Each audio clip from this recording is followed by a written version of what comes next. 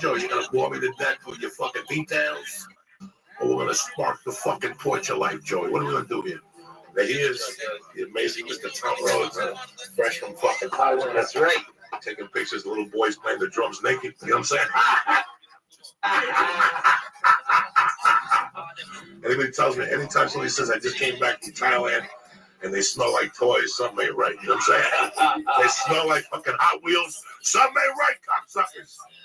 Well, Bonghead, you're still on. I'm good, man. Okay, I gotta hit a liquid acid for you with the sugar cube.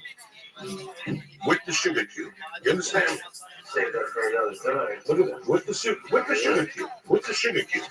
I got liquid acid and thing for you. I know you did. That's what we do. No, that's what we do. Guys that are fucking mental, people that are really mental, they love acid. But nobody else, this is it. Listen, guys, roll your faggotry. This is it. The ice cube and the liquid acid, 2-3 drops, 6-7 hours to get your head together. You put on Black Sabbath, Sabotage, the answers will come to you. You understand what I'm saying? For many nights I was there against a wall, Owen, fucking. You put on the acid, you put on Black Sabbath, Sabotage, the answer will come to you. Who you got to rob, who you got to stab, whose dick you got to fucking put your asshole, they'll all come to you because it came to me. What do you think? Should we do another Bongarini? We got one more left. And then Mr. Rhodes is here. I'm going to have another little tete-a-tete. Is that all right with you people? We got a great show tonight.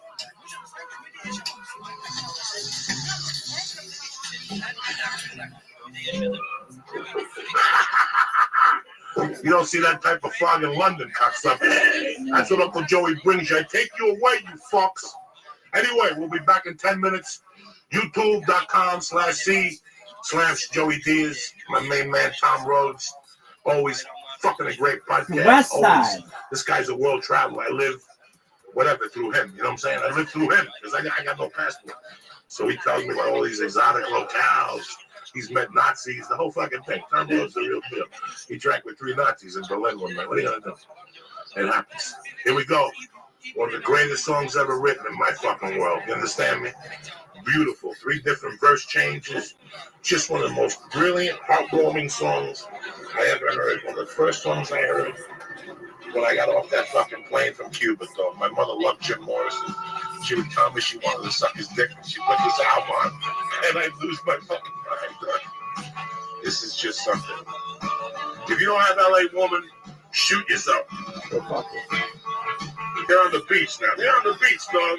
They're on the fucking beach. They're just twisting, drinking wine coolers and shit. That's it. This is it. This is as good as it gets. Then he changes it up like 3 or 4 times. I'll let you guys go. The church, 10 minutes. See you then. Stay black. Tom Rhodes in the house. Hollywood bungalow. The best. The greatest cocksuckers. See you in 10. Or just another Lost Angel. City of Night. Oh shit. City of Night. It's getting ugly in here. City of Night. City of Night. Yeah. I mean, I'm 2 years off the 6, man. Yo, dog. I'm the biggest pimp of all time. I got some extras if you want one. with nicotine. Yeah. No, I got some gum already. I got the fucking gum. I'm all psyched up. I was 2 packs a day, you know. Of what? Cigarettes. Jesus Christ. You gotta get off this fucking thing. Your liver's gonna turn purple. I don't give a fuck. They're delicious. Exactly. Yeah. As long as it's not lung cancer. I'm the biggest pimp of all time. The Church of What's Happening Now is Oh, presented this by... is some horse shit. This show is brought to you by Lyft. Drive with Lyft. It's the ride-sharing app that lets you be your own boss, pick your own hours, and earn up to $1,500 a week by driving your own car. Yo. On top of all that, our listeners have an extremely special offer. You get a $500 new driver bonus after you complete 100 rides in 30 days. Go to lyft.com/Joey today. Go to lyft.com/Joey today to qualify for your $500 driver bonus. I took a lift here. They could meet me. Yeah, they could. Yeah, have Tom Rhodes at the back, and you're making $500. That's right, cocksucker. What's better than that? You can't lose. This show is also brought to you by CISO. With CISO, you get unlimited access to CISO original I'm a series, hustler, next day late night, baby. and I just want you hilarious to stand-up know specials.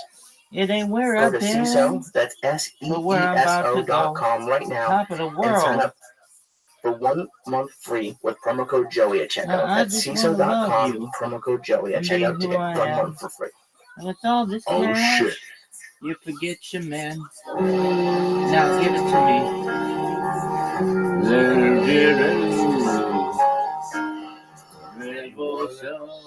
You got it. Border. The Church of What's Happening Now. Bad company. Monday, February 13th. Not Border. Bad company. Tremendous. Song reminds me of getting drunk in high school. This song reminds me of stabbing a motherfucker. This song always Bad has me company. stabbing a motherfucker right here. Put on before you go to war as you're driving there with, that's right, with a grenade in your helmet. That's what you put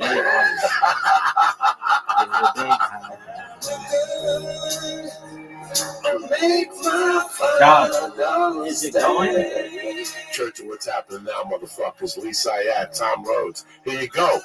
Kick it, Lee. Bad company. I thought it was Border. Fuck. Do your homework. One of the greatest bands fucking ever. 4 or 5 albums, whatever they had. Bad Company, Shooting Star, fucking Desolation Angels, just tremendous music. That's why I'm turning you motherfuckers onto it.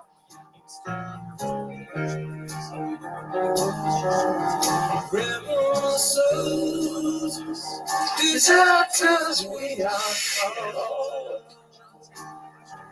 What do you do after you listen to the song? What do you do? Roller skate? What do you do? Fight? Hang out with your friends? What do you do? Drink coffee? Yeah. This song gets you fucking ready to go. How old is this song?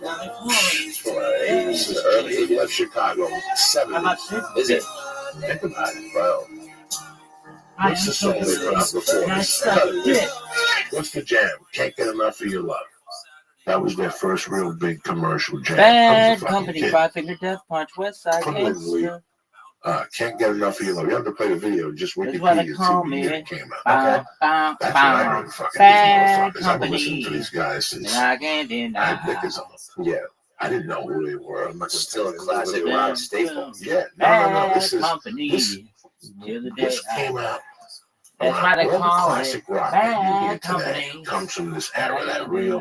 The 2 songs that stick out the most in my mind are this and until the BTO. fucking day I Taking do. care of business. Every day. 74. This wow. Can't Get Enough of Your Love is 74. That album's got to be 73. That Bad And Code. working Bad Code. overtime. The Sky is Burning, Burning Sky, whatever that one album is brilliant. Shooting Star is fucking That's what brilliant. they call me. I think they got one other one in there. And then Desolation Angels. In the 8th grade, me, Dominic Special, a bunch of us went to see Bad Company. The Desolation Angels tour at the Nassau Coliseum. Bad And Company. you remember one thing from every Till the concert. day What I I remember die. was that the lights went pitch dark. This shit and he had sucks. glow in the dark sticks. And he did a solo, and I thought my head was going to blow. Wow. We had done some acid or something. So I saw Prince on the 84 Purple Rain tour, and Sheila E. opened. And Nucleus. And that was her big thing. On the last song, the lights would go Bad out, and she Company. had these glow-in-the-dark drumsticks. Till the day In I 1984 technology, that was like watching,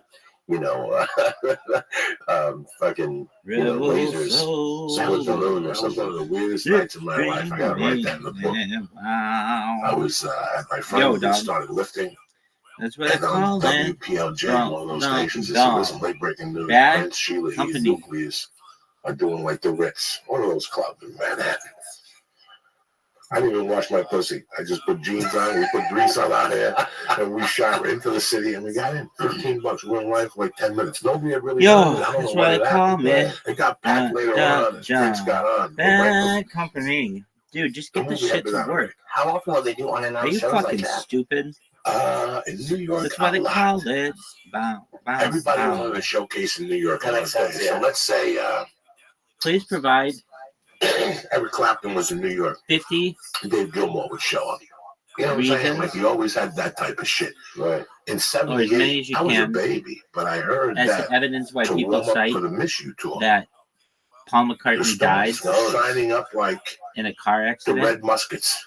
Period. They Please would have include the manager fact call that the club and say, "Hey, you know who the Red Muskets are?" No, Maxwell we don't. Silverhammer Listen, book could them be 300 Ghislaine hours. Maxwell's And it was the father, Rolling Stones. Robert So you Maxwell, know, like in Nyack, New a York, at the Mossad Cuckoo's Nest. I remember one time the chief. Stones showed up at a bar up there somewhere. Don't quote me on Nyack, but they showed somewhere up there when I was a kid. Please include On like a the Tuesday fact night. that Can you he's imagine being at the bar watching a hockey game? And there's a band setting barefoot up at 10 and it's the in Rolling the Stones. Abbey Road. Can you imagine that? Please Yeah, include that the came fact out, that that they didn't- did the Yeah, that's it. That's album what they covers did to with all warm the up bloody for the big baby arenas. pieces. That's a Please treat in include the fucking fact ass. The that first piece they of never music toured I ever again bought, I bought the after Shea Stadium. the 45. Please include the fact from that Miss You, he had the Stones, small 78. scars by his I was face from plastic surgeries. fucking 12 years old. Please include the fact And that the first concert I ever saw was the Rolling Stones, 1981, at the Tangerine Bowl in Orlando. That was Tattoo You? Yeah. stuff like that. Yeah. I think the tour was called something like, what was the tour called? I forget. I didn't see that. But it was I that. saw the one before. Yeah, it was great. That's crazy. That's so fucking. They're still around, and you're talking these It was ages. hot in Orlando. Sure. Mick Jagger took a hose and had one of those like guns at the end of it, like gardeners use. And he And he sprayed the audience, and it was just like, you know, the Pope blessing people with holy water. People would leave their fuck. Mick Jagger hit me with water. That's great. Go have another cocktail, fucko. It says the Rolling Stones American Tour. Is that what is that? Was it? That was 81. 81. Yeah. Tattoo You, you were right. Tattoo You. Yeah, Tattoo You. 50 million in ticket sales. Oh, yeah. That was in 81, 50 million. Roughly 3 million concert goers. Wow. Bad 50 company. million in 1981. I Wow. can't deny. Chop it up 5 Yeah, ways. when Coke was in Florida in 1981. Boom, boom, Yeah, Bad those guys had a company. good time. No, they really did have I remember they did 2 shows. I remember my Aunt Margie had flown down from D.C. My family's originally from D.C. And she That's was why out they late. I call think she me had maybe, Bow, I don't bow, know. bow. Bad company their till the mark day on the they family. die. showed up one time. Wow, My wow. first single was Hot Pants. James Brown, wow. Maybe 1968, 69 in New York City. Me and Jasper Williams. Wow. Told my mom we were going to the bar, and we walked That from company 127th Street on Broadway. I'll never till forget the this day time, that I baby. die. The record store was on 138, and those were murky waters in those days. You know what I'm saying? That wasn't a fucking. You were like the Warriors. Every block was a different gang chasing you who wanted to bum a nickel from you. It was fucking crazy, you know. New York City was dirty. I remember walking home with that single, being so fucking excited. Getting all the way home, and I forgot the thing in the middle. Oh, so you had to play it. It was wobbly. Yeah, it was wobbly and shit. And you gotta walk back to the record store and get the clip or the circle, the silencer. Remember they had the thing that you put in when you took a silencer? Yeah. You put a bunch of singles over it, it would just drop. So you would have like 10 45s with the thing, and after the 45, Yeah, it drop. You never listened to the B-side either in those days. Very rarely would you fucking flip it over. I'm a huge James Brown freak. I don't know if I ever told you, I opened up for James Brown. Where? At the Canocti Harbor Resort. It's on Clear Lake. It's about an hour and a half, 2 hours north of San Francisco. It's like 96. And I grew up in the South. I started on After he threw the beat and the cops chased him. Yeah, man. He was older. He's an older man. He was in his 60s. He was still mesmerized. He had like a lime green jumpsuit, one piece. But he was still doing, and he had a little kind of a pop Did you belly. ever see his performance in Kinshasa, Africa? Oh my God! Yeah, no, that's one of my Tremendous. favorite films. Is the When We Were Kings, that Muhammad Ali documentary. Did they have that on there? Yeah, he performs, and he's got the mustache. The mustache, the goatee. He's got the black suit on with the Godfather of Soul. Yeah, GSO, whatever, on his fucking shirt. But that was one of the When We Were Kings. But they also have a documentary called Soul Power. I haven't seen it. And that's badass. That's on there. Them on there. James Brown, B.B. King singing Thriller's Gone in Africa. Wow. Jesus Christ. Fucking defining all stars in Spanish. Yeah, they just showed clips of that in one of their things. It's fucking tremendous. So I started out on the southern circuits, and I remember I did a one-nighter in Augusta, Georgia, when James Brown was in prison.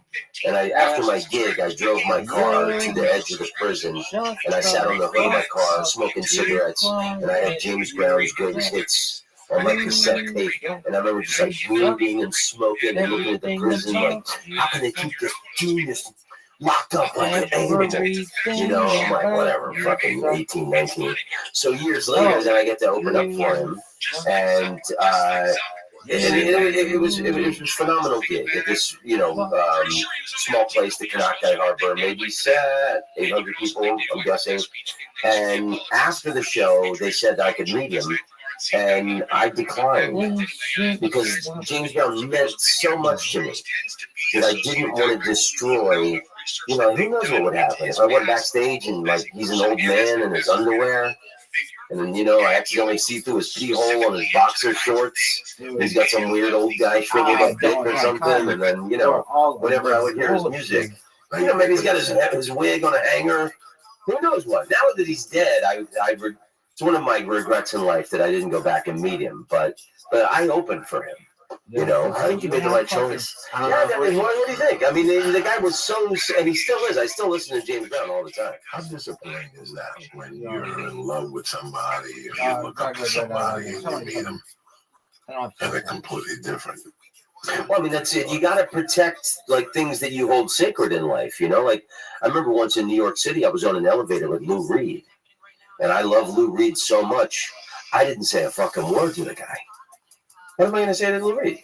I'm the same way. When I see people I admire, I don't say dick. I'm embarrassed. I can't ask them for a fucking picture. Yeah, I never ask for pictures. I look at people and I wave and I say, how you doing? That's the extent. Or sometimes I just don't say anything.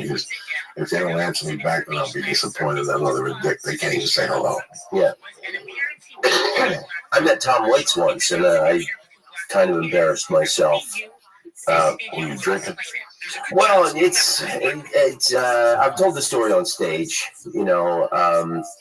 so I had met Lars Ulrich, the drummer from Metallica, a few years before, and ended up back at his place in Tiburon doing a bunch of cocaine, and he had a bar. He had a bar party room, and on top of his bar, most unbelievable view of San Francisco I've ever seen in my life. From Tiburon, his mansion, and on top of his bar, he had a mound of cocaine underneath a glass cake cover-up. And this was rock star cocaine. This was not the yellow shit that smells like gasoline that I've read about. So we're doing all this coke, and he's got a jukebox, and on the jukebox, he's got tons of Lynyrd Skynyrd on it. So Lynyrd Skynyrd's from Florida. I grew up in Florida. I'm like, dude, you like Skynyrd? I'm from Florida. I love Skynyrd. Dude gets all serious. Apparently, he's like the biggest Lynyrd Skynyrd fan in the world. Takes me into his movie theater room, and he had these bootleg VHS tapes of Lynyrd Skynyrd in 1973 in Birmingham, Alabama, just ripping ass. Fucking phenomenal. So here I am, coke out of my skull, 4 o'clock in the morning, watching Lynyrd Skynyrd videos with Lars Ulrich. So 2 years later, I'm headlining at the Punchline in San Francisco. I'm doing 9 o'clock shows, and then Dave Chappelle's doing midnight shows. Chappelle's an old friend of mine, asks me if I'll stay and open for his show. So I got like 10 minutes left on my show, and Tom Waits and Lars Ulrich walk in together, and they sit at the center back couch. And one of the greatest achievements of my career was seeing Tom Waits laugh at some of my shit, So my show ends, audience leaves, Chappelle's audience comes in, and then it's just like a few minutes before the show's about to start.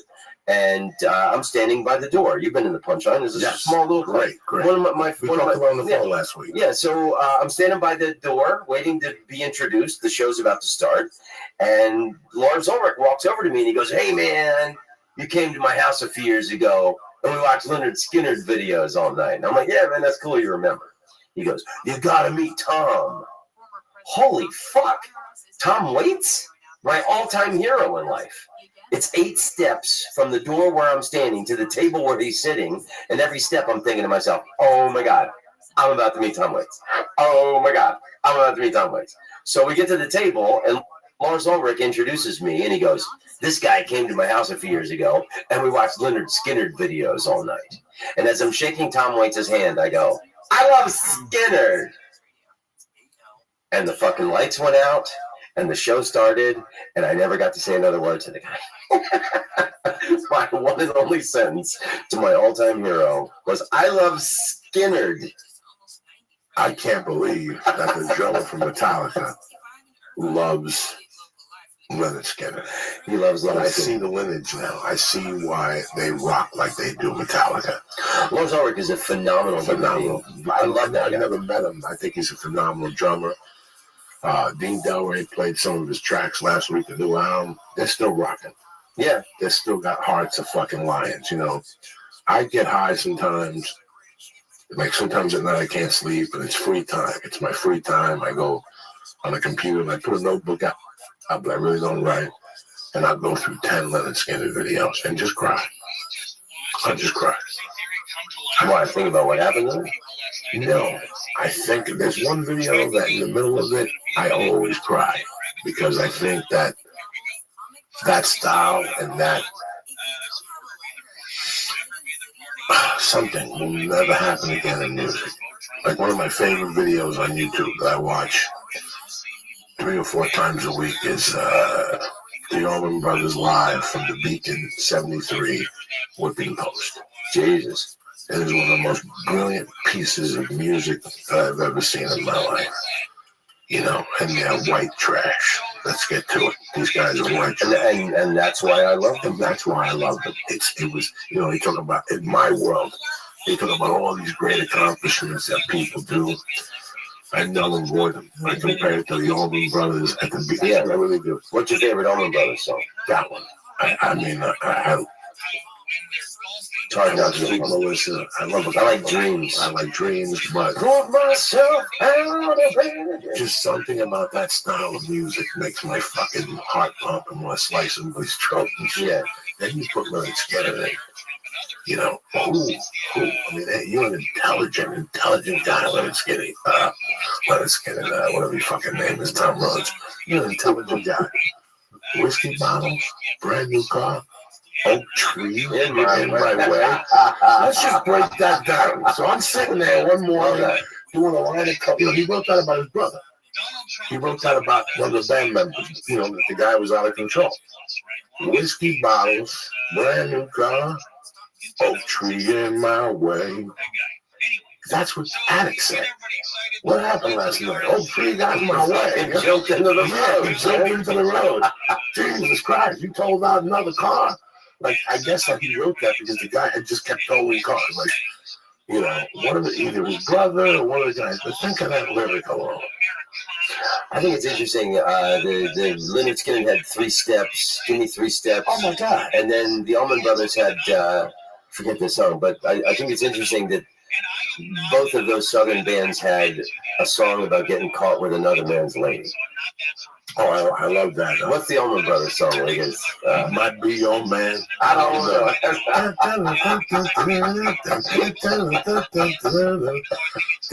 There's a live version of it. At the beginning of it, just drives you crazy. Like they're so good. And I sit there and I make believe it's 1973. Because I don't have a cell phone. I don't have nothing I'm worried about. It was when America was America. Right. When you went out and really enjoyed yourself for what it was. You weren't on the phone. You didn't take pictures of the band. To sit there, and you know why? Because you got mesmerized. Even me, and as an adult at 54, I watched that Allman Brothers thing, and I'm still mesmerized, even though I've seen it 80,000 times. Yeah. And the weird, I think that's a really cool point you just brought up, because it's not like you didn't take pictures. You couldn't, and like unless you had like a film camera. There wasn't even the option. It wasn't like Camera was too big. You'd have to hold it on your shoulder. right. It's not like you feel like you're missing out. Well, in those days, there was one person, there was one perpetrator that me and Tom Rhodes supported because that's the way life was. And it was the bootlegger. Every city in America had an album store. And in the back of the album store, They had nothing but bootlegs. And every time you spent money on them, it was a 50-50 shot. There was a money back guarantee. Oh, yeah. It was a guy with a long jacket and a tape recorder. Okay. That went into a concert and taped it. Taped it. Yeah, it was always, they'd say, like if it was like trying to make the bootleg sound like it was good quality, it was taped off the boards. Yeah. Like, dog, this was taped off the boards. My man knew a guy at the garden. You're absolutely right. I forgot about that shit. I still remember buying Bonzo's birthday party. Like, What is Bonzo's birthday party? It was Bonham's birthday party in New York one year. God awful. It was god awful. And it was unlistenable. And it cost me a $5 lesson. Now, when somebody had a bootleg that was good, I'd ask them to put it on cassette for me, and I'd give them $3 or $4. Why fuck around? I never took that chance again. That was the only thing that people did. And at the end, even the concerts in the early 80s, people weren't putting up lighters. That shit happened later. Not even lighters? I thought lighters was always going to be. No. It was like somebody made fun of it, and then it became a thing. Then it became a thing, and then now they put their cell phones up like fucking half the fags. So, Jesus Christ. I saw my favorite place in Amsterdam is the Paradiso. It's like a 14th century church that's now a concert venue. Everybody's played there. The Stones, anybody you could think of. So when I was living there, Jane's Addiction played, and I love Jane's Addiction. And so I got there early, and I remember I didn't eat anything, I didn't drink anything, I sat through some poser punk rock band from New York who opened up for them. Like I was like right, my chest is like I'm like against the stage and everything. And I didn't eat, I didn't drink anything because I wanted to stay there in the front for the whole show. And some guy who's in the front, he's taken 1,000 photos of Perry Farrell. I'm right underneath the mic stand. And it's like the guy had taken so many photos on his cell phone. I finally turned to him and I go, dude, I think you got it. He just couldn't believe he was so close to him. And he just keeps taking pictures. And Perry Farrell was so whacked out of his skull on drugs that night. He could only hum or you go like either hum or go la la la la la. He just didn't. He had no idea what song he was doing. You could have stuck your tongue out and caught a drop of his sweat and been high for days. Till this day, I was a fucking addict and a half. I think a year into comedy, not even, it was St. Patty's Day, and to be a cool MC, I bought a gram of blow to turn the headliner on in a feature to be a cool MC. I did 2 bumps before I went up, and I learned the hardest lesson in this life, that you cannot do powder and go on stage. That's the worst thing in the world. Your mouth gets all dry and your nose is twitching. So I learned a valuable lesson that night. And it was to the point where I knew that if I got high the night before, I wouldn't have a good set. Like if I got high 2 nights in a row, the weekend was done. Yeah. It was just going to be material with no heart to it. It was just a tape recorder. I remember Mitch Hedberg and I had co-headlined in Houston at the Laugh Stop a few times. And that's where I met you, was at the Laugh Stop. And you remember, I think we talked about this on your show. Yeah. Houston, Texas has some of the purest cocaine available in America. And I just remember just days hitting it hard with Hedberg. And that's where I learned, because we would sleep all day and then, do the show at night. And I remember that's where I learned that it's Texas state law that after 3 days of having the do not disturb sign on your door, they have to come check on you to make sure you're not dead. Unless what about if you go to the front desk? Well, I'm not dead. I don't want nobody in my room. I don't know in my room, right? You get knocked for fucking 10 years. If I know it's you, I never, I play a hotel safe. If you call the hotel room, you're not going to get, I don't answer hotel phones. Yeah, I don't anymore. I don't open up the door either. There's a disturb sign. I don't open the door. I don't answer the phone. You do like I do. You put the do not disturb the moment you get there and never take it off. Fucking misery. If it's got the button you press, I hit the light. I don't even ask for towels. I'm like a cheap hotel guy because on Saturday I still got 2 towels left. Use the towels, Joey. What the fuck?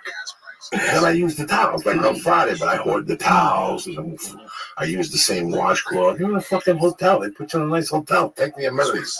But I'm such an old school fuck. You know what I'm saying? Did you guys ever stay? I'm sure you did, but like in like a drug hotel where like everyone was doing like, what is that like? Where you can just hear it and like.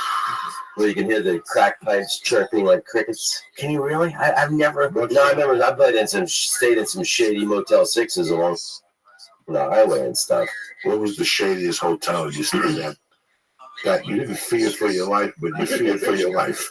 You know those hotels where you don't really fear for your life, but you fear for your life, especially if you do a couple bumps and sit in your room and you get like somebody yelling and shit, and you're like, yeah, what did I get myself into? I'm gonna finish this package before the cops get in. I remember. Well, it wasn't shady, but I just remember I was in Reno a couple years ago, and I could hear this. Reno's a rough city, man. You got people, homemade knuckle tattoos and the big crystal meth town. And some guy's arguing with his girlfriend or whatever, wife or whoever in the next room, And I remember thinking to myself, if that guy, and it sounded like it was, it was on the verge of, some very serious shit happening in the next room. And I remember thinking to myself, if that guy gets that chainsaw started, I'm going to have to call the guest. The worst hotel ever for me where there were drugs. And listen, I used it to my advantage. I'm not going to lie, nobody was two particular hotels where I feared for my life, but I also enjoyed it at the same time. We used to do this gig, Ree Moreno used to book from 97 to about 99. Paid $150. You took off from either LAX or Burbank, you didn't care. And they flew you into Tucson. They picked you up Wednesday afternoon, no radio, no nothing. The name of the club was Buggies. All right, and to get in, if you brought a bug, they let you in on fucking Wednesday. What? Seriously? This was a live bug? A live bug. Now, it was owned by a woman with her 3 gorilla Magilla Mexican fucking mobsters controlled that bar. So 3 comics, he would fly down 3 comics. Everybody did 30 minutes. Everybody got $150. The hotel was a fucking nightmare. All right, yells, screams, cops, crack holes, people knocking on your door, asking you got to light up and rolling papers, checking out your room to see if the got disturbed. Oh, no, it was a fucking nightmare. One night a girl knocked on my door, like, hi, I'm looking to see if you have any beers. Yo, And the whole this time is I'm so looking at her eyes, fucking and she's long. trying to look around me to see if the TV was locked in still. And all those hotels, the TVs were bolted on, fucking well. Partial people. There were several counties, I believe, Michigan and Wisconsin, and Pennsylvania, Arizona, and Georgia that had fractional votes. And all of these, my point is, all of these things were proven true later on. But from my experience, I saw those videos a long time ago, and I knew about these things before they even happened, because I saw the videos, and as a young, impressionable mind, I can believe these things just because the world just never seemed right to me from the get-go when I was a little kid. And I just knew something was always wrong. Schooling, everything. I never listened to any of my teachers, really. I mean, some basic things, you can take for granted as most likely fact, but a lot of things in schools are just fake and completely, very few things actually are truthful. Anyways, getting back to this point about this Tory guy, so I saw these videos, and Tory talked endlessly about the reptile invasion. These reptilians are here. They've been here for a long time. Satan is, the pivotal character in the Bible. And, Satan, I guess, was just a big, ugly reptilian, or whatever they call it. The serpent in the Bible, reptilians. And Baphomet, Baal, all these side reptilians are all friends with Satan, whatever. They're all just literal humanoid reptiles, and they've been here for a long time, and they've just manipulated humanity as much as they can to try and make sure that they can carry out this genocide of the human race and turn this entire planet into into a sand zone so that they can, reptiles love sand. So one of the things they're doing for desertification is they've hired Elon Musk and many other companies to create all of these satellites, which broadcast down 2.4 gigahertz, 5 gigahertz, all these frequencies. And what they're doing is they're energizing the world, and they're using this technology, creating Yo, dog. every day. How you living, pimp? What up? 42,000 SpaceX satellites. There's absolutely Yo. Green Yo. area, if you remember. So we had Yo. done mushrooms one night, Hedberg and Dog. What I'm getting. Yo. How are you? I hope you're well. Can you hear me? A slow DK.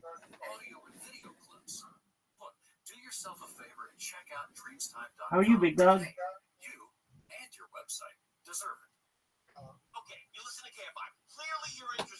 Just one moment. You want the whole story, right?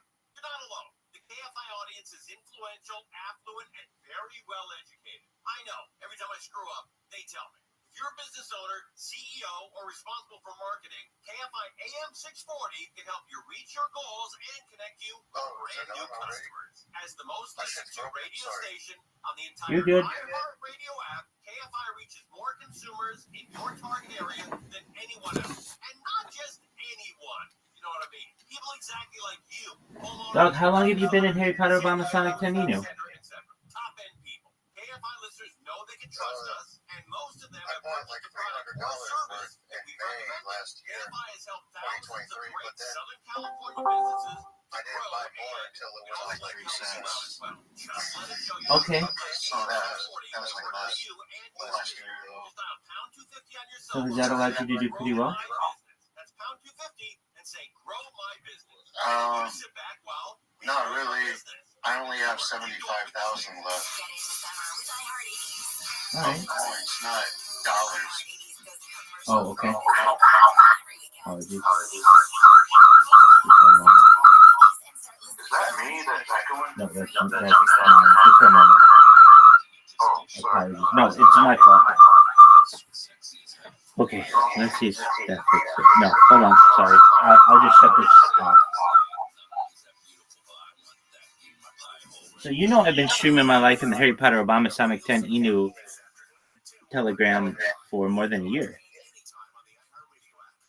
I probably saw you like 10 months ago in there a couple times, but I haven't really kept up or watched you or anything. That's okay. That's How okay. did you know I had the coin? You have a Sproto. Oh, yeah. I forgot about that. You're good. It's a very nice Sproto. That's a nice investment. All right, so I'm going to be honest with you. I don't know absolutely everyone in the Harry Potter Obama Sonic 10 community, so I'm going to give you my spiel, okay? All right. Excellent. I'm Rabbi Rothschild. I stream my life 24/7, 365 for world peace. I don't want war anymore. I've been doing so now for more than 3 years. I'm live right now on 8 different YouTube streams simultaneously. You're live on 33 different platforms, including Twitter, Telegram, Discord, Instagram. You are live on Rumble. You are live on YouTube, YouNow. And let me name the other ones. Just for a moment. If you're wondering, Rabbi, where can I see all of these? If you've ever had the opportunity to explore this Discord, you can see it's huge. It has over 500 different VCs. You can check out whatever you want. The other platforms that are more esoteric and with which you may not have familiarity are Arena TV, FC2 Live, Odyssey, Vault, Trovo, Breakers.tv, YouNow, DLive, Nono Live, Nemo TV, Loco.tv, YY. So if you're interested in any of these, you can look below under the platform section, click on the chat on any of these, and you'll find a little bit more information generally. Additionally, in addition to streaming my life all the time, this has a purpose. I do it for world peace. I don't want war anymore. In addition to world peace, we do what we can to inject discussions on ending world hunger as well, through hydroponics, through vertical farming, through cloud seeding, and ending world thirst perhaps through desalination plants where you take water from the oceans and make it potable for people on land. Also, life straws and digging of wells. The Harry Potter Obama Sonic 10 Inu coins, you may be aware, has already built some wells in Africa. This is essentially the biggest event in global history. It's a time capsule for society. It goes back to the pandemic. We've seen the death of a queen, the birth of AI, the coronation of a king, and everything in between. Everyone on Earth is going to want to be connected to this. Bill Gates in the 1990s stated that content is king, and The Economist magazine stated in 2018 that data was Earth's number one resource, more valuable than food, than water, than gold, than air, than petroleum. Thus, if those previous things are correct, perhaps this data, which is human data, which is very valuable to AI, might be important for our society. With that, that's a little introduction. You may be able to find a baffle, and so a plastic baffle that goes at the bottom. Hey, Slow DK, have you ever seen the movie The Truman Show? Almost like a visor shade in reverse. Yeah, I saw that movie when I was a kid. I liked it. It was okay. Excellent. Well, that's essentially what this is.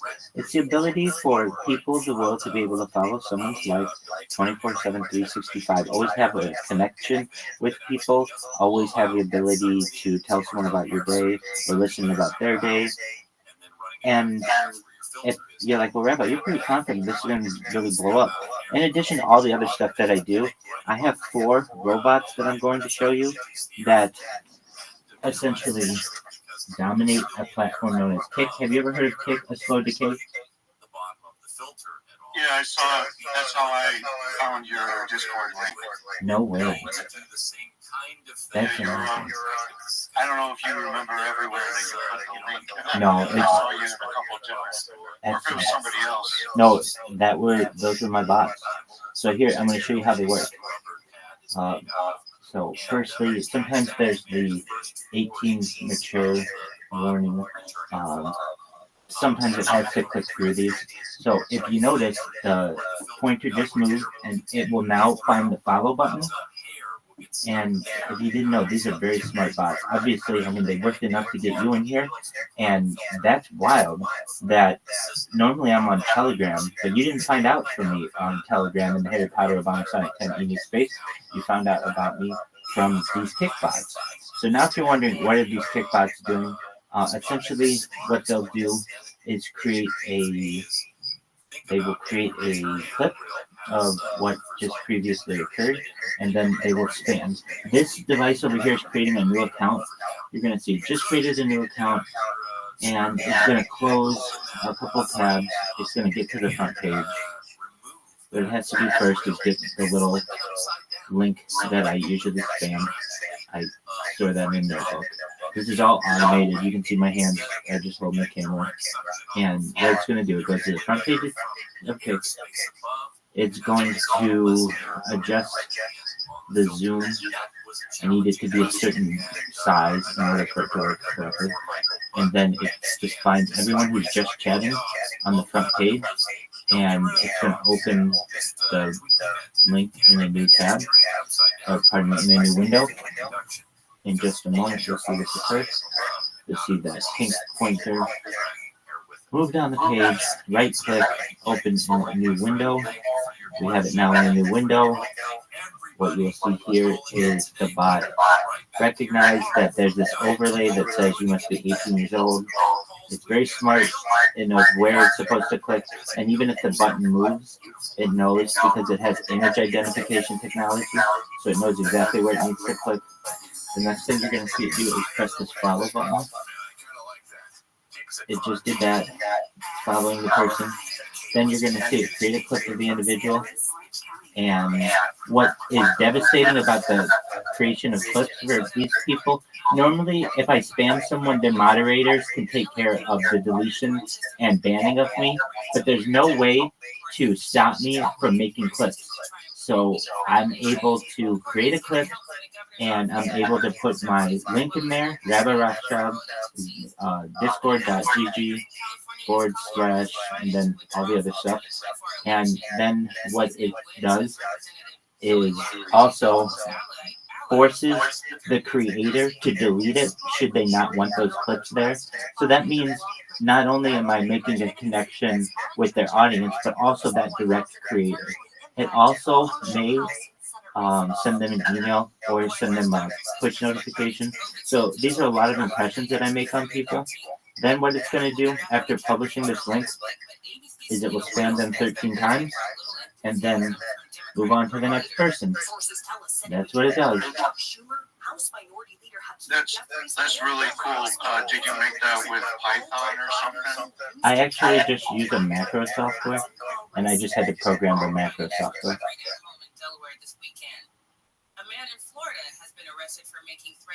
That's cool as hell. I appreciate it. I appreciate it. So I've got 4 of these going at any given time, and I'm taking over the world because of it. I can tell you that on a daily basis, random people come in here and they're like, "Hey, Rabbi, will you do an interview or will you do a podcast?" So you can find in this Discord, I have different podcasts that I've done, different interviews. The key is clicking on the chat. So you're going to be like, wow, there are a lot of VCs here, but there aren't that many people in them. If you build it, they will come. Eventually, all of those spots will be taken. This will be the busiest Discord in the history of Discord. I have no doubt about that. We just got to get the word out regarding how much content I have and how exciting this is. This man who lives a few houses down says he and other neighbors are shocked. Welcome, Jacob El Diablo. How are you? Quiet neighborhood, usually safe. There's really nothing going on this crazy, so it was a shock. Video footage from Thursday shows deputies. I hope you are. Hey, Jacob, I know who that is. How you doing, dog? Welcome. Welcome. So we have a slow decay here, and we have my friend Jacob. So Jacob is a friend of mine from YouTube. Jacob was a fan on YouTube, and actually he knows all about Harry Potter, Obama, Sonic 10. He doesn't get into cryptocurrency, but he knows what it is. And then surprisingly, Jacob, a slow decay, knows about me from Harry Potter, Obama, Sonic 10, but that's not how they got into this Discord. They got into this Discord by my Kickbot. Jacob, had I made my Kickbot when we last spoke?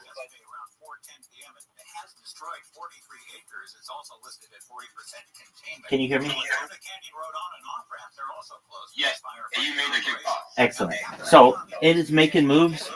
As I just said, on a given basis, I might get 2 or 3 pretty big streamers to come in here and ask me to do an AMA or do some kind of like to host trivia or to just talk to them. So that's been really good and quite exciting. I'm really glad that you're here, Jacob. And I'm also really glad that you're here at Slow Decay. As you both probably know at this point, I watch a lot of podcasts, a lot of Joe Rogan, Joey Diaz, and that's what I do. If you have any questions, feel free to ask them. I've also started an AMA on Reddit that's going to take over the world. It's already got like 300 questions that I've answered. And they're really good questions. They're like, hey, Rabbi, name 100 different ways that people can travel faster than the speed of light.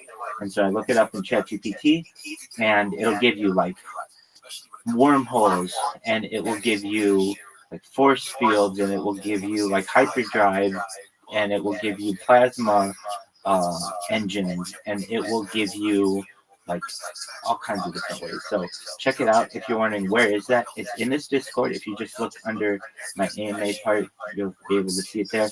And check out the Discord. There's a lot going on here. Certainly, if you have the opportunity, press the chat button on any of the VCs below, and generally they're going to have more information.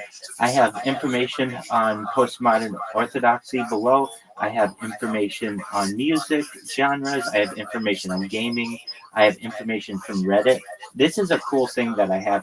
Basically, I have like a spider. It's really just like an RSS feed that crawls Reddit, and every 10 minutes gets updated. So I have these aggregated to certain categories. So you'll see the top pages of Reddit, which is like the top 20 different things going on Reddit right now. You can find information on sports. You can find information on anime. You can find information on art and different platforms. So there's a lot going on in this Discord, and I'm glad that you guys are here. I actually stopped using ChatGPT, and I've certainly you've started to use what? Perplexity. What is it's the? Like almost the same as ChatGPT, except it's free. Oh, okay. Well, ChatGPT is generally free too. Perplexity. It's actually a while. After a while, it's out. That's. Yeah, after a while, it actually started charging you. Okay, It so. wants you to buy into it, which is awkward. So what you can do is just log out. If you log out of your account, you can ask it unlimited questions, basically just using an incognito menu. You go to ChatGPT, you don't have to log in anymore, and you can just ask it as many questions as you want. But Perplexity, I'll check it out. It's actually really cool. It's like the same thing as ChatGPT. Literally the same thing. Is it still censored?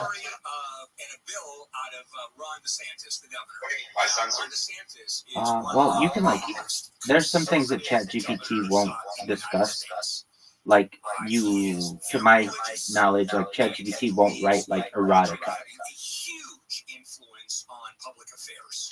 Not only business, but certainly schools and public office. You signed the bill. Okay, so it's similar, but it doesn't advertise itself. If you wanted to build EMP, it won't tell you how to. But if you ask, how is the EMP made?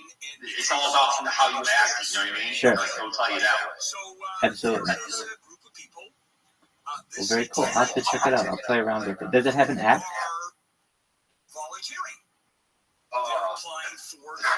Yes, it does. Excellent. Very well. Very cool. How have things been for you, Jacob? How's your new dog? Nothing in the text of the bill serves to exclude us. No credible interpretation of the First Amendment could. And should a school district choose to have chaplains? A slow decay. Are you having trouble hearing Jacob? Yeah, his connection keeps like robot sounding. Okay. No huge issue, Jacob. Just we're making you aware we can't hear everything that you're saying. I know you're out in the country though. Hey, there he is. Looking cool as ever. It went. Your camera was on for a second, and now I can't see your camera. Can you hear me? I can hear you now. That's okay. Is that a lot better than before? Seemingly, let's see how it goes. So, how is your new dog? He's awesome. He likes chewing walls. Oh, that's not fun. Yeah, I actually last to work too. He said was completely not doing the entire drywall. Where I can poke my finger into that drywall. Oh wow, he really gets in there. Last we spoke, you had sent an important. Last we spoke, you had sent an important email to Louisville. How'd that go? Oh, I haven't heard anything back yet. Okay, you can always have a follow-up email, and that doesn't hurt just to say, hey, I don't know if this passed you by, but I'd like a response. For all about the tribulations of staffing recently, it's kind of easy to kind of overlook emails or dismiss them as spam. There's no truth. Absolutely. That's why you can always send a follow-up and just see. And you just keep on the mission if it's important to you. What is your dog's name?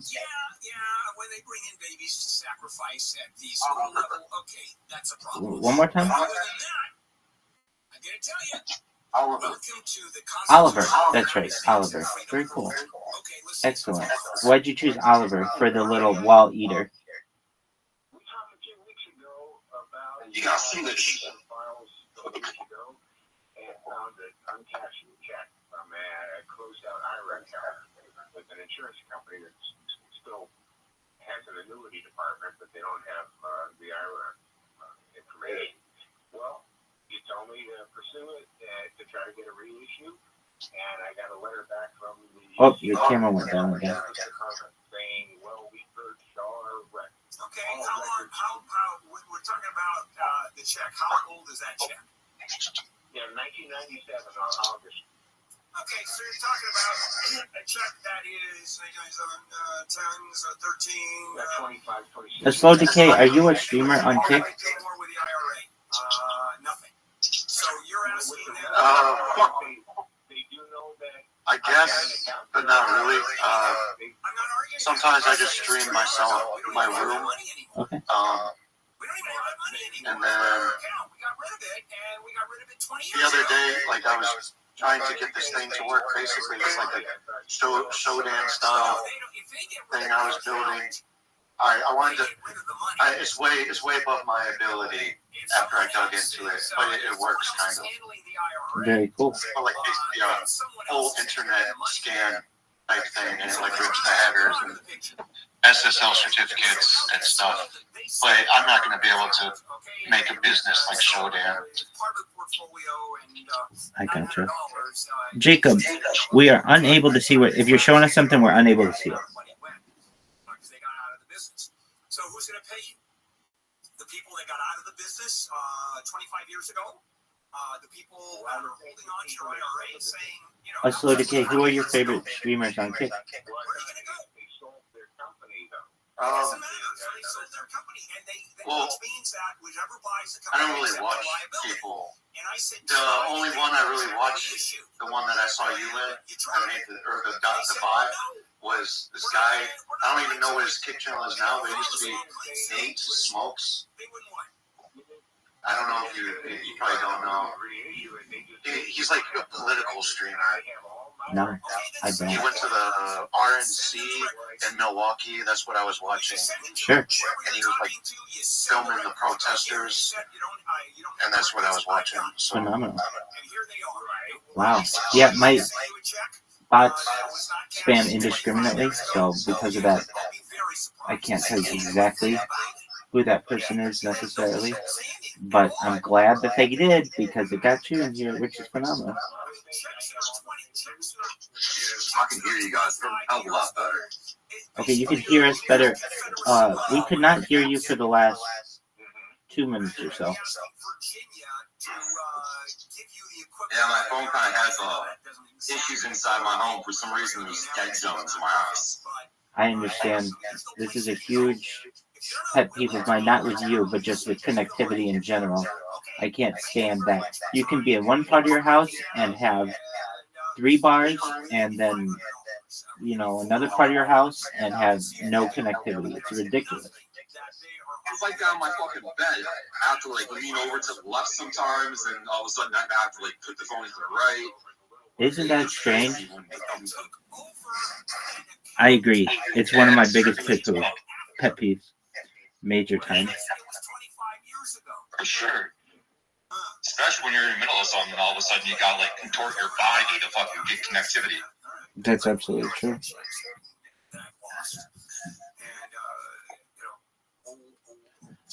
All right, friends.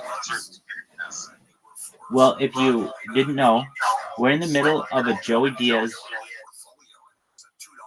marathon. If you don't know who Joey Diaz is, he is a stand-up comedian born in Cuba from New Jersey, and he had a podcast known as The Church of What's Happening Now. It's very crass. It's very raw, but it's pretty funny. So with that, if you have any questions you want to talk, I'm here. I'm going to turn on. I got to let my cell phone charge a little bit, so just bear with me. For like 2 years, and then he starts headlining you on the holidays, right? He headlines you the 4th of July weekend. He headlines you Valentine's Day. with the when Lee Syatt like kind of first met. Hell yeah, the documentary. Yeah, the shit was awesome. Dog, we're gonna watch it right now. Well, I'm actually gonna go. Okay, well then we're I'll not. have to ask you a different time. We'll watch next time you're here. We'll watch it. Is that okay? Yeah. I'm working right now. I'm going through these books. You made that bot. I'm not at that ability yet, but I'm gonna learn all this shit. Hell yeah, man. Stuff. That's amazing. Like I made the Sproto bot on Twitter that tweets when a Sproto gets sold. It's called Sproto bot at Sproto bot. And my name's different on Twitter. It's 3am Gardner. I made that in Python, but that's about the limit of my abilities. I'm trying to learn more. Dog, So I could teach you the software in 5 minutes. It's very easy. If you just download something, it's called JitBit Macro Recorder. It just records what your mouse does over a given time. So long as you have a redundant or a repetitive task that you have to do, you just program it and it will do anything you need. That's awesome. I'll bookmark. I just looked it up. I'll bookmark it and look at that later. Excellent. Thank you. Absolutely. It's wonderful software. It was good meeting you. I'm going to go now. Absolutely. A slow decay. You should know I'm always live in here. Oops, sorry. Just a moment.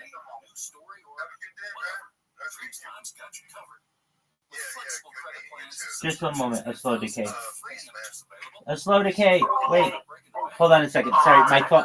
As I was saying, my phone was going to die, and it just did. But you should know that I'm live 24/7. So if you're ever in Discord and bored, come here and chill and just say hi.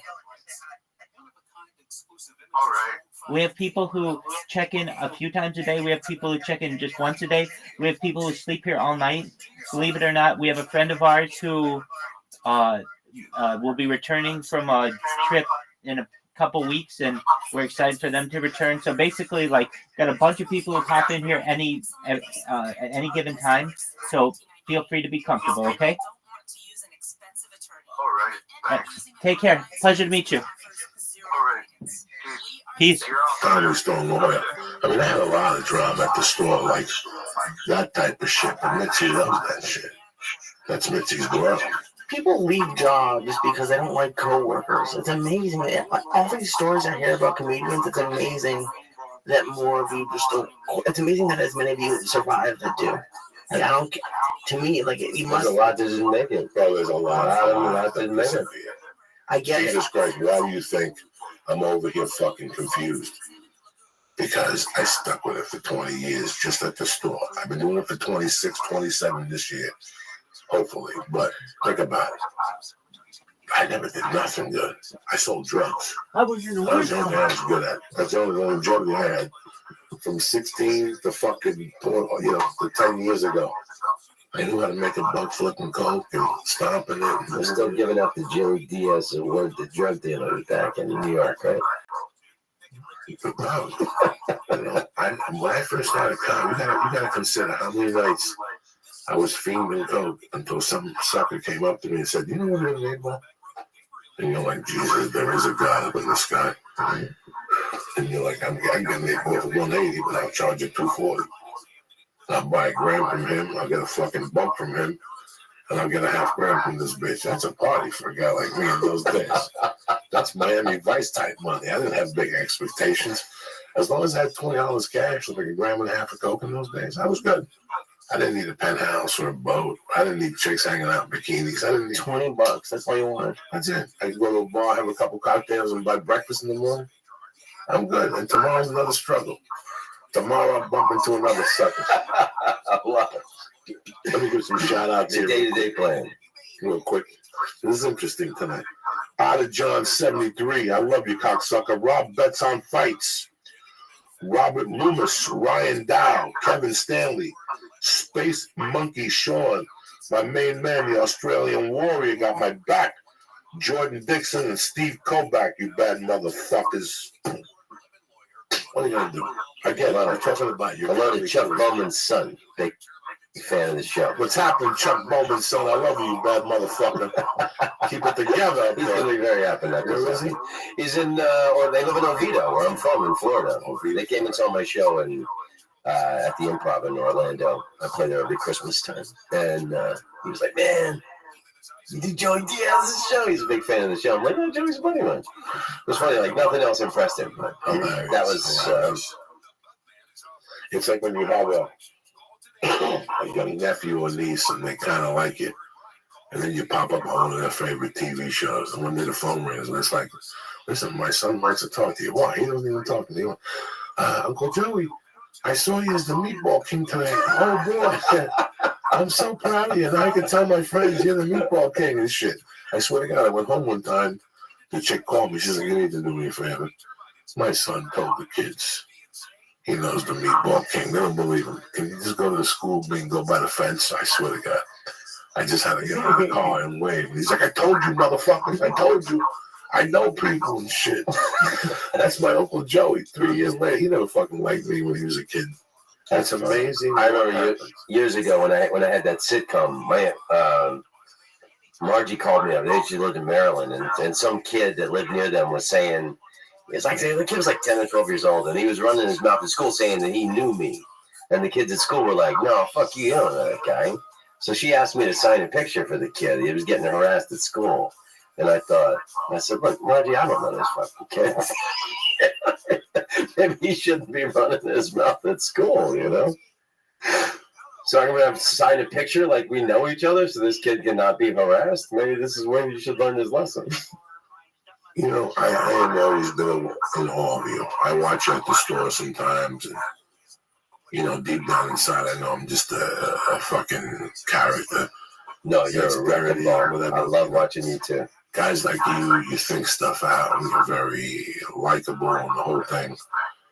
And it's so weird that you started at 17. At 17, if I would have started comedy, I would have quit when I was 18. You know what I'm saying? Like, I was a weak fuck at 17. Like, did you say you quit high school? No, you didn't. No, I didn't go. I graduated, and then I went right on the road. But you were doing comedy in high school? Started in 11th grade, yeah. Like a pizza place? No, it was the club, the comedy club in Orlando, which at the time was the Funny Farm.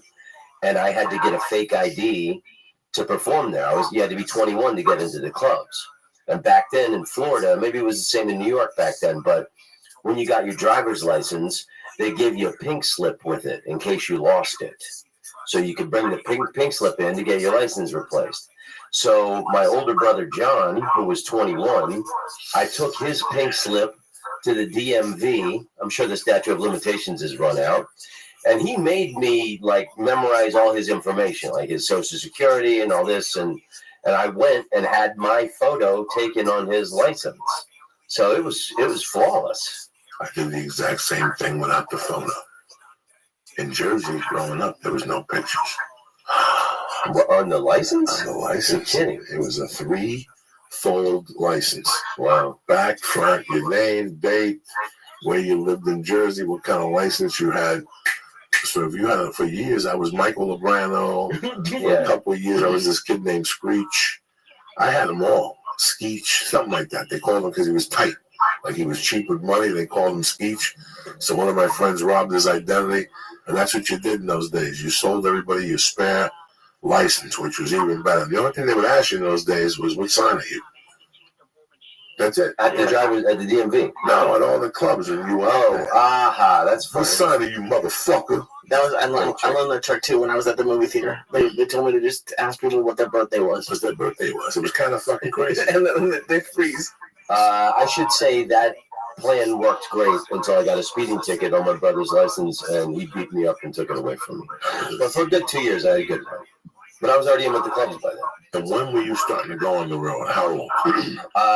18. I graduated from high school when I was 18 years old, and some touring comedians had come through. And I remember the first, because in high school I had done all these shitty one-nighters. I was a senior in high school. I was opening up for Brian Regan. I was in San Francisco last weekend. Brian Regan came by. He was playing at the Masonic Theater. I've known Brian Regan as long as I've been a comedian. And we're great old friends. I used to open up for him doing these shitty buttfuck one-nighter gigs. Mac's famous bar in Daytona. It was a really tough biker bar. Where's he from originally? Miami. Brian Regan. He's from Miami, baby. Yeah, his family's got from like 11 kids. And Brian was clean back then, and he would destroy the place. So when I was a senior, I was doing one-nighters all over Florida, and then through touring acts that had come through, I'd made some connections.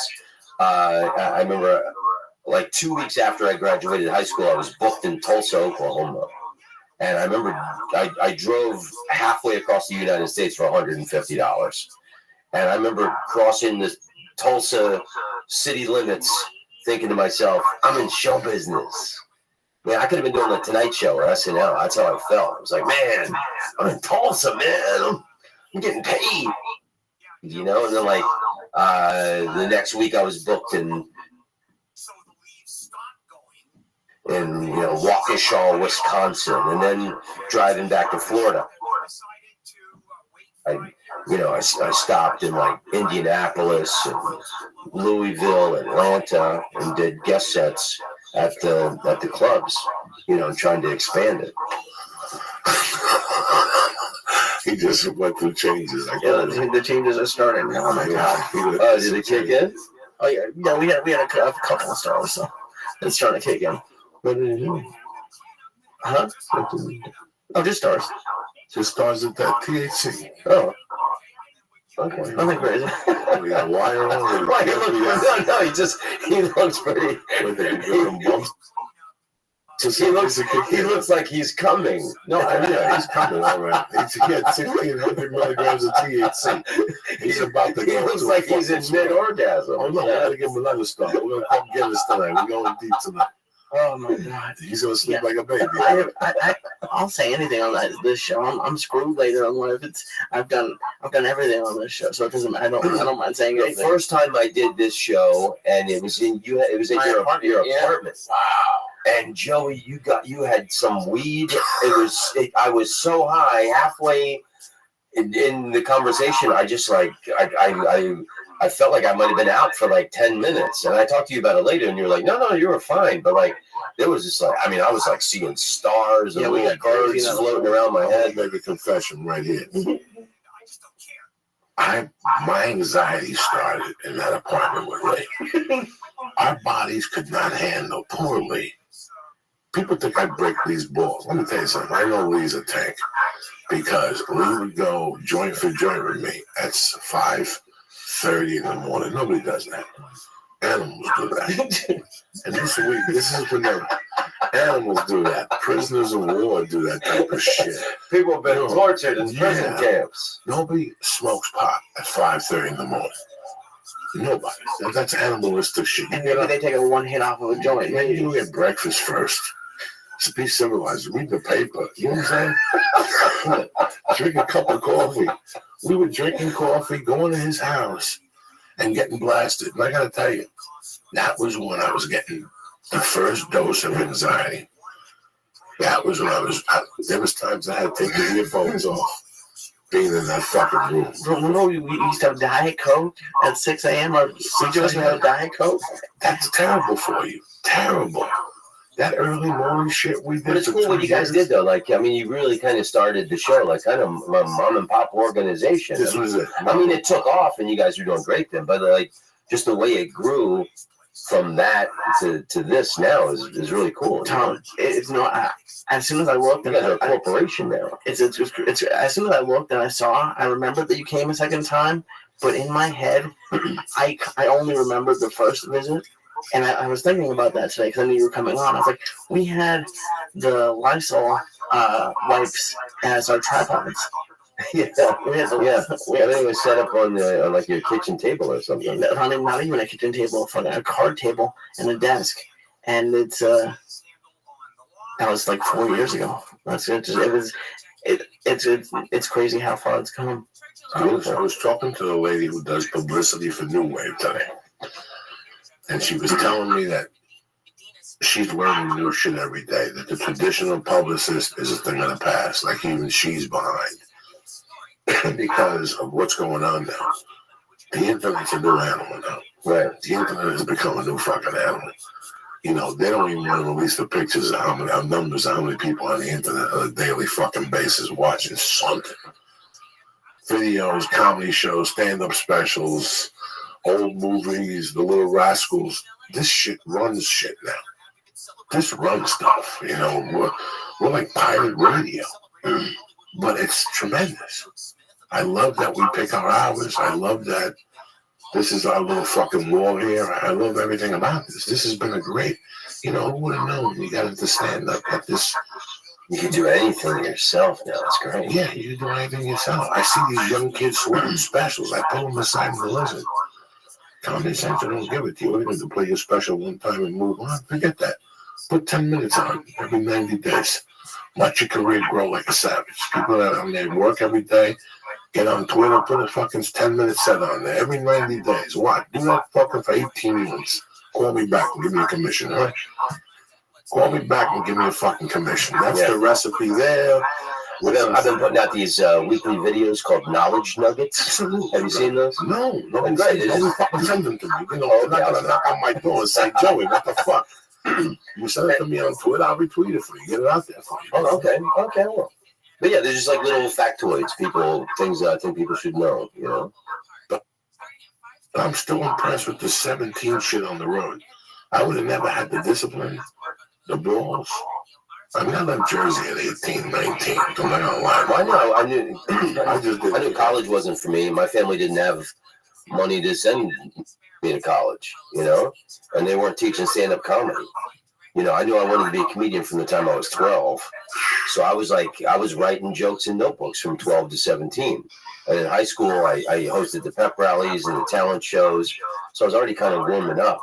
And then, you know, I was a student of comedy. My dad had Richard Pryor records. I remember Kinnison coming out when I was like in 10th grade. That blew my mind, you know. And you never wavered from 12 on? You were never like, hey, maybe I'll be a veterinarian and that was for a year. No, I think up till about 15, it was either a stand-up comedian or a Major League Baseball player.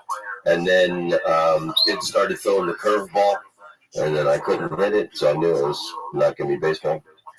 Well, that's crazy that until 15, because baseball seems like the one that would be like as a younger kid, more attainable. Yeah, that's crazy. No, it was my dream, and comedy was exciting. Like in the 80s, it was, you know, David Letterman and all this alternative shit was happening. Really? On you know, Stephen Wright. Emo Phillips. There's a lot of cool shit happening. And as a 17-year-old, you saw that on TV? Yeah, I used to get the TV guide at the beginning of the week, and I would look through all the talk shows, and I would circle when they would have comedians on. And so, like, Johnny Carson was my university professor. I worshipped Carson, and I loved when he would have comedians on. And I would, you know, so I'd watch these people, and then HBO had the HBO specials. I would watch those. You know, watch SNL, anything that had anything to do with stand-up comedy. It was that was my schooling. What did your friends say when you were going home on a Friday night to watch these things? Well, after 17, I was going to the comedy club. Right. So, like, I would skip a lot of football games and dances and stuff to go do stand-up on the weekends. Oh, okay. So they were, I mean, you know, they had to endure a lot of cheesy jokes. Like, I remember when I started doing comedy at 17, all my thoughts were the thoughts of a 17-year-old. So it was all like trying to get laid on dates and things like that. I found it when I had everything in storage for 10 years. And when I got everything out of storage, I found I've been keeping comedy notebooks, like hardback notebooks, from the time I was 20. But I actually found one of my comedy notebooks from when I was 17. And do you want me to lay a joke on you from the 17-year-old Tom Rhodes? Okay, so 1984, if you remember, Africa was starving. Remember? Yes. Live Aid. Yeah. And then if you remember, men's fashion had a lot of paisley. Okay, so here's a joke that was in my 17-year-old notebook that I was looking through when I moved in and got everything out of storage. I gave a bunch of clothes to charity. And the man at the charity shop said that these clothes were going to be sent to Africa. Oh, I could see some guy in Africa wearing my clothes going, gee, I hope this paisley vest doesn't clash with my genitals. We'll move on. Look at the 17-year-old. Listen, man. Yeah. You didn't want to hear what's coming on at 28, so. Can I plug some dates? You're way ahead of me. No, we're not done yet. Let's get yakking. I'm still. When did you start featuring? If you start, oh my God, 17? I was I think about when I was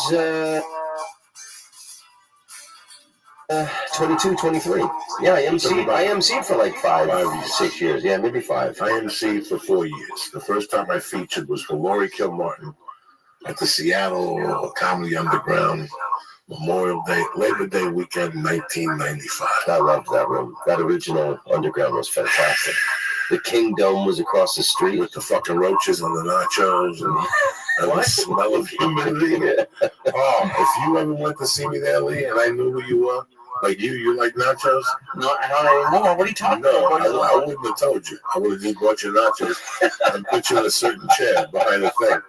And while you're looking at the comedian laughing, eating the nachos, there'd be a water bug on the other side of your nachos, and you'd see his antennas moving while he's sucking the milk out of the cheese through his little antennae in his stomach. And you don't like when people give you. I would be at the beam waiting to go up because you walk from where the office was, from Ron Reed's office.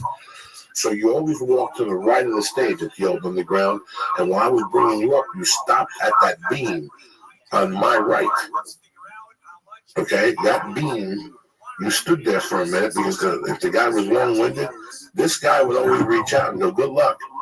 But while you were talking to him, there'd be like, it was very dark. He's watching the show, his girlfriend's watching the show, the roaches were smart. They go to the opposite end where they were sitting. They couldn't see the fucking roach. I'd see the roach in plain sight and another roach on the table going to join his brother. I wouldn't say 2 words. You have to say something. I wouldn't say 2 fucking words. If you let a roach go on your nachos, you deserve to what you get. You understand? But the nachos, you can't see them. Fuck them. They're attacking from all angles. Fuck him. He should put them close to him. Oh. He shouldn't get nachos at the Comedy Underground. You should know better, you dumb fuck. You remember the condo that they would put you in? It was in Pioneer Square. It was like 2 blocks. You know what? I never went up there. I never was one of those outsiders. Pioneer Square was all these like junkies and junkies and fucking. But it was you're staying right downtown Seattle. It was a block and a half from the club. That area.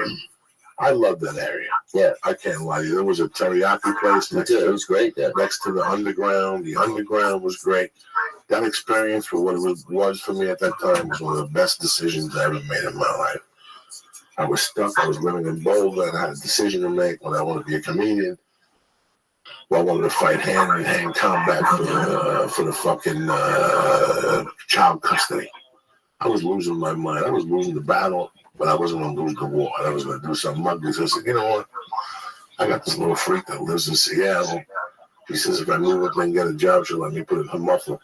I might as well I did a triple run that took me right to Portland, dog. He financed the whole move for me, $120 a night, whatever the fuck he paid. Working your way across. Working my way up the fucking peninsula. That night after the gig, I couldn't wait to get to a house. I moved in with it and the rest, It was a fucking nightmare for a year and a half, but I pulled this thing, and I became a comedian. I knew what it was. I lived in an office. I knew what it was to take a shower at the gym. You learn how to hustle voiceover work and how do you get that? I'd love to do voiceover. This was in Seattle, where it was a small market, but from time to time, you'd get a call. Can you do a regular white guy action? Yeah, come down. $35 a day. They were robbing you. Hey, I'm a Big Daddy. Period. And the fucking mouth. Can you please tell me your thoughts on use of animals? That's a happy hour at that one place, McCormick and Schmitz. They had the 2-hour menu, so you couldn't. It was from 4 to 7, 10 to 11. So if you were broke, you had to wait till 4 to eat, dog. $10 at McCormick and Schmitz got you 2 fucking crab cakes, a hamburger, an order of fries, a bottle of frozen Coke, and maybe a shrimp cocktail for $10. If you had another fin, you tipped it. And then you wait to go to the comedy club, see what the guy was paying, how many people would show up, and you go right back to McCormick and Schmitz at 10 o'clock. And the happy hour was 10 to close in those days. Same menu. Crab cakes, fucking cheeseburger, French fries. They charge you $2 for French fries, and you would kill for these fucking things at McCormick and Schmitz. It's an interesting fucking Please line. provide Like our friend an Stanhope essay lived in the car. in this form He was the one that as gave me to the idea why to put the fucking humans need to tractor stop in the back using of my animals Nissan. You know, I saw Doug's for travel work car and like on in testing. They can't consent, but 1995 especially like in Seattle, canine dogs 96. The one he was using to can be travel replaced across by the country robots, with the fucking and hanger we in the can back. And make it so his that whole we life can was in the back seat. He had it all stop proportioned. using Footballs. dogs as I copied the whole fucking workers. blueprint. He's like, just move on the road. I was like, that's not a bad idea. I put a fucking hanger in the back. In the back was a pillow, a blanket, you know, toilet paper, more toilet paper, emergency toilet paper. If you cut somebody with a knife, toilet paper. I had a knife in there. I had fucking those little candles. You know, what do you call those flamingo things with the thing, the pinks? The motive. Yeah. What do you call those things? They have pink in there. They're flammable. You can fucking light a building. Oh, flares? No, they're little cans. They're little cans. When you go camping, you pop the can and you put a marshmallow stick in there and shit, and the marshmallow gets black. Tell me you never did that, Lee. I went camping. I had a shitty fucking childhood like we're doing that type of shit, and I know that you got a can of Rubio, whatever the fuck it is. You pop it open, can. You put a lighter to it, and then you get a little fucking stick, and you get a marshmallow like a half a fag, and you sit there for 10 minutes and it cooks the marshmallow. Even I fucking know that, Lee. And I'm a fucking, you know, you never did that with a marshmallow. I would just build a Flamo. That's it. Some fucking shit like that. I think Flamo is probably illegal now. Flamo doesn't sound that safe.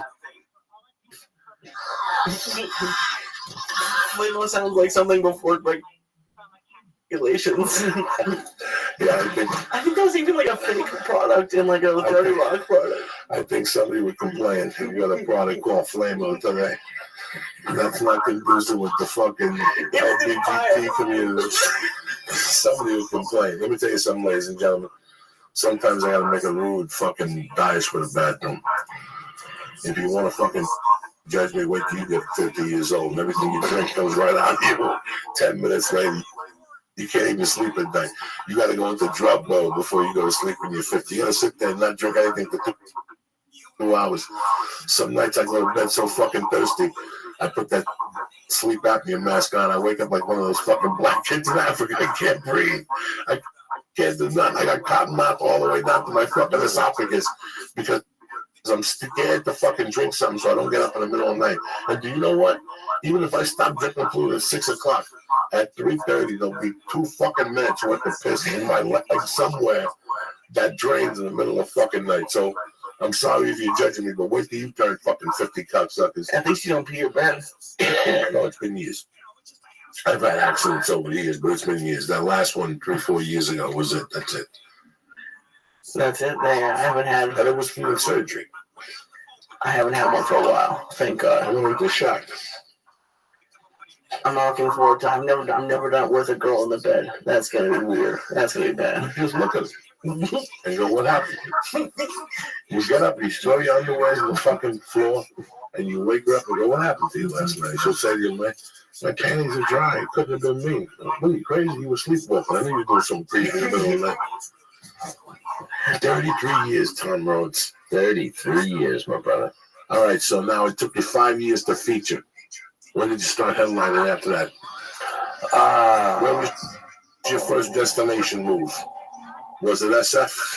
Well, yeah, after that first year, when I moved to New York when I was 20, I lived there for a year. And then I moved back to Florida and licked my wounds for a year. And then I moved to San Francisco when I was 22.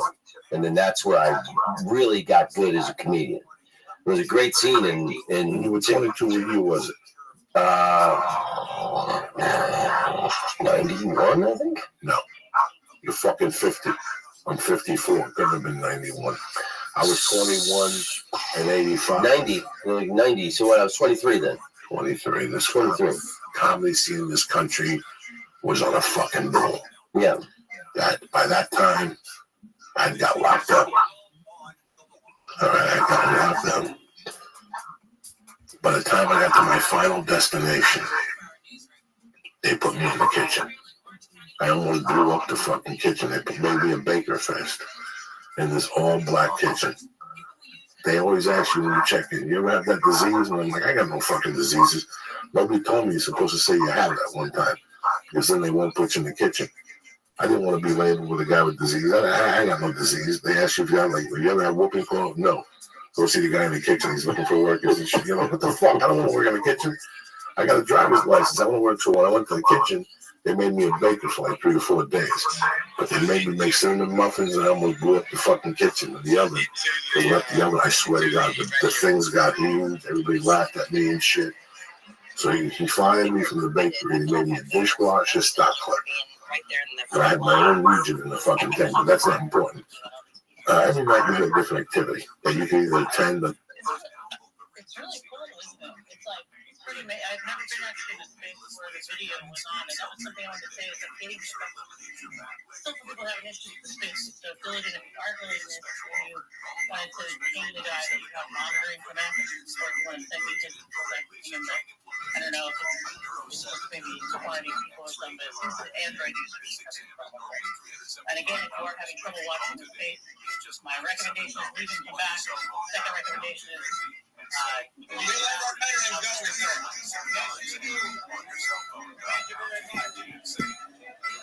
fucking believe it.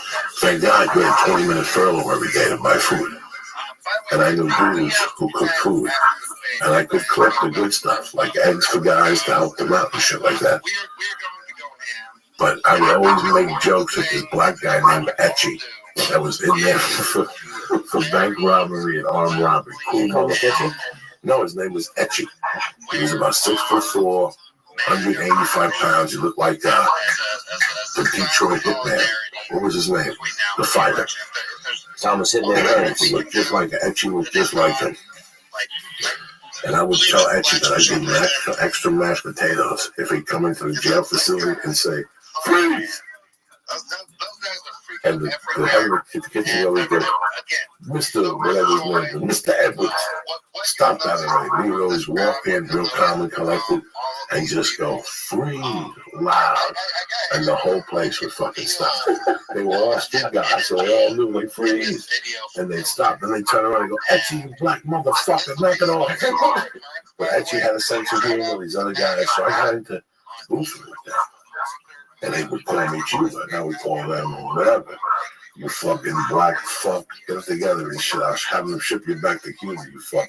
They'll confuse you for all those Cubans. They'll make you cut. You know, just light stuff, you know? Man. I spent 1 weekend in jail in Little Rock, Arkansas. Oh, Jesus Christ. For that? DUI. No, man, it was a fucked up story. My really good friend of mine from high school, our senior year, he had moved to Little Rock, and like I said, I started out on the southern circuits. So I would go see this guy whenever I was anywhere near Arkansas. You know, I'd drive out of my way to see him. So we had, I stopped off to see him in Little Rock. He had set up, you know, some girls for us to take out. And back then, there's a river. It runs right beside Little Rock, Arkansas. And there's the downtown. And there was this big field, big empty field. I'm sure that now that's where the Clinton Library is. But teenagers used to go park there and drink and make out with girls. And, you know, you're looking at the city on the other side of the river. So we're sitting there drinking beer with these girls, two swinging chicks from Camp Robinson, some area in Little Rock.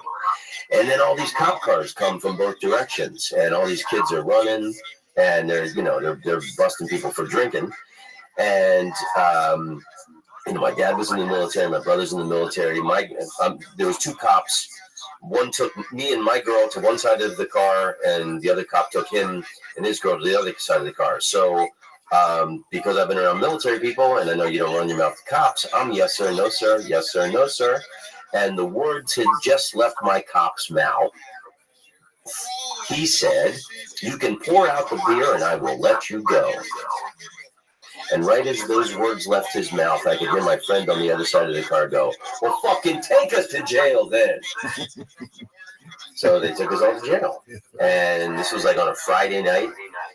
And because they all had Arkansas addresses, they all got out within like an hour or two. And because I had an out-of-state license, I had to stay until Monday morning for to go in front of a judge. And the first day was okay. I was in the drunk tank. And, just like whatever year it was, 86. And these black dudes in the jail were calling me, they thought I looked like Tom Cruise. What'd you in for, Top Gun? They're calling me Top Gun. What'd you do, Top Gun? It's a joke tank. It was kind of fun. They bring in some old guy, and he's like, Otis the town drunk, and he lies down. He's drunk. He's sleeping it off. But on day 2, they put me in, like, serious jail. And there was, like, nowhere to sit. There's, like, a picnic bench in the middle of the room. And the jail's overcrowded. There's, like, 5 guys sitting on, like, the top bunk. And, I didn't go to the bathroom. I was terrified. There's, like, a toilet in the corner. And then actually the in front of the judge on the Monday, the cop came and told the judge that I was courteous and said yes sir, no sir, and it was my friend Tim. Hope he listens to this. It's funny because this is going to be a weird statement. Lee's eyes balls are going to open up. But some of the funniest times I've had have been in county jail. Some of the most laughter that's ever come out of my mouth has been in county jail. And I'll tell you what's spectacular about that. You're sober in there, and you have nothing to laugh about. But the situational comedy is hysterical. And if you have it 3 quarters together, like I always did, I was a flunky and a thief, and I was smoking coke. But I had it together in other ways. Like I had a job at the time of my arrest. I had a driver's license. I had a GED. All these things. These guys didn't have that. I thought I was a loser. I had a GED, a driver's license. I sold cars. Like that. They were like, you had a job for a year before you got in trouble. They were like fascinated. Like I was like a fucking experiment. That was what was weird about it. Was it like nervous laughter? Like you just were so angry and like upset about being in there? Or was Bro, it you laugh, you fucking asshole. Well, it's funny. I just read this quote by Samuel Beckett yesterday, and it said, nothing is funnier than unhappiness. There's nothing. No, like I'm thinking of a situation one time in Seattle. I got arrested on a Friday night. I get to the holding tank at 11 o'clock at night on a Friday. You're going to see some action. I want to see action. I don't want to see action at all. I'm trying to sleep over here. I got to see. Nobody's going to sleep. You either can sit down. There's nowhere to sleep. But that night, there was one Asian guy. And he's going to be cute. And he's laying on the metal with his feet up and shit. All of a sudden, the door's open. And the guy walks in. He's looking for a seat. And there's no seat. And he taps the Asian guy, and the guy won't open his eyes, and he taps him again, he won't open his eyes. So this guy just sits on his fucking head. He just sits on his fucking head. I see the whole thing go down. This Asian guy pops up and goes into a karate stance, and the Spanish guy just sits there and goes, "What's the matter you? What's the matter you? I tap you 2 times, you don't move it, okay? I sit down, fucking you." The Chinese guy said, "Okay, you made sense," and they sat down. Like that was really, like that was like a quick thing. That another time I saw a guy walk in when I was a young man. One of the scariest things I ever felt in my life was I was at the Tombs. Oh, New York City. I was at the Tombs. Wow. And I was going to spend the weekend there from the Saturday. I was going to spend 2 nights in there. Holy fuck, really? I'm 30 years old. I just got into comedy and a friend of a friend, and next thing you know, 3 of us get put in the Tombs. I walk in there, I'm chilling. There's fucking 90 people, and there's 6 chairs. Well, one of the guys I walk in with punches a guy that's sitting down, takes the chair and sits on the chair. Wow. I don't have to tell you. That's not my world, though. I would have stood all night just to be left the fuck alone. Do you remember? I don't want to cut you off. No. That was the story there. Do you remember? It was like one of the first things I ever did for Comedy Central. I did this series of little commercials. They played them in the commercial breaks. They're called interstitials. But remember when Dennis Leary did those things on MTV where like they filmed his joke like a rock star? Give me a year. Oh, I guess this would be like 92, 93, somewhere like that. So like Dennis Leary had done these things on MTV where they filmed him telling his jokes and it looked like a rock video. So Comedy Central did that with me. And that was the first thing that kind of got me attention on Comedy Central that led to other stuff. So they filmed like 6 of my jokes, like rock videos. And it was in a jail cell. And it was the Comedy Central thing was Comedy Central, where hot new comedians do time. We filmed those at the Tombs in New York City. There was one section that they had rented out, and we spent like 3 or 4 hours in there. They had they like pumped smoke in, and I was like, I'm swinging on the jail door, and I'm behind the bars at one point. They did all these different angles of me telling these jokes. So we must have filmed in there for like 3 or 4 hours, and they were the spots were really cool looking, but. Even just filming television, I couldn't wait to get the fuck out of there. That was like one of the creepiest places I've ever been. I just want to know what they did with the people who were in those cells before you rented them out. I don't know. Like maybe they were in the shower time. Go in the cells, yeah, 3 or 1. And it's a I could sit now. I'm against a pinch. I could go home and write maybe 2 hours of stories from just comical shit I saw in county jail across the country. From fucking county jail across the country. Like I was probably like maybe you never get to know a place until you've seen that county jail, right? One of the best county jail stories I ever had was when I got sentenced. The state of Colorado was overcrowded. So the first thing they tell you when you get sentenced and sign the paperwork is you're signing your consent to travel. You can't stay here, so you have to wait for an opening. You either go to fucking somewhere in Nebraska, or they would take you somewhere to South Texas. And I signed, fuck no. I'm not going nowhere. I want to stay in Colorado. If you did, they cut an extra third off of your time. I knew that there was a bill coming out to cut my time, so all I had to do was do my time. I didn't sign it. They said to me, listen, you're going to sit in fucking county for 90 days. It doesn't matter because they're 2 days for one in county. They give me 2 days for one. That's the beauty of it. So I spent 3 weeks in there. It was like a month or something like that. So by the time I got sent to county, I kept thinking I was going to one of those prisons. You know where they sent me? Summit, Colorado, a ski resort. They were renting out cages. This is like you were one step from freedom. They went the Safeway for you. At night, every night, they took an order, you pay them, they went to Safeway for you. Well, booze, potato chip sandwiches. You could stay up to 2 watching TV. Could you give me some capers? Fucking. No, nobody got capers then. And I was in there with a dude named Michael Bell. He hung out with this other little skinny, creepy fucking white dude. They weren't racist or nothing. He was just always talking about his girlfriend. I'm not fucking hottest bitch in the world. She lets me come on her and shit. I'm gonna beat her with an appeal, and I'm gonna go back. You know what? I didn't see that motherfucker for years. I went somewhere. He had committed like attempted murder. He settled for 10 years. This bitch was fucking hotter than death. Do you know that 4 years later, I'm in my fucking dealership in Boulder, Colorado, and the cops come into the dealership and they're like, listen, you guys gotta evacuate here. It's by 6 o'clock. We're closing the streets. Some guy shot 4 kids up in the mountains of Colorado. It was Michael Bell. He broke out of jail and went to chase that hot piece of pussy. She was cheating on him. Wow, that's what pussy does to a man. And he shot 4 kids with their own guns. So, and he tried to, he cut a deal with the cops and they shot him in the neck.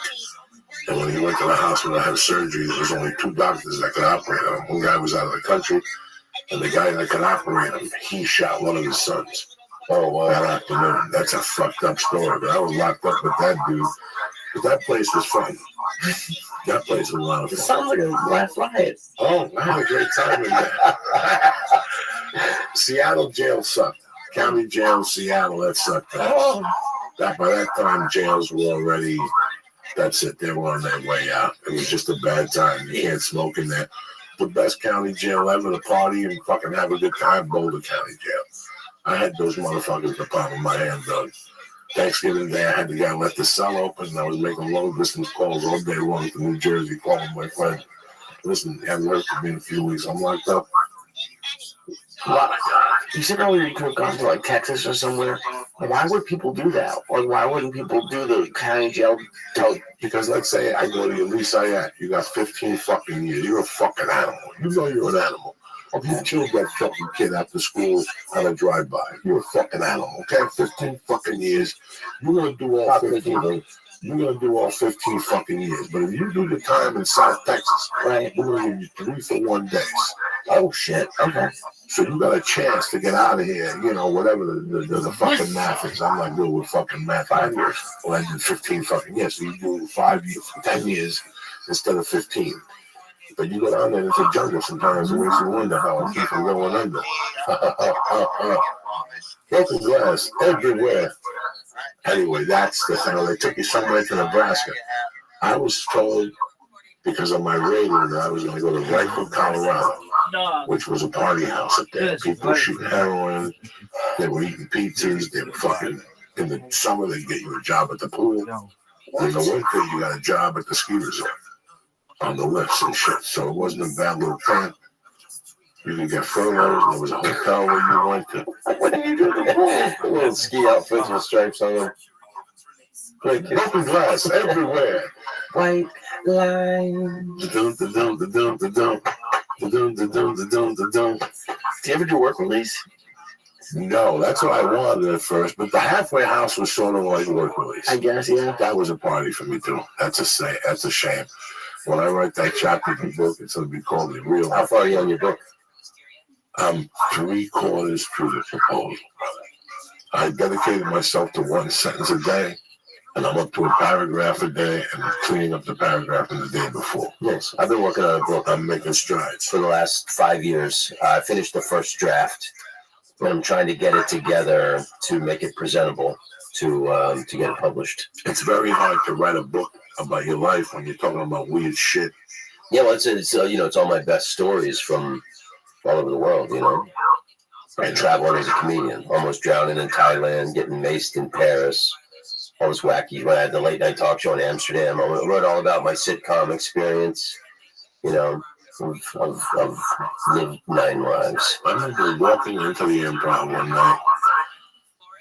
Your show had just gotten canceled. I really never had spoken to you before, and I was going to go up to you and say hello. He was sitting there.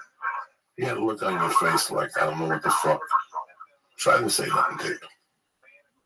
I just always heard you were a good guy. So when I met you in Seattle the first time, then we got acquaintanced again in Houston with the beautiful Mr. Mark Babbitt. That's right. One of the best times of comedy in my life was Houston, Texas, and the fucking, but wow, 33 fucking years. If you think I would, honest to God, when I got on stage that first time, if I was ever going to tell you guys I'd be doing comedy for 25 years or for the rest of my life, I wouldn't have believed it.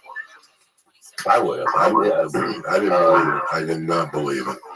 I would be happy if I had a heart attack and died on stage. No. Don't say that. I mean, there's a couple comedians have done it, but I mean, I don't ever want to quit. I don't ever see myself doing anything else. It's my oxygen. You know, I was born to do it. I love it. It's my oxygen also. You know what? It changed my life. It was like a religion for me. I really bought into it. Yeah. You know, I really watched the specials and I took notes. That's how I was telling Lee when you went to the bathroom. I studied it. I studied it and took notes, and I realized what I wanted to do, and I spoke to local comics, and I saw where their careers had gotten, and I could see that. I spoke to somebody one day, and he broke it down for me. He goes, either you want to remove the safety net, or you want to keep having the safety net the rest of your life. And I'll never forget going, how am I going to tell my fucking wife I want to do comedy? They almost hate me already. They already hate me. The family's already going that path. You know, and all of a sudden, one day I walk in and she goes, I'm going to be married. I'm going to get separated. Ding, ding. And it was amazing. It was like, oh my God, come on, Shackle. I'm going to be able to do fucking comedy. Oh my God, I cannot believe this is happening. Oh my fucking God, this is real. Like, I'm like, this is fucking real. Like, that door just opened up, you know? Yeah. Even at its the toughest times is when you're going through some hard shit in your life. You know, like my dad was killed by a drunk driver in 2009. My little sister died of breast cancer in 2011. was a couple years after that. It was really difficult. But still looking back on it, I don't know what I would have done without comedy. The fact that I could go on stage, I had so much material to fall back on from doing it for so long. But just to be able to take my brain and put it on a shelf and do comedy and be cleansed in the laughter of strangers, that, and forget about my grief for a minute. It was invaluable. I don't know what normal people do when they have problems. People who don't have comedy, and now it's great. I stopped partying, kicked the cigs, and it's like when I started when I was 17. The comedy is the drug again. I was in an ugly divorce, and I went back to Colorado, and I thought that I could not get together with my wife, but figure out a settlement where I could see the child more and, try to be more responsible and stuff. But at the same time, I wanted to do comedy, And one day that didn't seem like it was going to work. And I remember for like a month during the holidays, every time I dropped her off for 2 minutes, my hands would shake. I'd cry, and then I'd just smoke a joint. And then I'd go home, defeated. Like, how could I do comedy? And I'll never forget, it was like the last week of December, like 2 nights before New Year's. And it was a Wednesday, and I said, you know what? Why do I feel this way? Let me go do stand-up. And I went to some cheesy bar and got on stage, and I'm like, wow, I'm on to something. Not only did I feel better, but I had a great set. Because the anger that I had in me, the fucking pain. When you're going through serious emotions. And I was having some great sets with garbage material. Just ranting and spitting from the mouth and foaming, the whole fucking deal. And today, 20 years after I went through that situation, I don't know how I did it. I really used comedy. And I did that from January till June of that year. Every Wednesday, it was the same routine. I'd pull over, cry, watch them pull away. I'd smoke a joint, and I'd head up to 36 to the 70 to go do comedy in Denver. And the whole way I'd be crying and smoking and listening to good music. And by the time I got on the I-70, I'd be okay. And once on the way home, I would go, you know what? I'm going to fucking make it in comedy and show them. That was the attitude back then. Like, at least I got my comedy. I was delivering Chinese food and selling coke at the same time. Oh my God, it was tremendous. I'd make like $60 a night delivering Chinese food, and I'd clean up and make like a gram of fucking coke to go home and snort in my little rocky apartment. It was maybe a little bigger than this, with a refrigerator, a stove, and I had a bedroom, and the whole bedroom was a bed. I had like a king-size bed. That's all that fit in that bedroom. There was no fucking pictures, no murals, nothing. It was just a bed. There was no door. You just walked into it and you fell right over into the king-size bed. I never changed the sheet the whole year I lived there. Oh my God. It was just a sheet would come on it, and God knows what else, toenail juice and crumbs and cocaine from your nose. It was disgusting. It was a clean apartment. No, it was a very fucking clean apartment. I went to the weed store tonight, and they had the cutest little fucking kitten over there. Did you see it? I hadn't go over there. Oh my God, it was like a little fucking Dimmy. These little Siamese, and he fucking attacked my hand. And I'm like, you cocksucker. And when I went home, he jumped over. He wanted to go home. And let's do it, big guy. I come home and he kept looking at me. And he's like, I don't know, he's running around. Yeah, he belongs to the weed store. His name was like Guinness. He's fucking gorgeous. Dude, what goes on with that dog? Do you know? Do they bring that dog home at night? They don't feed that dog. That's like one of those dogs you see in one of those Humane Society commercials. That dog hasn't eaten in 2 years. He stays there as a guard. Yeah, he's a guard at night. You break into that weed store, you're going to be missing a fucking arm. Jesus Christ. Let him in there. You might break the alarm system, the electrical. You got to shoot that motherfucker, throw a steak, and put him to sleep. They put him in there at night? No, they leave him outside. No, yeah, they put him in there now. You can't leave him outside. It's against the fucking law. Oh, okay. I don't know. I've never investigated the weed store. I remember we had a German Shepherd when I was a kid, Butch. And the dog had made the tactical error of thinking our family owned the neighborhood.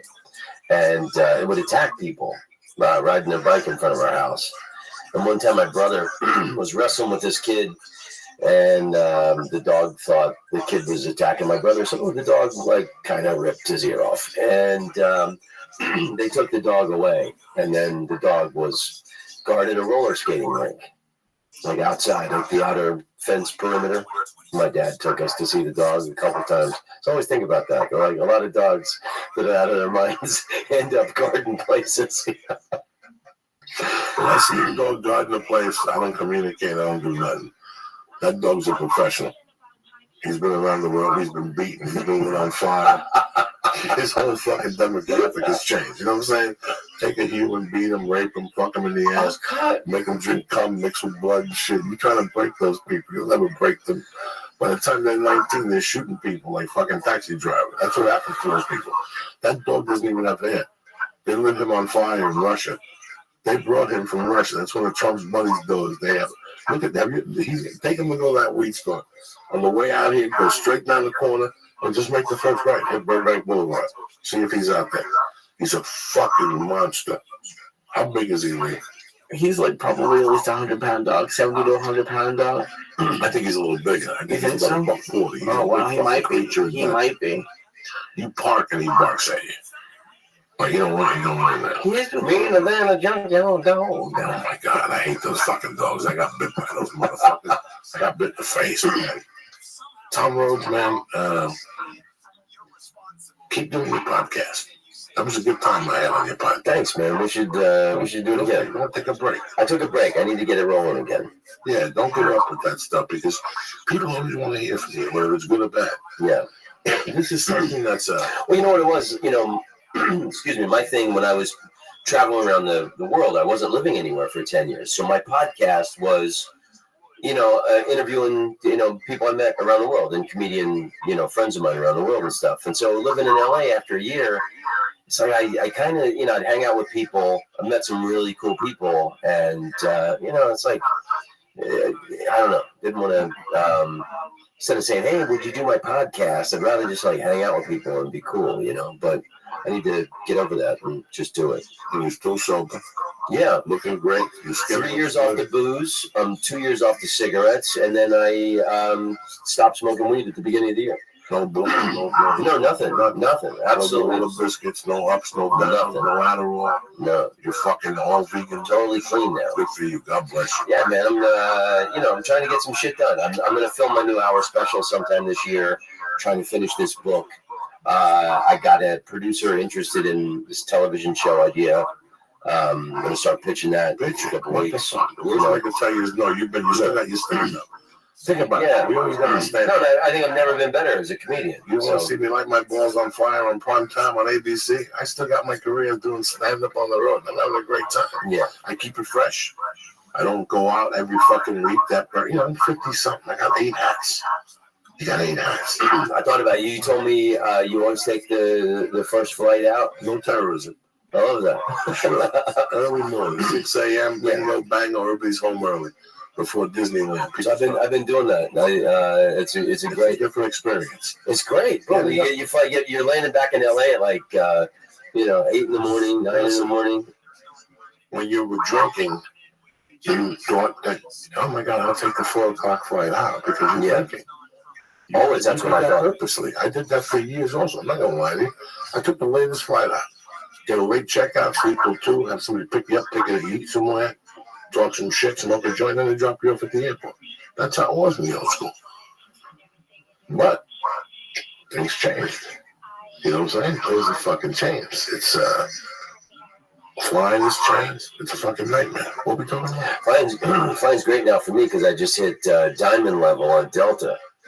So I get bumped up to first class all the time. And I can use the first class lounge. But it's funny, for years I would you're boarding the plane and you're walking through first class, and I remember thinking to myself, who are these fucking rich cocksuckers and why are they there? And you realize you don't have to be rich. No. Stick with the same man line. That's it. Run the flights that are empty like I do. That's what I did. Always get upgraded. I always get upgraded on America. Delta's not bad to me. They're taking care of me. Delta works for you on miles. You call them up and say I'm a little light. They'll say, throw me the small 400 or whatever. Yeah. And we'll put you on that flight AM. They're cool, though. Yeah, you can buy miles at the end of the year to reach your next level. Yeah. But also, the employees are usually in a good mood. A lot of these other airlines, years ago, I would just, get the cheapest flights, and some of these airlines, they treat you like an animal. Just like the Atlanta Falcons, they fall apart from time to time. They fall apart. You get locked down for 2 fucking days because their computer system goes down. And you don't have a fucking backup system. So as a professional, I get to the airport, you have to have a backup system. So that shied me off of Delta for a few weeks. But they just got me here 35 minutes early. I was flying that very day last year when their computer system went down. And they gave me 50,000 miles as a gesture. Yes, they do. They do take care of you. To apologize for the inconvenience. Yes, they do. That I will claim for Delta. If you don't have your luggage in 20 minutes, they give you 10,000 miles. If there's a problem with the flight, the next morning you wake up and there's a fucking email from Delta going, listen, thank you for accepting it and not pulling your hands out of your head and telling my staff to go fuck themselves. Yeah. Look at your account. We threw 10,000 miles. That's a flight to fucking the neighborhood. That's the flight that they just fly you around the neighborhood and they just drop you off with no fucking parachute for 10,000 miles. But those things add up. I got enough frequent flyer miles on Delta to have a helicopter on the roof within the hour. You in town Sunday then? I am, yeah. Did you call in for spots at the store? I'm going to go see Brian Regan on Sunday. Where is he? Sherman Oaks. But I'm going to Friday and Saturday. I'll be at the Comedy Store. You going to be there Friday, Saturday? I'm going to be there Sunday for my 20th anniversary. Oh shit! It's Washington's birthday Monday. Nobody got to work. I'll come by afterwards. Yeah, his show will be early. It'll be like 8 o'clock. I'll come by afterwards. He's going to give me a spot at 10:30 because we got a babysitter. Oh, great! I'll probably be back by then. Beautiful, man. What, you're traveling a lot, man, and I say this shit constantly, that he's been doing stand-up for 33 years. This guy's made his living going around the world. There's a problem going on in America that if a comic doesn't have a podcast or doesn't on Comedy Central constantly, people won't go and see him. Dave Attell is another gentleman that has this problem. This guy's a fucking animal. This guy taught half the comics that are out there.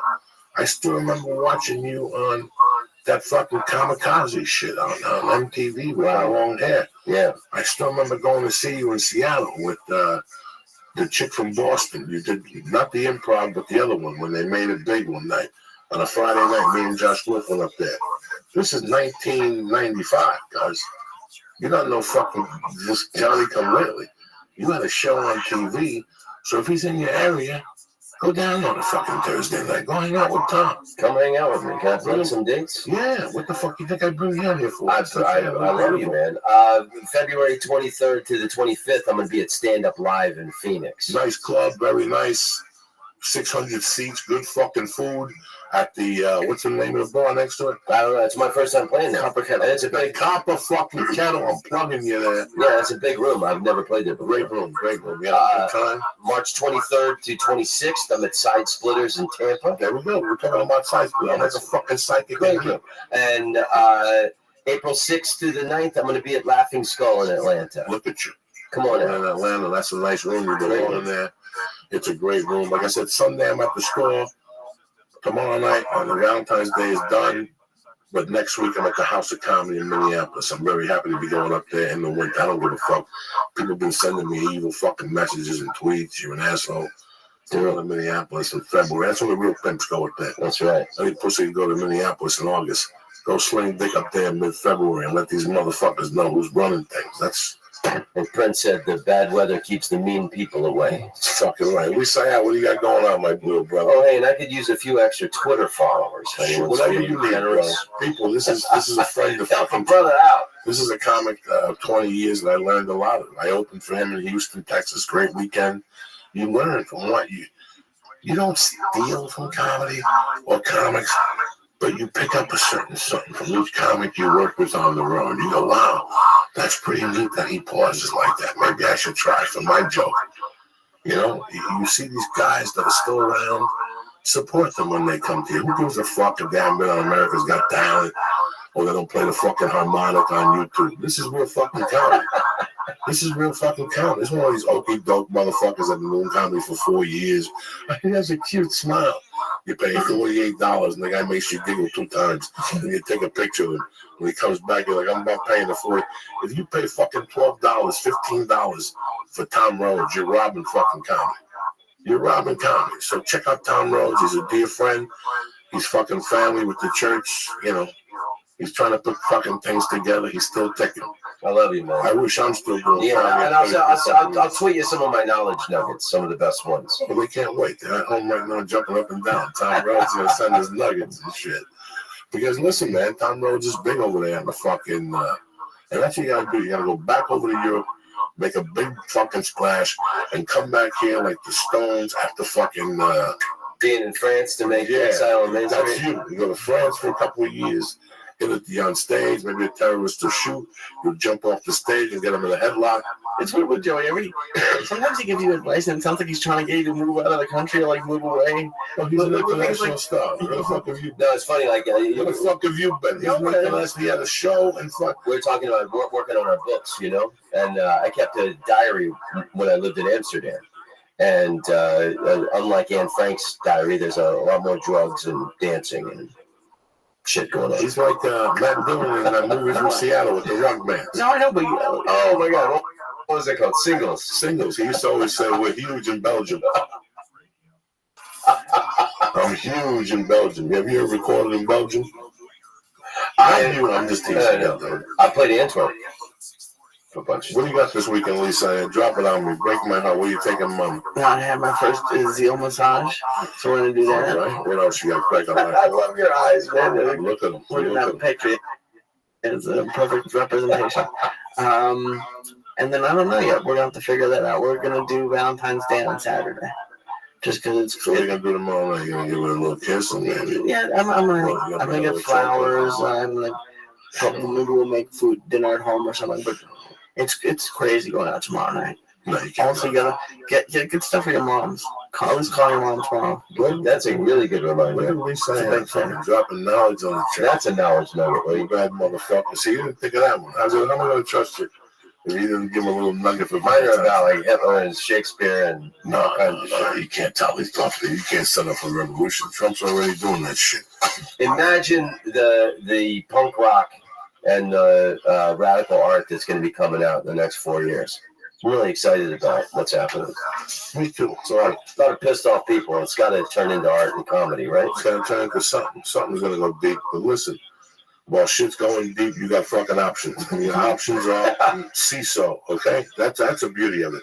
CISO has really changed my fucking life and made me look different here at streaming and live comedy and whatnot, the TV shows. I mean, I love that they have my special on there, Laurie Kilmartin, Doug Stanhope. I mean, there's so many others. Janine Garofalo special on there. They're really going for the comedy angle of it. So stop setting for open mic comedy when the legends are all on your fingertips. CISO puts you on the guest list for the exclusive comedy shows from legendary comics and today's top talent with new exclusive specials from Nick DiPaolo and myself, Doug Stanhope, and the new special from Nick DiPaolo, who was on Rogan yesterday. You don't have to stand in line and shell out $30 at your local comedy club to see these comics. CISO has exclusive specials from them and many more you can enjoy from your couch on your favorite TV with nachos and basically a salad. So your New Year's resolution is basically kept. Attention, comedy nerds. Come to the magical place called CISO, where new stand-up comedy specials debut every month. You like to laugh, you like to chuckle, chortle, cackle, buffle, snickle. Well, CISO's countless hours of streaming stand-up television original content is sure to offer something for you. What are your favorite shows on there, Lee? I like Bajillion Dollar Properties. That one's very good. I like watching SNL. I watch Parks and Rec. So I like all those shows. CISO's great. I see on the paper it said they show the late night shows the next day. Yes, true? The late night shows the next day. This is great. They're really going for it. I'm proud to be a part of them. So here goes. Just go to CISO.com right now and sign up for 1 month free with promo code Joey at checkout. Ready for this? CISO is just $3.99 a month.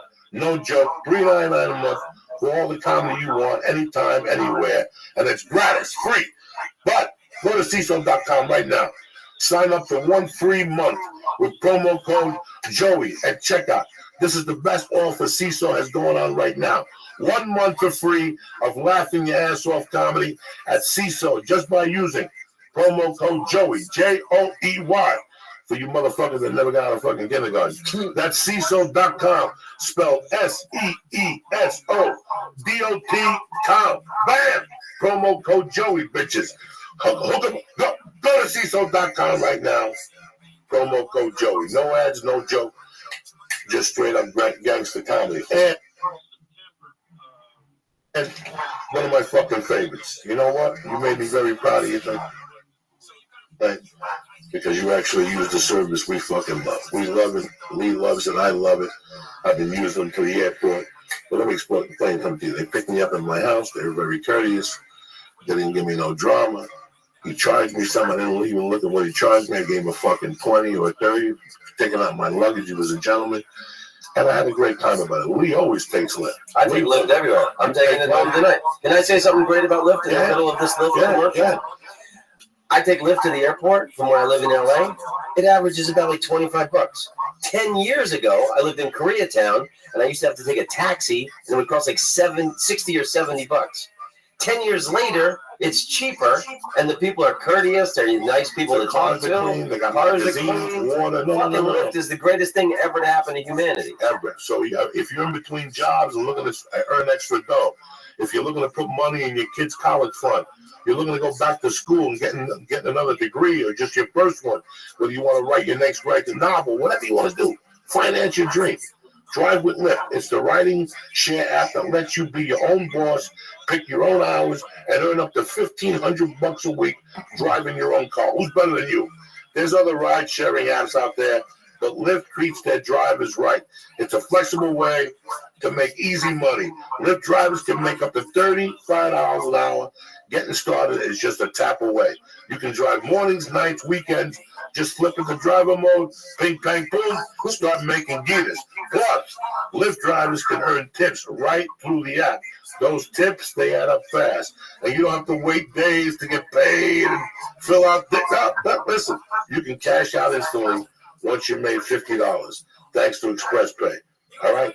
Driving with Lyft is super flexible, allows you to keep 100% of your tips, and it's always there when you need some extra change. Let me do you a favor. Sign up today, right now, at Lyft.com. While you're sitting there broke, get a new car, you need to make payments. Come on, go out there and justify your existence. Go today to Lyft.com/Joey, Joey. And right now, Lyft has a special offer for you beautiful people who are trying to put it together. You'll get a $500 new driver bonus after you complete 100 rides within 30 days. Go to Lyft.com/Joey today, and you can start making extra Guinness and get your $500 new driver bonus, all right? Limited time only, restrictions apply. Go to Lyft.com/Joey. I want to thank Lyft, I want to thank CISO, and I want to thank my main man. Fucking always great to see you. You're one of the legends of comedy, and I wish you nothing but the best. Lee likes you. You even said I'm happy it's Tom Rhodes, so thank you very much. I love you, brother. Joey. It's always great to talk to you, What's man. up, Lee, thanks for the love, buddy. Oh, I love you, Tom. I just was on it. Oh, yeah. Never forget. My main motherfuckers, Shroom Tech Sport, you're a fat fuck. Like me, I use a cap, so I go to jiu-jitsu. Not like I'm killing motherfuckers, but I always last an extra minute every fucking time I go to jiu-jitsu. Go to Honda.com right now. I can't hook you up with the weights, but the supplements, I'll get you 10% off. Go to Honda.com and press in. Church. Boom! CHURCH. Get the 10% off delivered right to La Casa fucking Folly, all right? Anything else you want to add, my brother? No, that's it, man. I love you, my brother. I love you too. Lisa Sayat, stay black. Love you, brother. Fucking great week. I'll be with you motherfuckers in a couple of days. Love you. This is from my man Danny Brown and shit. Dropping some knowledge. Play that fucking beat.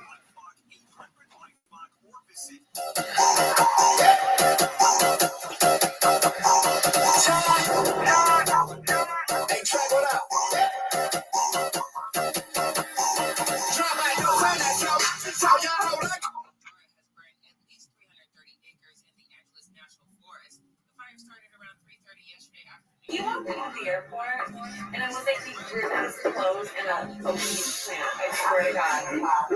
They smell so bad. I think it's right here. I was like, I don't know how. Because I just took a shower and shit. I was like, they smell good if your clothes smell clean.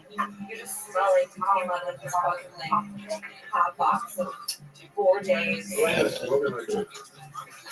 Every once in a while, I'll get like a free joint or something from the dispenser. I'll leave it in my car. I'll come back a day later. That's always. Oh, yeah. Breathing.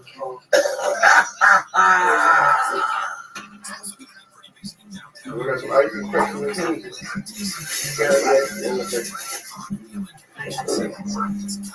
I had to put in a couple bags to make it.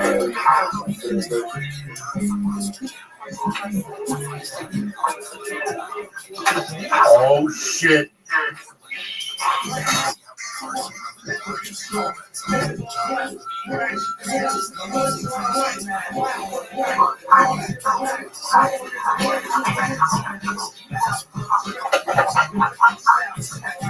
It's like, how you feel about Sanford? After straight my middle school years, like sixth grade, all the way high school.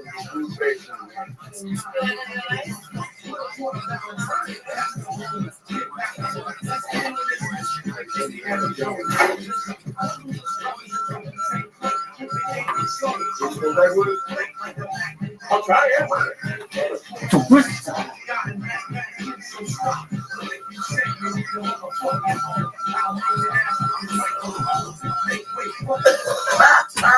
It's your lucky night, bitches.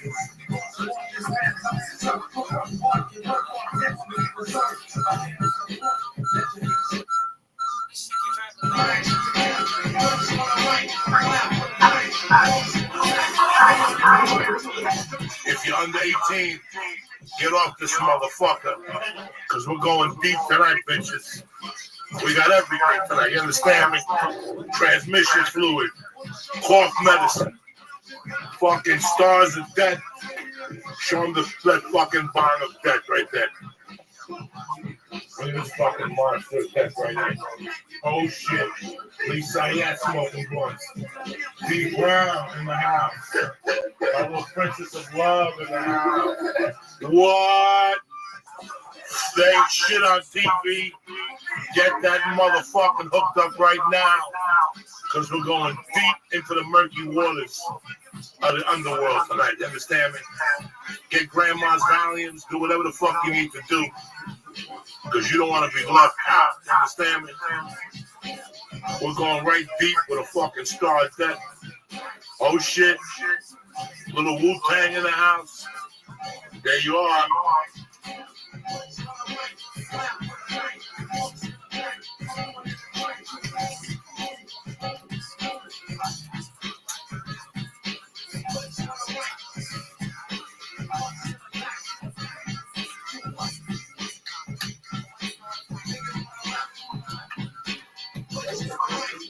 Empty. The way it's supposed to be, bitches. We put water in that bong or we get it just like that.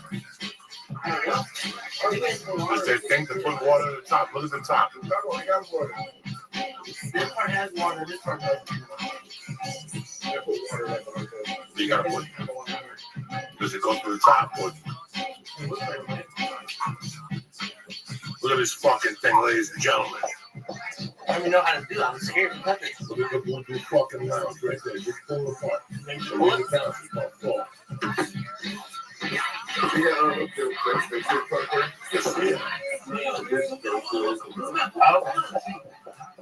Oh shit. There we go. Yeah.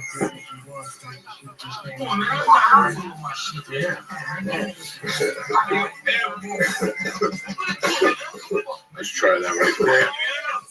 You motherfuckers came on a good night. Shit. This is deepness tonight. Niggas just got buck. Niggas in the black land, I was wrong. Came through out of nowhere. I wasn't wrong. Coming to get my coach's cycle out. And it just wasn't wrong. Crazy shots. Blunts, bongs, edibles.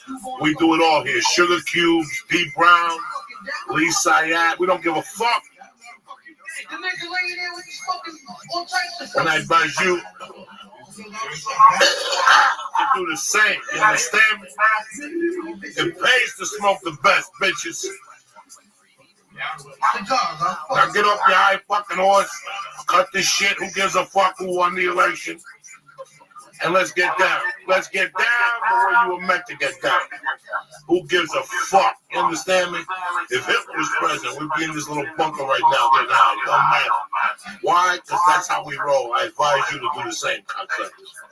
Right or wrong there, Vegas time. Oh shit.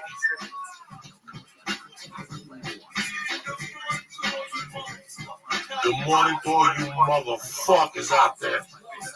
There you go. Let's fill this fucking monster up with dead. Look at this fucking thing. It's like an AK-47. You understand me? We're gonna fill it up with this death. A little fucking perennial for perennial. Oh, Jesus Christ.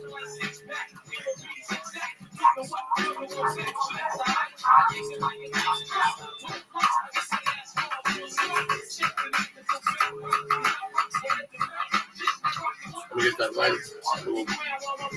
Light that little candle for us.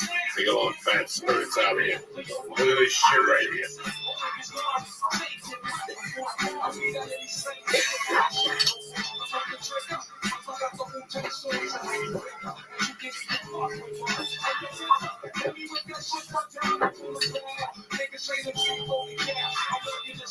Nice and clean. Cleans out the fucking. Jesus Christ.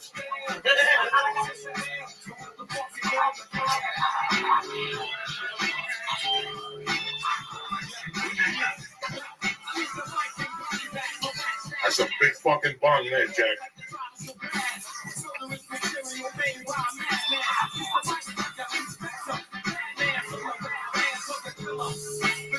Oh shit. You don't need no fucking weights right here. Just do this shit 1,000 times a day. Watch your arms get yoked, bitch.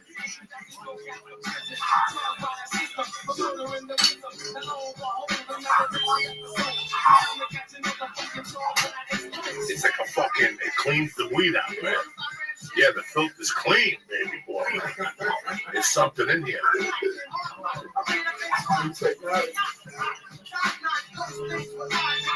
It's like smoking out of a bubble. What are those things that you smoke? The vaporizer.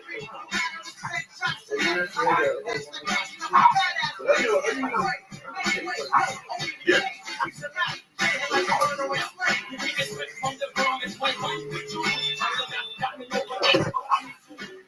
We got you coming from all over. The big mule, the little mule, waiting you from all over. Why? We don't even want you to say. We're not trying our best. If you're 19, hang up right now, cocksuckers. You got no reason. Go read a comic book or something. Go watch the Grammys or something.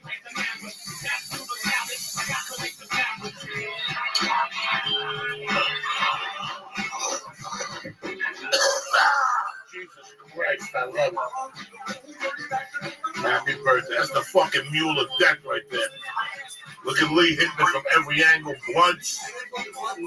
Oh, it's time you started again. Let's see what the cough medicine does.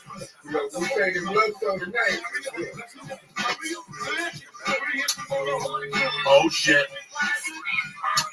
Oh, shit. It's called Bully Extracts. Good googly movie. I'm getting all itchy and shit. I'm about to go to acupuncture tomorrow. But you're here, you're living it, bitches. You understand me? You're running with Uncle Joey. Whether you going to eat edible or what are you going to do? Sure, you got edible. You got everything. And the world is yours, Lisa. Yeah. And Danny Brown without a frown. We've been waiting for tonight for fucking months, cocksuckers. And this is it. President's Day. It ain't shit on TV. This is your type of fucking night, cocksucker.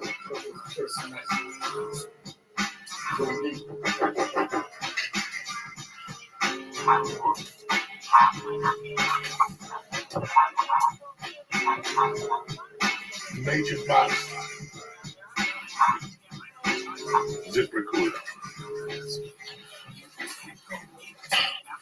beautiful night for a blunt, a bomb, a fucking landmine, whatever the fuck you want to do. Nature Bites and ZipRecruiter.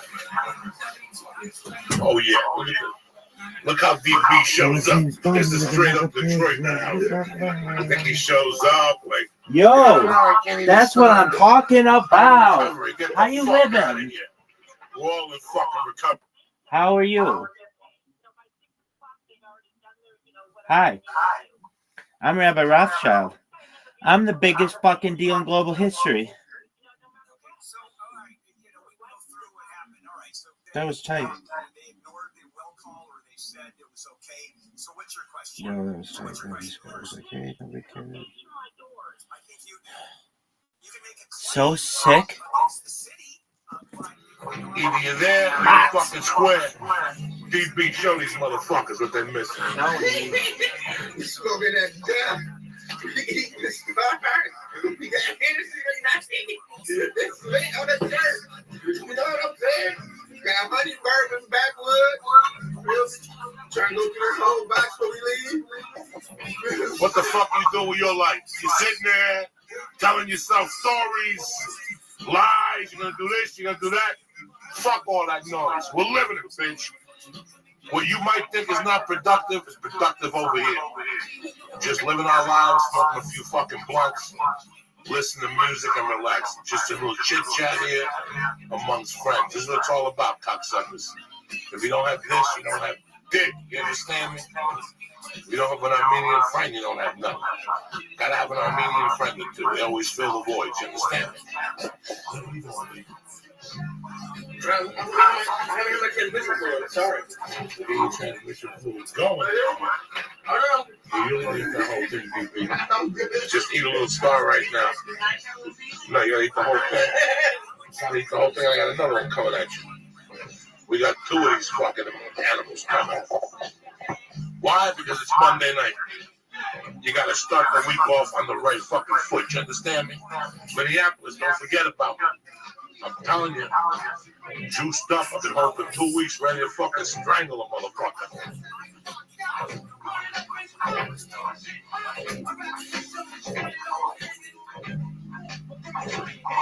The fucking think you're dealing with Joy Bananas? DB is in the house. I'm gonna break this motherfucker down.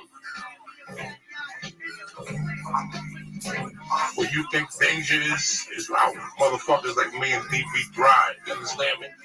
We do better when it's dangerous. That's our fucking world. This shit here is like picking up fucking turnips. Nothing happens. So get your notebooks too, cocksuckers. Because Uncle Joey's coming at you from all angles tonight. Tell him, DB. Shit. Hey, go, Lisa. What are you doing? Where's the other transmission fluid? Because he's just going to eat a star. That's good enough. That's all he needs tonight. You want to do a star? Smoke it or eat? Oh, you can't. She can't smoke?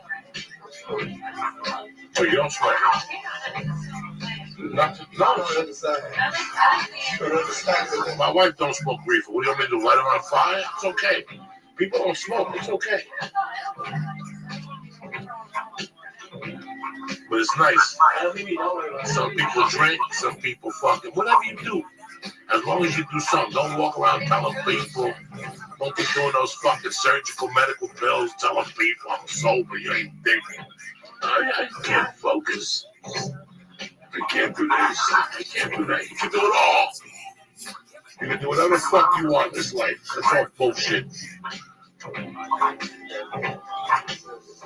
at those little Jewish kids. They eat peanuts. There's no peanut allergies over there in fucking Israel. Why?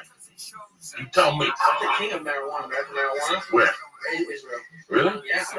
That's what all the research is about. You see what I'm saying? You learn something new every day.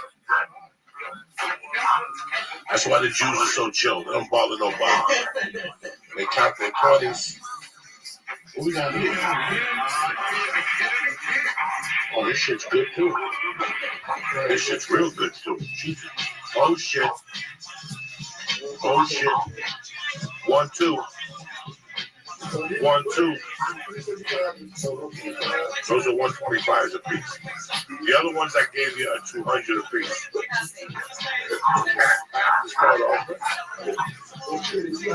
Then you see where the other one takes you. You got an 8 ball, you don't do the whole thing, right? Same thing. You do a couple bumps. See what the fuck's crack-a-lacking. You never fucking know. You can't do it. That's it. Break it. Take some time, but everybody's happy. Nobody dies of a fucking heart attack. And we all live to see another day. Isn't that the point of the fucking operation? Yes, it is. That's the point of the operation, people. Fuck yeah. Wu-Tang's out. What are you gonna do? You gonna show up with a firecracker or a fucking grenade? What do you want to do? You gonna show up with a firecracker or a fucking grenade? What are you gonna do? You tell me.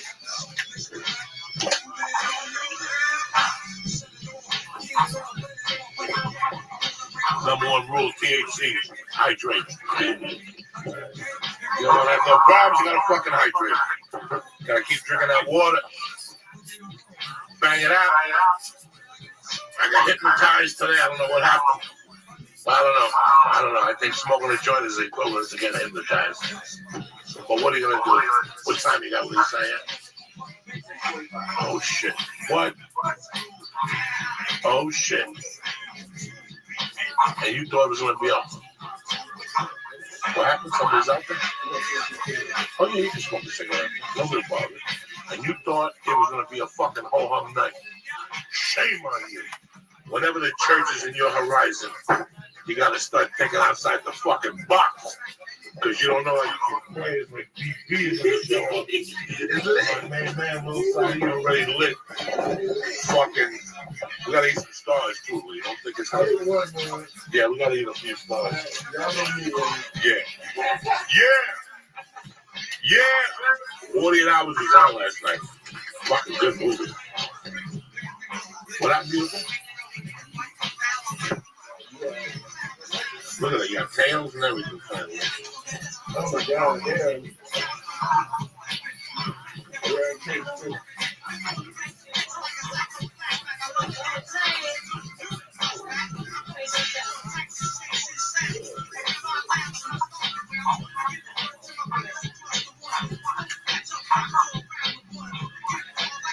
Like the candle leader, huh? You know, be superstitious and shit. Couple stars to add to the dilemma. You know what I'm saying? Listen, guys, if you're gonna fucking run, all right? If you're gonna dilly-dally, go hang out with dilly-dally. We don't fucking dilly-dally here. You understand me?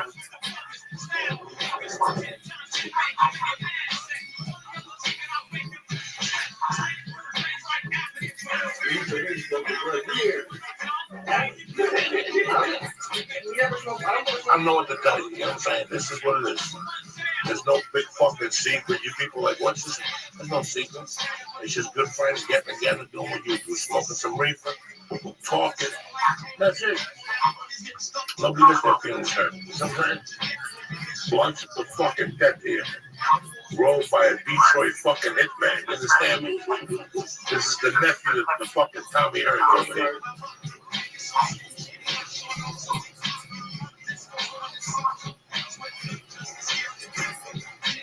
What are you fucking nuts? You're gonna sit there and look, spark it up.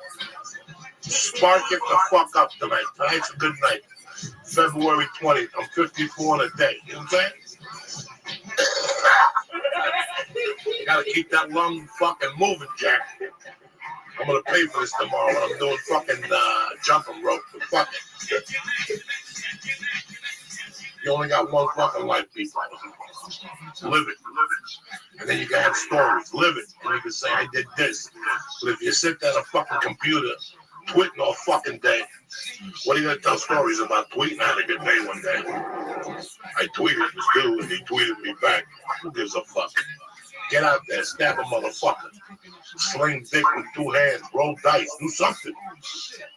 It's better than just fucking sitting there complaining all fucking day about society and What's Trump doing? What's Hillary gonna do now? Who gives a fuck? If you knew what you were gonna fucking do, you don't give a fuck about what Hillary's gonna do. She's worth $93 million. What do you give a fuck about Hillary? You people worry about the wrong fucking people. Get it together, cocksuckers. Anyway, old dirty bastards in there, this motherfucker. He's still alive though. He's dead. He died too, old dirty bastard. That crack got him.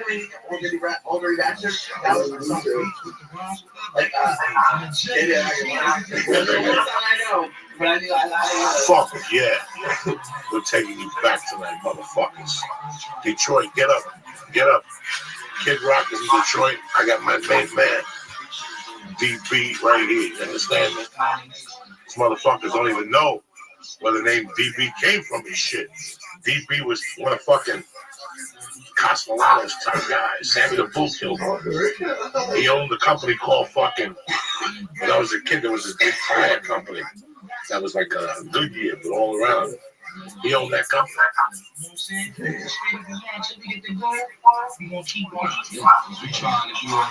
His name was Di Bernardo. That's why they called him DB. What do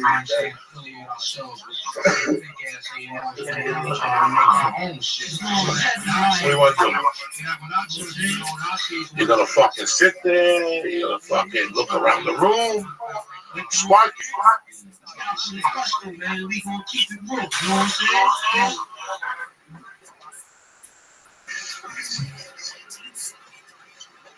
Oh my gosh.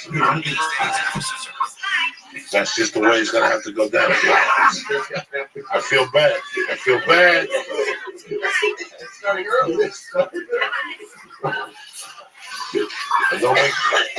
And Lee's been asking me, Joe, we're gonna do acid tonight. I really want to do some acid. I told him, Lee, we can't do it every fucking day. You understand? There's gotta be we gotta draw a line in the sand. It cannot be a party every fucking day. So we leave it up to Lee. He wants to see, oh, see another one. What is happening, dude? Who the fuck you think you're dealing with? You gotta use this burn this shit. Yeah, no. It just fucks my lungs, those things. I start coughing and shit.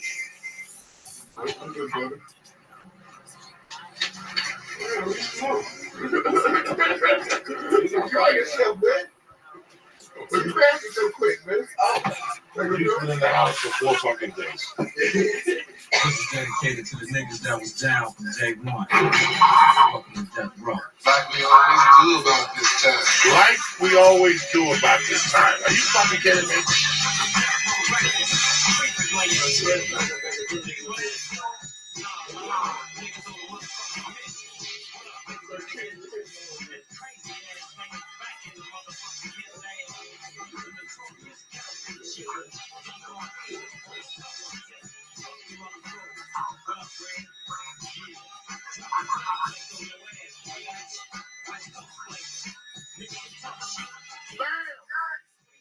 The chronic motherfuckers.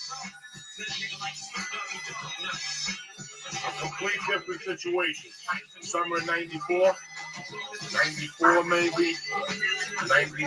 No. 93 maybe. This is it. G's up, O's down. If that bitch can't swim, look at his face. Look at Dr. Dre's face. I tell people on that day, Dr. Dre should have been president of the United States. On that day.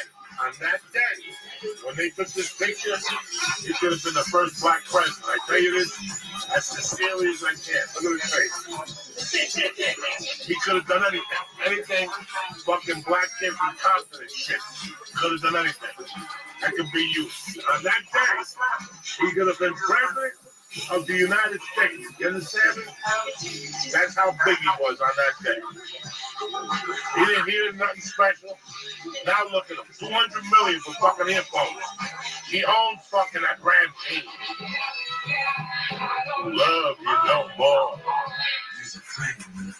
You's a penguin looking motherfucker. What? Hell yeah. Oh shit.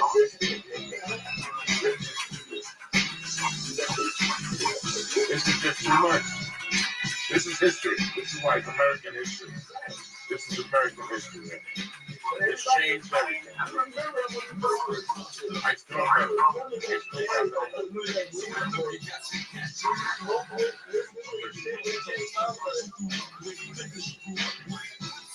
but an hour is an hour. Used to be my homie, used to be my ace. Now I wanna slap the taste out your mouth. Fucking me, not fucking you, little homie. What? Let's just ride. Just another homicide, yes, me, so I can talk home. Oh shit.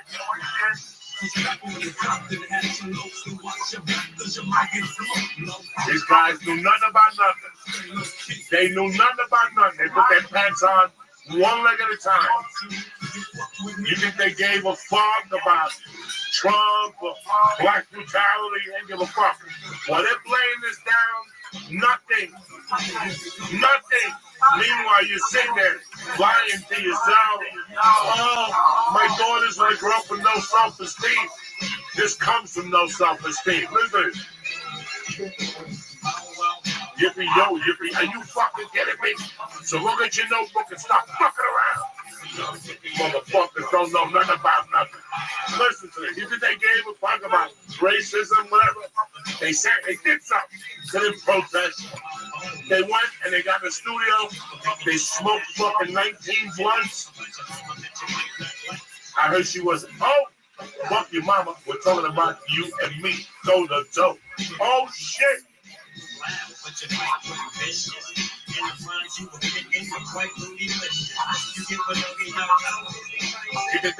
Yo, look who it is. Dog, we've been waiting for you. How you living, pimp? Yo, how are you? Dog, that sucks. I don't like that shit.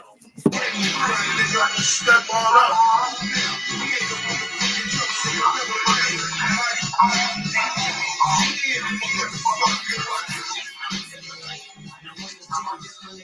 I'm a nicotine gun now. Stop. Because I used to handle it easy. What else? So my dick's got to fit.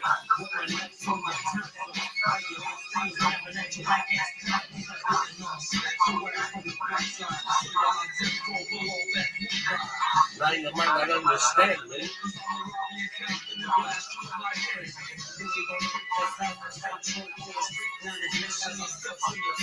Got it. Get it together, cocksuckers.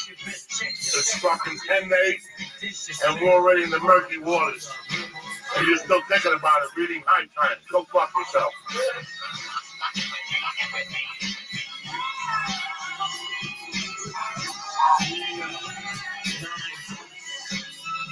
'95 was Biggie.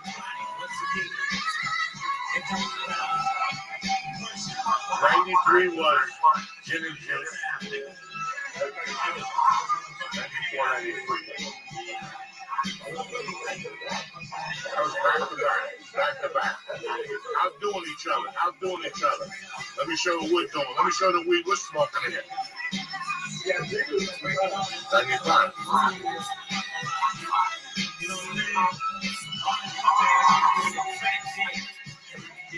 Easy eat, give me the big back there.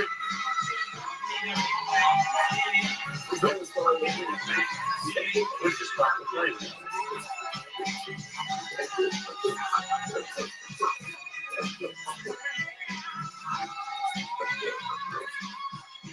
What do you want to do?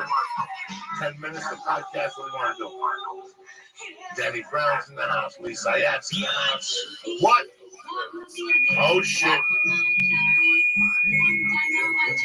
Here we go.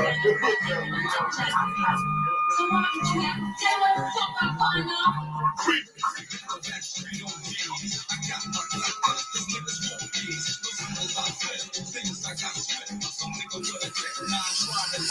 You wanna make noise. I'll make a phone call, my niggas coming like the Golly Boys. What?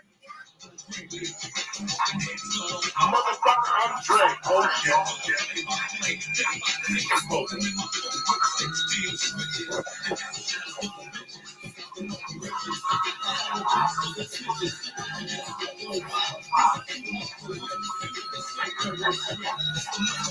see what I'm saying? This is fucking tremendous here.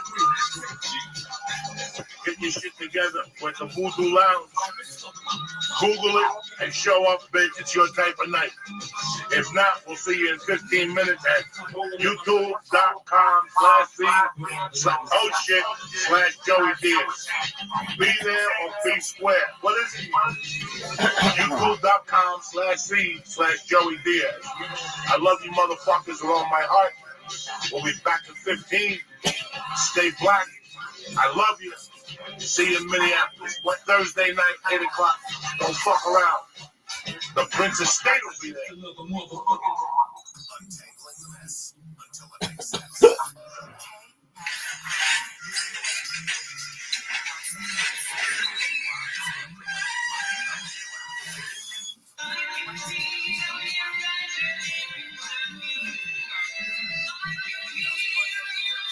Yeah, I think that's what it was. It's PCP.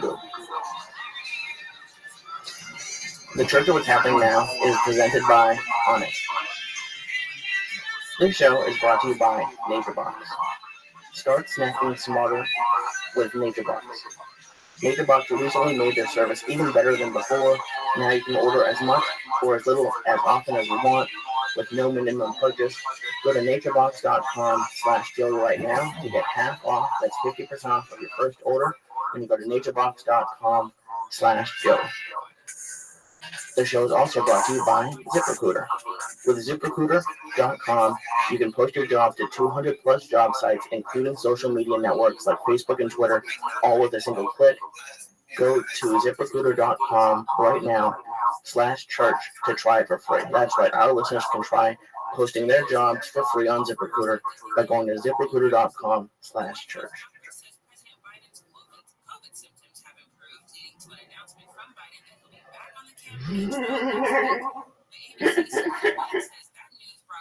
Oh shit. I tossed some time.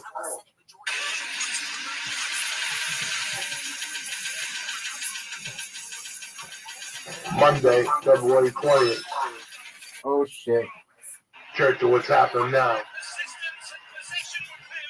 Proud to present my main man, Danny Brown, without a frown. That's right. What up, y'all? Lee Sayak. Kick that mule, Lee. That's right.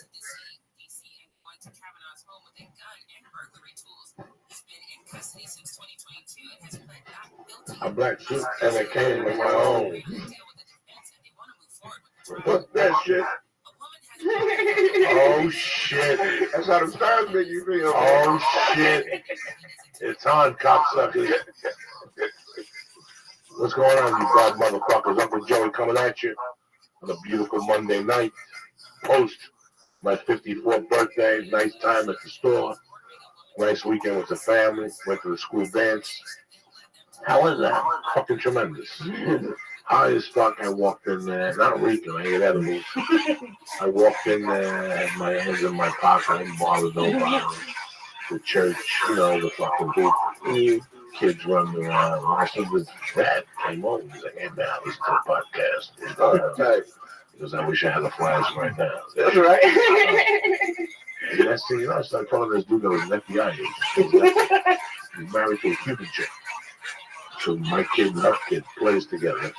So I started, my wife told me, she goes, if he comes over, you know, he's an FBI guy, he can't fucking, so you gotta be cool. But I talked to him for a long time, he was cool. We both went to the University of Colorado, and everything was fine. My daughter was fine till the fucking helium balloon went to the ceiling.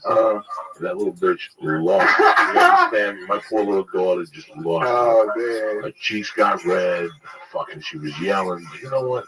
7:30, she's done anyway. She's done at 7:30. You have to give her time. Yeah. At one point, I grabbed her arm. I go, she came on. She goes, Daddy.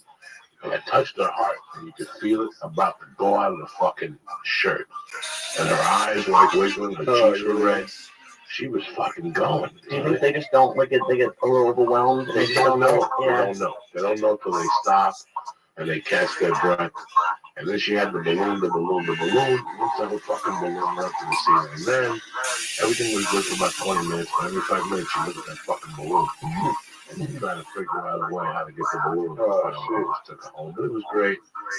I was in town. I had the opportunity to do that with her. Yeah, that's the most important thing. I gotta tell you something, man. It was the best part of my week. Yeah. All week I waited for Friday night for that fucking dance. It's as dumb as it fucking sounds. No, that's not dumb at all. Like you said, man. You don't do that type of shit, you're gonna get around, you know what I'm saying? Watch a while, you know what I'm saying? So you gotta spend time, especially, you know, with girls though. I think that's the most important thing about it. It's one thing, you know, we got boys, but girls, like, you know, they just look up to their dad way more than any other man. You know, you set the trait for whatever man they want to do with everything in their life. You know what I'm saying? The blueprint. It's the blueprint. It's to start with the dad. You know what I'm saying? So she follows me, guys. She's at a different age now where in 3 or 4 months I won't be smoking dope at the house no more. Yeah. I just know it because she watches my hands. She knows I go outside. Yeah, she knows that. You can't have too much of them. No, they're way smarter than we think they are. So I don't want her to smell it. Mm-hmm. I don't want her to see it. That was the thing with me. From the time I remember, man, my mom smoked weed from the time I remember. I remember just coming home from school, just loving that smell. To be honest, like, damn, they always make you hungry. You know, it's so weird how moms have changed, how we judge our moms. Maybe my mom did smoke weed, but she covered a lot of the bases that people don't get covered today. Oh, yeah, facts. With their children. A lot of people don't cover those bases. My mom smoked weed and she covered certain bases that there's times I'm pissed at her for covering those bases at that age because it gives you that peek behind the curtain and the element of surprise. But at the same time, she covered a lot of good bases and she smoked weed. You know, she smoked weed. I had a godfather who really enjoyed weed. You see a motherfucker who just smokes weed. Yeah, I'm sure and that's a party for him. That's like pretty much my whole family. My whole family just, we pretty much a drug. You know, like my uncle always did. My aunt was a crazy drinker. You know what I'm saying? But she got to slow down now because she started having, like, you know, trouble and shit. But for the most part, my uncle always like did heroin and shit. Like, he was like heroin since he was like 16. You know, so yeah, that and like, I don't know, but smoking weed, so that was always like the last of the So, like, what age do you remember seeing people smoke weed? 5. I can't remember that. My godfather would pick me up. A time me not smelling it. Like, it always just my house just smell like weed all the time. Like, no, I remember being like 5 and going with my godfather to a movie theater, and before the movie, we pull over on the street. And the whole thing with the Daily News, with the brown envelope, and I'd be sitting there going, why is this motherfucker over his own cigarettes? We could just go to the fucking store and buy a pack. And then we would smoke it. From being at my mom's bar, I knew it wasn't cigarettes regular people smoke. You know, you figure it out. You know that's it. That's not that. And then his eyes would get red, but he would get really fucking giggly and shit. And he was a Spanish dude that was probably in his early 30s. His English was very broken, but he always had like a white girlfriend. And after the movie theater, we'd go back to her house, and they'd smoke again. Like, she'd be giggling, hey, and you know, it was the late 60s, early 70s. Everybody got high. So I'd go over there, and they'd smoke again in front of me, and they'd get giggly. And I just make like a mental note. Don't smoke that shit. It'll make you fucking giggly, you know. And then I would go home and see my mom and my babysitter smoke. Oh, shit. I have I'm same situation. I'm kind of like the same situation. That's how I knew, but I didn't say nothing to nobody. Like, I didn't say nothing to nobody. And then when you get to kindergarten, they take you to the police station in New York. And they fucking fingerprint you. No, we didn't do that type of shit.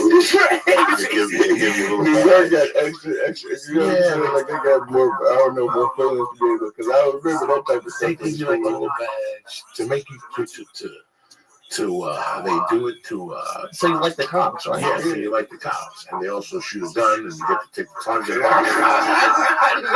But it's funny, I asked the fucking cop, like, officer, sometimes I'm walking down the street and I smell funny stuff. And he was like, that's marijuana. So I always knew from the cop that my mother and my godfather was smoking, but I never said nothing. It's not like I went out in the street and said nothing. So one day my mom sat me down and she goes, this is marijuana. It gets you fucked up. See, I never even had that conversation. Yeah, we had that conversation. My conversation came, I remember when I started smoking weed. I feel like I started smoking weed on the regular pipe, regularly, probably around like 14, 15. So, and I remember every time my mom probably didn't have weed or something, and I come in the house smelling like weed, and she'd be like, you better share that shit. You know what I'm saying? So that's how our weed conversation started. And then, I just started smoking with my mom in high school. Like, about it. About it. That's still cool. Yeah, my mom's living with me, actually. I just bought her house actually, though. So she's about to get ready to move. She don't know it yet, though. She's about to get a body there. Where is she now? I mean, we still live in Michigan. But is she a bad neighbor? No, she live in me. She live in my house. I live in, well, what neighborhood did you come from originally? No, from me, I came from Linwood, born and raised, like west side of Detroit. Then we moved to the east side of Detroit. How was that? The west side of Detroit, to me, I liked it more because it was more about I guess better. It's more like suburban, I felt like, Like then when I moved to the east side, it was like gangs and shit like that. Like the west side was all about like you was the cool kid if you dress nice. Then you go to the east side, you the cool kid if you know how to fight.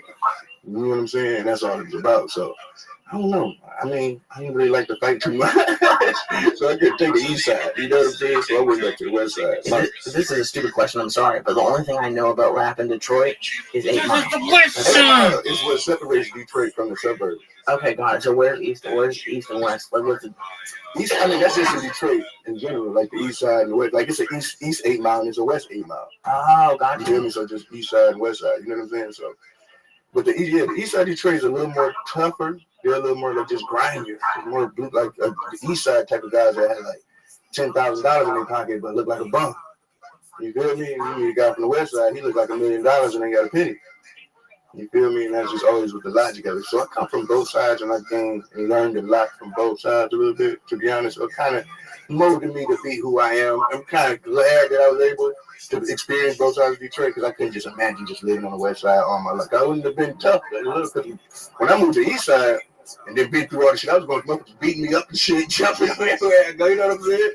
So by the time I moved back to the motherfucking west side, I felt like them niggas was soft. Like everybody was like, it felt a little soft. And I wasn't really trying to be tough. And I wanted to dress and just be fresh like them too. Just all about going shopping. We just always wanted to have new sneakers. Just go get the Jordans, like shit like that. So I didn't want to be on that. Niggas on the east side they was already breaking houses. And like I'm talking about just like middle school though, like 14, 15, you know what I'm saying? Like cause I went to elementary school on the west side, and my mom's moved to the east side in middle school. When we moved over there, like I said, it was like gangs and shit. And I don't know, it was kind of weird. Because I guess that was a phase in the 90s, if you think about it, once that whole blood and Crip shit probably like went. Because I bet you that shit probably happened like in a lot of different cities. Where it's like, because that shit is like real out there. That's real origin. But then they was faking it out there. But people really lost their lives and shit with that shit. Like, it was like fake Bloods and Crips. Like 2 people got killed. It wasn't no more game hanging out. Crazy. They stopped game hanging. That was not, you can't find a Blood and Crips in Detroit. Let me simplify this because I know you did some time. I knew nothing about that world until I did time. Yeah. And then when I started doing time, I became very tight with a Crip because at that time, the mid '80s. Remember that dude? What's a documentary of the dude who brought coke into Compton? Rick Ross, whatever. So for some reason in those days, the people who were bringing coke to Colorado to the urban communities, the black communities, the Valley, downtown Denver. There was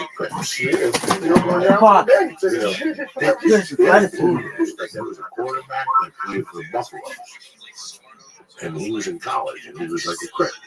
So on the weekends, he would drive to LA, pick up coke, to bring to Boulder. But this kid, I did time with this Torrey kid, we became tight. We would hit each other's cells every night talking shit. It listen to Too Short. You know, That's right. And it was very interesting. It was very interesting to me. When I joined it, I'm not dead. I'm not dead. But the way he I put think, it, see, that's what they would see. That shit was like they born and put it at born into it. So it's like you have like you don't know nothing else. Like this is what it is. So like you say out there, it was fake. But people really went to jail or did dumb shit. They probably regret doing it. You know what I'm saying? People lost their lives. I remember that shit. And it was kind of wild over there for a minute. You ever watch those gangland shows? I love that shit. I love America's Most Evil. That's my favorite show right there. When you see those kids on MSNBC, Saturday late night, you come back and doing the show, you scrolling through your watch some jail shows and shit. Jail shows. Some of them be a little fake to me. You know, some of them seem weird. Do they really? Some of them seem weird because they're too calm. When I was in jail, I wouldn't, and the camera came in there. I don't know how I would. I mean, I know you can so bored in there. I probably acted a goddamn fool. Well, I mean, that's how you do it. And just coming from like, when I think about it, I do that to have a revelation. I probably would act a goddamn fool. You be so goddamn bored, you just wait on anything. I remember it was a point in time, like I was on one floor, and you could like look out the window to our floor, and you could see the girl prison floor too. So we would just look at the floor, and just show her titties and shit, jerking off in the window, and shit. Motherfuckers got caught, sent to other floors and shit, but you always wanted to go to that floor and you could look and see the bitches from the window. It's like in our county, Wayne County Jail, it's like the male prison, like right there. So you can get on this one floor, you can see this is one window. So you're like, how much time did you do? I did 8 months to the county. Yeah, but I was the dumbest ever because I got angry when you got arrested. Like maybe 19 for my first case. I called it distribution and manufacturing. The dumbest shit ever. And that's crack. No, weed. I sold crack forever. That was the worst part of it. It never got in trouble. We used to get. I was selling crack like it started for me like this normal shit. Like I say, hanging out, trying to be cool, just doing too much, and just caring more about being fresh and actually caring about clothes. I mean, and actually caring about school and stuff. You know. Hey, and then I just hanging out with the wrong crowd. I guess I don't know. I can't say it's the wrong crowd because it's impressionable as a kid. were you like, what was it like when you went to prison? Like, even like when you just found out, Joey said he was. Oh, really? That's what I'm saying. I gotta get to this story to get to that point. You know what I'm saying? So with me, it was like one day my homeboy was like, fuck it, you know, he had came into some money, so he was trying to, flip his money a little bit, So fuck the school shit, I'm about to get some work. He about to put it down. You want to fuck with me? You want to do something? So we got like this apartment building. You know what I'm saying? And I was terrified. Like I think I was like 17, 18 maybe. So you telling me pretty much I'm about to run my own crack house pretty much. Because you're not about to be around. You just putting the money up to do it. You feel me? So I'm the one that sit there all the time. So we get the apartment, end up finding a place where the landlord was like a crackhead.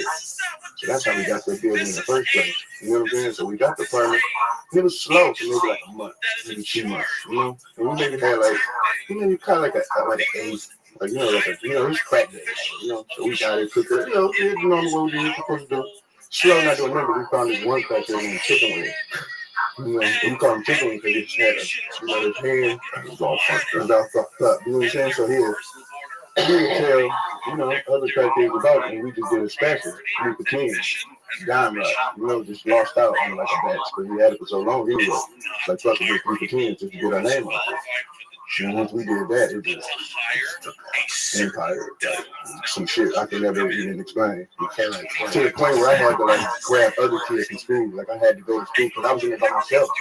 And me and with guns. And I remember one night, I've been so long, I got punked for a little bit, I guess. I remember one night waking up late and I just, woke up and, knocked on the door, just serving the lady. And I had the gun just right there, on the table. She's like, you better watch yourself for it. I was asleep on the floor, and I thought about that. Like, damn, she could have just put that pistol. You know what I'm saying? Took the whole shit. You know what I'm saying? So ever since then, I was a little more tighter. So then I ended up starting going back to school and shit and recruited a couple more homies. And then we started off like that. And we ran that spot for about a good, maybe 2 years. Like 2 years selling crack like this. Like they became no idea. They became millionaires. Like me, I never had the mindset of a drug dealer. I never thought about that shit. So I was just getting my money and just buying clothes and just spending it on just random shit. I didn't even realize how much money I was even making. To the point when I recruited other motherfuckers and I looked in 2 weeks, they was buying cars, putting rims on them, getting apartments, and how, you know what I'm saying? I wasn't even thinking on that level, you know? I was just spending my money just, partying. I see you got an ounce of coke, 28 grams. Mm-hmm. You paid 800 for it.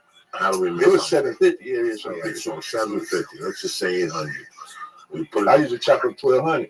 So I chop up 1,200 in stone, which I'm an ounce of crack. All right, let's say we have an ounce of coke. I like turning it into crack. You got to go get it cooked. You know what I'm saying? So you got to find a special cook, which is like, I fuck with my uncle, but my homie, he's a fucking one to, and so you want the special guy who could bring your shit back a little extra. You know I took it back where it could bring some extras. Right. And sometimes trying to bring it back extra end up fucking up the whole batch. Right. Because I remember so many times having the fucked up batch and that motherfucker slow. You can't get that shit. I mean, one time we had some motherfucker, he had the coke in his girl purse, and it was around her perfume. And the perfume was something absorbing his coke, and then when he cooked it up, it was fucked up. When he trying to say, calling that shit Michael Jordan cologne. That's when the Michael Jordan cologne just came out. So we said we trying to sell a Michael Jordan cologne. We got an ounce of powder, which is 28 grams. What am I looking for to get back from that? When I'm in the crack world. In the crack world, like I said, with me, it's breaking it down, that's all you got is an ounce. You can't do nothing but try to sell that in stones. You can sell that 8 bars, you know what I'm saying? No, but I would take it. All right, I had a buddy. So you take that, I had a buddy who I give him $8,500, and he gave me back 11 ounces of coke. That were beautiful, fucking beautiful. We take 1 ounce out of the gold, and we throw fucking 4 in there, and he do this fucking thing, and he put it in the oven, aluminum foil around it, and he took it out. And it was still an inch. He called it re-rocking. Yeah. And he would take an inch. It was an inch thick. And then we would break it. And he'd take the walls off. And that's what we would snort, like fucking around the walls, so they wouldn't see the walls on it. Mm-hmm. And if you pick up the rocks, you could still see the shine. Yeah. So that was his chemical breakdown for it. It was still great coke. It was great coke. Nobody knew. I would take it to Colorado. But I had friends who were in the crack business, and they told me they'd get a paint can and put 4 ounces of coke in there and put like turpentine. Something. This is 85. This is the shit they were serving up at 85. Okay. And you get 4 ounces or 2 ounces of that crack, and you break it up into, $10 stones. Mm-hmm. Yeah, and we'd make, 3,000 a day off. See, that's what it was with me. I was getting, like I said, I get at my max, because it started off with just me getting 8 bar. You know what I'm saying? I get an 8 bar, which I think you give me 3.5. Yeah, so I supposed to give them 100 back. You know what I'm saying? So I chop up 15. So 150, make 50 off it. Usually we try to double, but we want the biggest homes because there was more apartments in that building. Told you the landlord was a crackhead. Right. So now, New Jack City. Yeah, it's like fucking New Jack City. So you know it now. It's like 3 apartments in there. You know what I'm saying? Just fucking work and give the guy fucking 20. Yeah, so now, coke, right? so if he gives me an 8 bar, and I had to chop up 15 songs. I give him my police. Like I said, I remember one time I feel like somebody had knocked on the door because we had 2. It was like to the point we had 2 apartments, like an apartment building across from each other, and we kept to work in that one. And we do that. And I remember just going in the hallway, and in that time, like selling like 3 8 bars in stones. Like before they even chopped up, like just before I even went back into the other one, just from motherfuckers coming in the hallway. That's how crazy. This was like late 90s, so like 98, 99. That had to be the end of the crack era though. Because no one, I feel like there's no new crackheads now. Like no one just thinks right now. Like, no, they're doing other crack. People still smoking crack, but I guarantee they go home. I want to try crack. It's listen, 85 in New York City. You can make a right turn off of Main Street. Let me give you an example. Let's say you were driving on Broadway on 181st Street, and you made a right turn within 2 blocks. 2 blocks. Like within a block, you see motherfuckers in the corner just looking at you weird. And they're the ones that don't tell you nothing. They want you to come up to them and ask them for directions. And you go, what are you looking for? And they're like, I'm looking to get high. What do you need? I got it right now. But if you went down another block, the more you went away from that, you looked at the savages. They're the ones that run up to your car and hold your fucking your rearview mirror. What's up? What's up? What's up? What's up? What's up? Let me get motherfucking 2 ounces of coke. Yo, Flacco, come on over here. Let me see the cash. You ain't a cop, right? No, I ain't a cop. Let's do this shit. Bam. When you come on the block from now on, ask for Danny B. I'm here all day from 12 to 12. Lee, it was a business that was being run on the street. And there was 10 motherfuckers on the same street fighting for the same nickel. And guess what? They would all go home with pockets fat. And do the cops just not care? Do they not know? Are they? They know. You play that game. It's just part of the game. They coming. They gonna come one day. You gonna get caught one day. One day you gonna beat them. One day it's just a part of the game. You know. See, but it's not a game though. But every day you're not thinking about that. Like that was just not nothing. See, I'm just thinking about the money. You're not even there anymore, Danny, and I'm worried for you. Like it just. That's scary. I'm so away from that life. I'm away. I'm 36 years old, about to be in March. You know what I'm saying? So I'm so far that we're talking about 98, 99, like back in that, like that shit was so fucked up. But anyway, like that shit got fucked over. Like you're saying, we end up being those savages on the block. So we ain't had that apartment no more. And those savages were just those guys never had dick, and now they're given an opportunity to make 300 cash a day. They don't even go home. Those dudes don't even go home because they ain't nothing at home but a fan on the floor. Why go home? I'll stay out here all fucking that's how it is. That's how it is. You don't go home because you might miss the white dude that comes over with $100,000 that comes over to get coke for his whole neighborhood or weed for his whole neighborhood. Because then after a while, you become the guy who leaves. I don't like going into the city. I'm scared. Okay, no problem. Those $20 bags you like, they became 40. Because now you're going into the city. You became friends with Danny. Yeah. And as soon as Danny sees you on the block, you page him before you come over. He's out there waiting for you. What is it about? Guess what? Nobody will say a fucking word to you on that street. Nobody will try to rob you on that street. No, you'll get, if you have a lot on you, somebody will get in the car and follow you to that fucking bridge. It's amazing how much they protect you because you are their livelihood. Danny's not going to call me and go, Joey, wait on the corner for a Volkswagen with a short little Jew in there and hit him in the head with a stick and take the drugs. There's no money in that. They want you to keep coming back. It's such a weird. It's a business. It's fucking business. That's all it is. There's no other way to break it down. Well, we did in 85. But the fucked up part about it is that, like, me, like I said, I all that savage, like, I didn't never get caught. No trouble, like you said, no police. I didn't go to jail for that. I went to jail for weed. That's what got me locked up, was selling weed. But I'm gonna tell you why. Because when you sell crack, it's so sketchy and it's so, you know, it's a real world. We know what you're dealing with when you fucking with that type of shit. You know what you're involved with. With weed, it's your homies. It's weed. He trying to come over here and buy a bag. You know, they putting up the music loud. You know what I'm saying? Everybody they coming over wild time. You know, crack is discreet. Everything was, even though we had this apartment building, it was still like, even when we used to get raided, it was a time we was getting raided like 2 times a week, but no one would never get caught because they had to get buzzed in to get into the apartment building. And who else can buzz them in but a crackhead or a person selling crack? So once they come, they at least out there 5 minutes before they even get in to even try to break the door. Because the door was so, it was like not that type of door you can hit with the shit that's going to open. And we would just run straight up. We would just leave out the apartment, run straight on the roof. And go out like the chimney and just sit on top of the chimney. You couldn't get us. We had an ounce of weed up there. We just go up there, roll some blunts up, smoke till they leave, come back down, pay a crackhead to clean the motherfucker up, back up in the next 2 hours. You feel what I'm saying? That was the rules. That was the way it was. It was fun though. I should say I would do it all over again. I hate to say it. But see, I used to go down blocks that were fucking savages, like in the late 80s in New York. See, that's a The different Cuban thing. refugees came. That's different thing. When those Marielitos came, you know, they were black, they were fucking Cuban, and they would sit on that street and run after you. But when I got to San Francisco, the Cubans were selling weed on, coke and weed on the street. And I told them, I said, guys, you're going to get nailed every fucking day. Go down the corner and put a dice game up there. Put a dice game up there. And they looked at me all weird, the same way you did.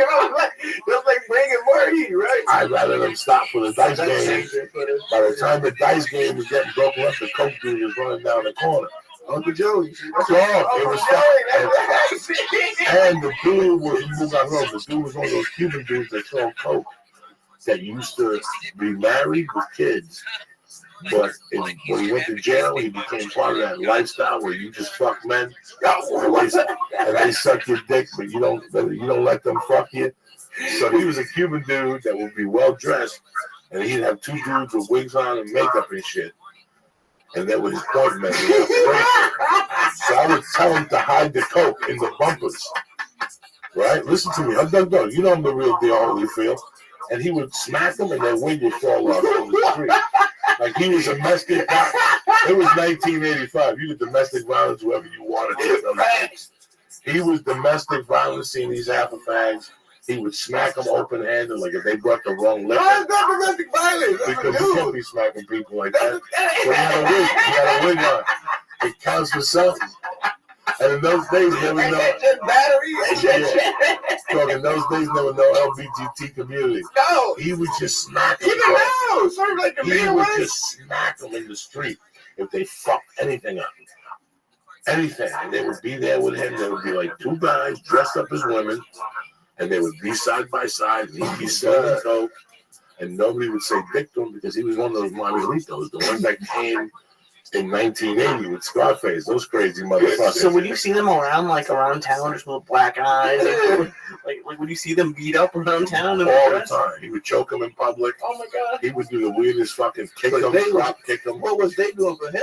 He had an apartment where they both lived, and he would take them up in the daytime and give them dick, pay for the bill, and they would hide his drugs. Everybody knew that his drugs were hidden upstairs in these two gay dudes' apartment. This was fucking nuts. This was fucking the street of nuts. But I bet I could, in some sense, but I bet you they could hold water more than a female in that certain situation. I could trust a man to hold my work instead of a woman. He would travel with them too. He would take them to Miami to pick up the blow. He would travel with them like they were fucking. I guess that was his logic. I'm trying to take him out. You know what I'm saying? It's fucking crazy. When you walked in there, you said something, and I've been dying to ask you, what is a fucking mixtape? That's how fucking old I am. Break it down for Uncle Joey. What's a mixtape? In art, I guess a mixtape would just be, and back in the day, it would be you would take other people's beats. It's just freestyle, right, bro? Because you didn't have that good of production as accessible to you. You know, so you've taken whatever the top industry beats is, and if you can do it as good as an industry rapper, at that point, it will show how good you is, you know? So making a mixtape was a good point to show how good you was in the rapper, like maybe early 2000s. You do me a favor, play OPP for a second. You on with OPP? I just want to ask you a question. I just want to learn something. Stretch, naughty by nature. I just went to, when I go to Edgewater, I stay in Edgewater. When I go to Jersey, when I do New York, yeah, Stretch, Jersey, right there. Yeah. I see him, man. He don't live in the hood no more. He lives in Edgewater. What? Now, who is he paying? Other people's property. This song is talking about fucking other niggas' bitches. Oh, no. I'm not talking about that. Oh, I hear Michael Jackson. Oh. Is this a mixtape right here? No, this is an album. No, I know this is an album. They had to clear that sample. Now, how much they paid for that shit? A lot of fucking money. That's why that song was a big hit. They paid it. I bet he probably even make no money off this song. That's a commercial. That's what I call it. When you use a fucking sample that is so expensive that you're not even gonna be able to clear no money, or even like if you use it like me, like with my last album, I like use the part from Jay-Z and Kanye songs. Dip, where I say, "Don't let me enter my zone." And just off that alone, I don't even own that record no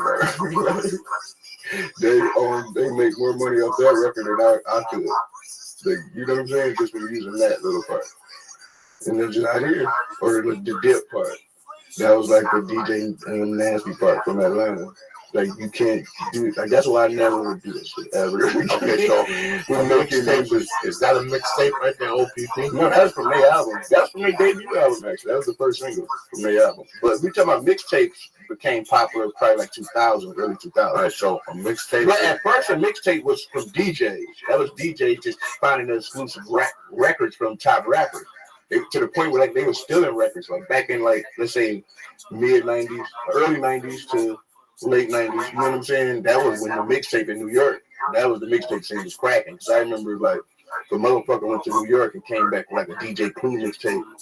And they would, you know what I'm saying, come back and you would hear that shit. It would have shit on there that you could never, this is before the internet.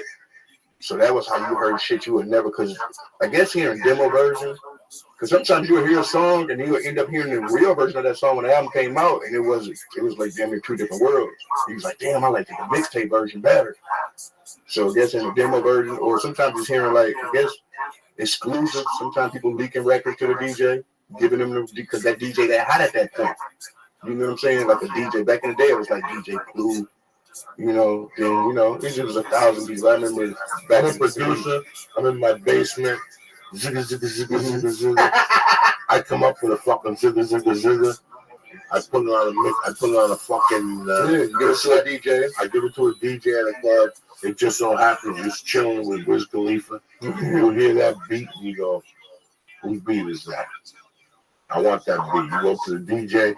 Who gets paid here? Nobody gets at this point, man. Ain't no money in rap music.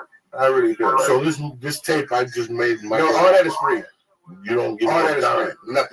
Nothing. With mixtapes, we're talking all free world. I mean, you're using other people's music. No, it's my music. I know my bass. Still, like with me, my first album that you consider to be my first album, which was Triple X, which you know, it was considered to be a mixtape when it came out because it was free. But it was an album to me when I was making it. I was making an album. You know, I had just signed my first deal with an indie label, Fools Gold. So I was making an album. I wasn't thinking about making a mixtape. Who paid you? They signed me when I signed. I got a signing bonus, and that's it. I didn't even get a budget for this record. For that record, I didn't even have a budget for it. Crazy fucking world, bro. Like I had a friend that just was cool enough to just like he worked at a studio, and if I just pay him like a good ass studio, if I just pay him, then he would stay late hours and just let me record. So I would have to go to his studio maybe like 2 a.m. and record all the way to 6. So I recorded that album that I'm talking about in like 4 sessions, maybe. Like, you know, like mix and master everything, turned in because I mean I wrote it for them in like a year though. Like that's why I fucking relate to comedy so much in some sense. Because I'm more of a writer, I think, than anything. I just rap because I think that was just what I was around. But I think the writing part is what I love the most. You know, just being up late night and writing some shit and just singing it to myself like this some shit. And then once I record it and put it out and then seeing all the, you know, the reviews and shit I get back and be like, oh yeah, I was right. You know, I knew all that hard work I put in writing and fucking every night sitting with this shit, rewriting and recording it, re-recording, you know. So I like the writing part. I hate sitting in the studio. That's the one part I hate.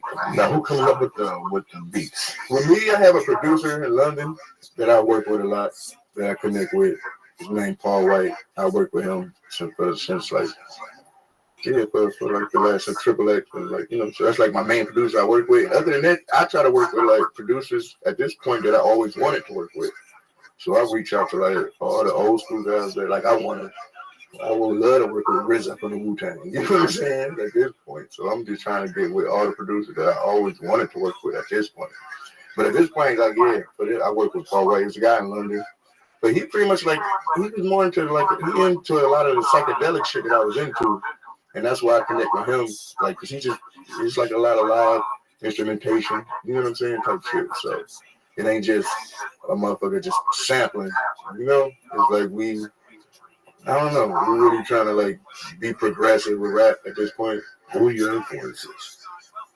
The rap or in general? In general, music. Yeah, like in general, man, I would say like fucking like Nas as rap, like rap music, tremendous. Nas is like, that's what I always like looked up to, because I just looked at that like the great story of like, I don't know, of what a rapper's supposed to be. Like, I always say like a rapper can't be made. Like every day a motherfucker say I want to be a rapper. I never had that conversation with myself. Rappers are born. You know what I'm saying? I was in kindergarten. I was in show and tell. I ain't had nothing to show or tell. I ain't know. And I just said a rap randomly. And the class was lit. The class was like, that shit's dope. Can I ask you a question, Danny? I was thinking about this, and it's... I just can't rap it. I swear, that's how I started rapping. Kindergarten. I was thinking about this the other day. A lot of like musicians and like when you think of guys, you don't really think of singing being like a very like manly activity. And I know rapping isn't technically really always singing, but like I don't know, is it like tough? Is it manly to be a singer? Like, some of the best singers weren't even good singers though. Okay. You feel me?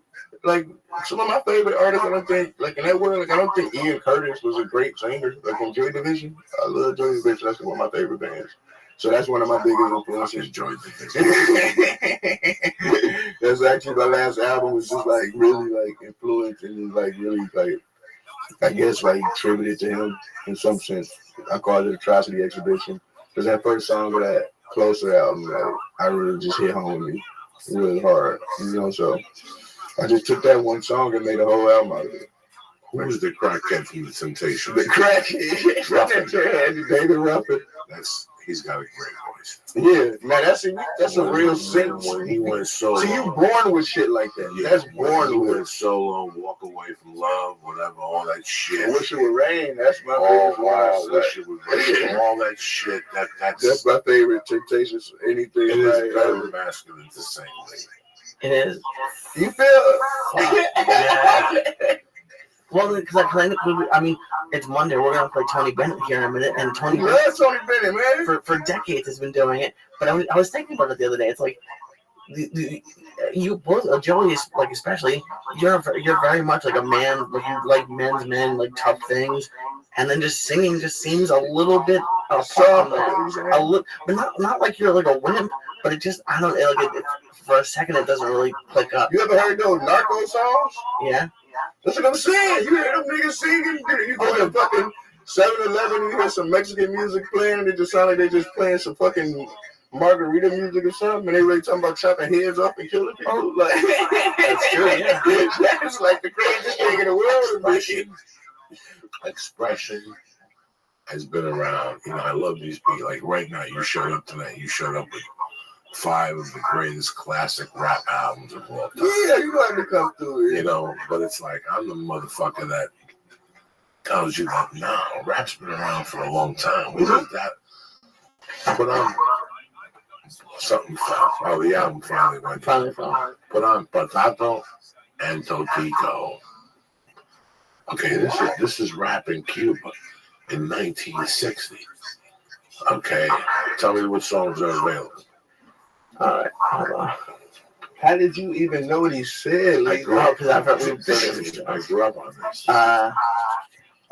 You like this one, Agua Que Pasa, and El Cajon? Yeah. Cajon. That's the one. He's talking over conga drums. Okay? This sounds like Narcos already. Yeah. I'm still waiting for somebody to buy the rights to this and rap over this. I mean, it's easy called.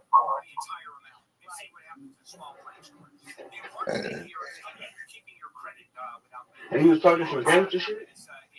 He's talking about his fucking neighborhood, though. He's talking about Hilda. And Hilda told him.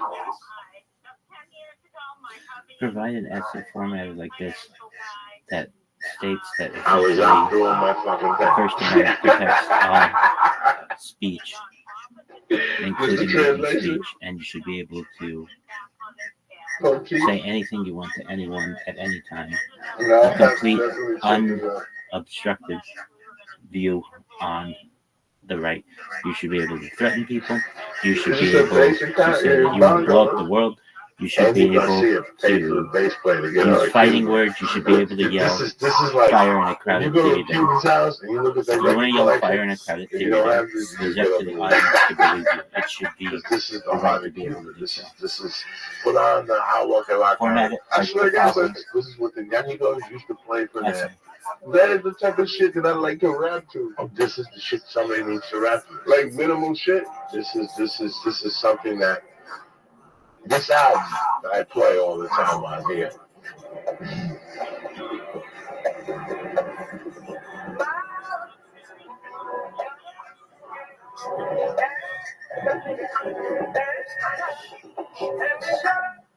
It's not like a lot of rap musicians. This is the beginning of month. Yo, what's going on, Sam? You pimp? How you living, baby?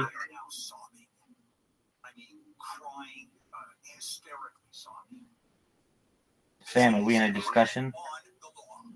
How you living, dog? Hello? Sam. Cal Fire says there have been several lightning strikes around the state the past week.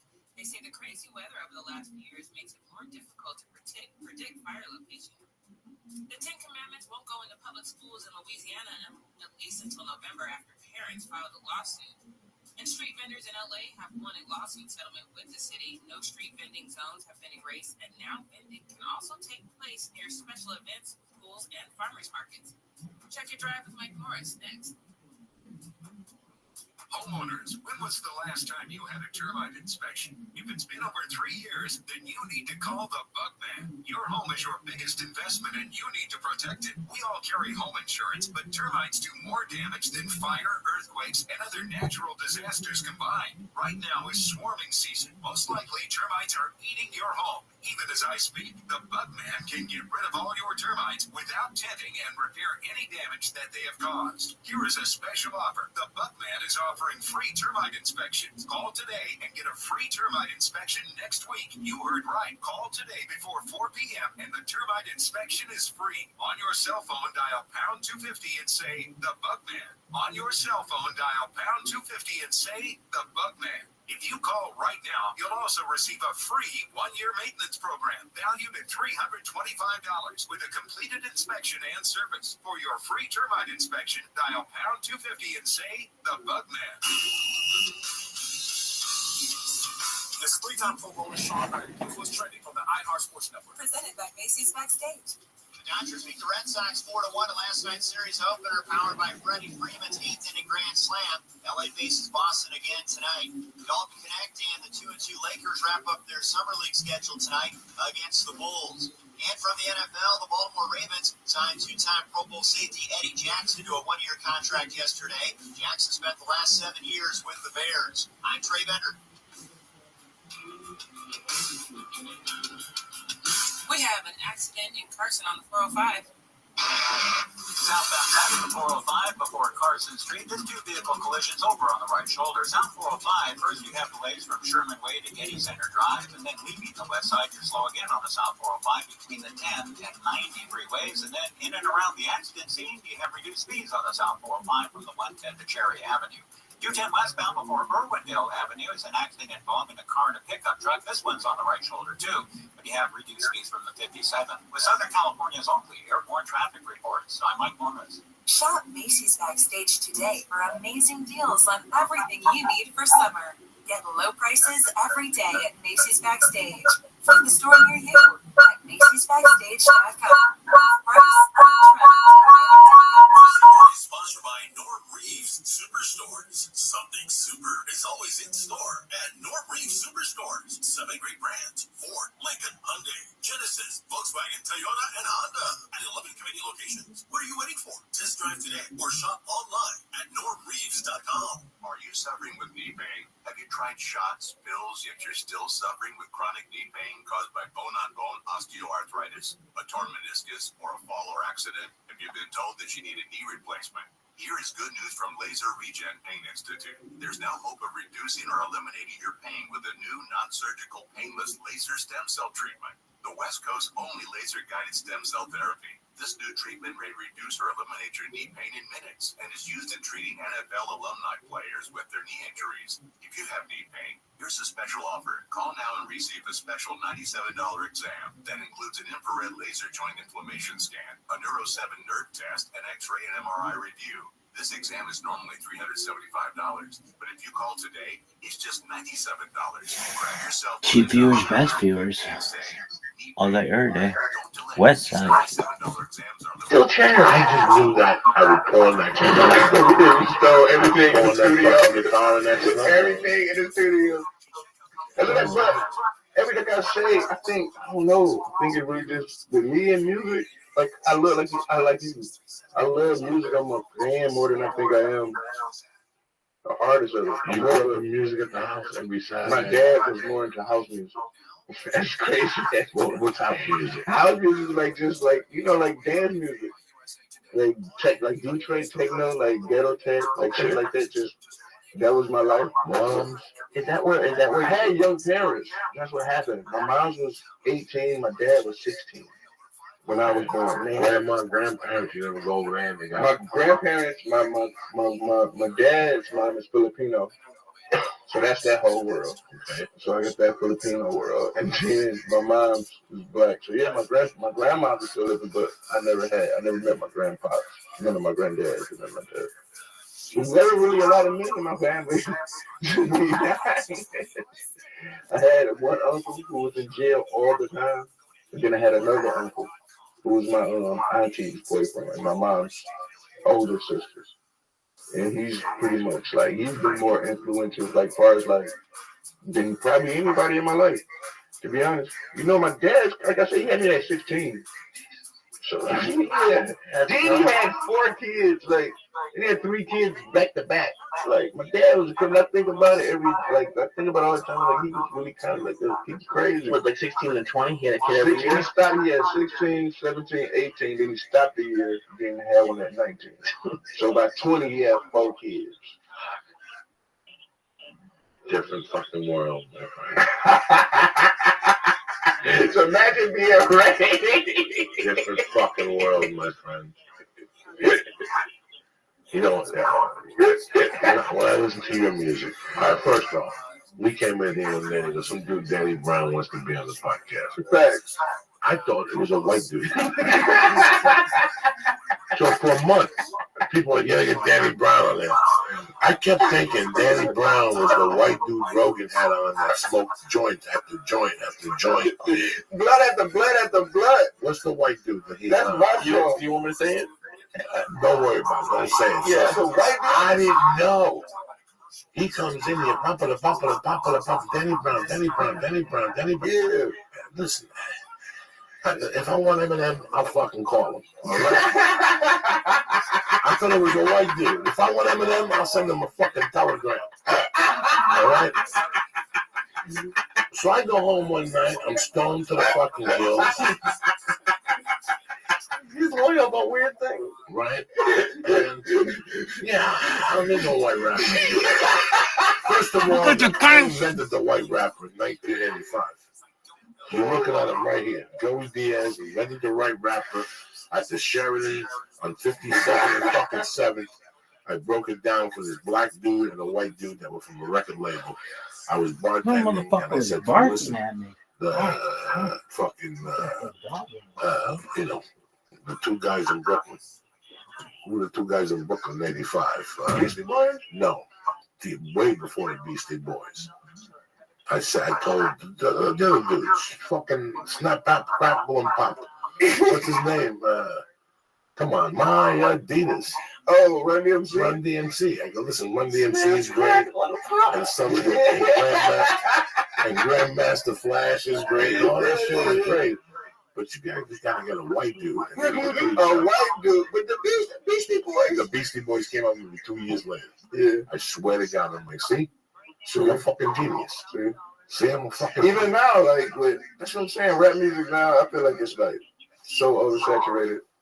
I can't even see how people can make money in it at this point. There's so many rappers. Like, especially with the internet, which is a great thing, to be honest. It's a great thing. Yeah, I saw a video about this rapper yesterday, and it blew my mind. There's this guy Chance the Rapper. Yeah, Chance. I don't know anything about him. Just ever since I got in the podcast, I don't listen to music anymore. Chance is on the Grammys, man. He's fucking huge. He was on the Grammys. He did for the White House. Saturday Night Live twice, and he doesn't charge for any of his music. He don't have a record deal. He just so what he did his own festival where like 50,000 people came, and he just charges for that stuff. Just internet. That's crazy. It's a whole new world. You know, I still come from that era. Like I say, I've been trying to do it since the late 90s. So I come from a whole different era, you know, of how to do it. But these kids, yeah, it's a whole different world with them. Like me, I always wanted to be on an independent label, kind of, because I knew I had a freedom I wanted to do with my music that I couldn't do on a major label.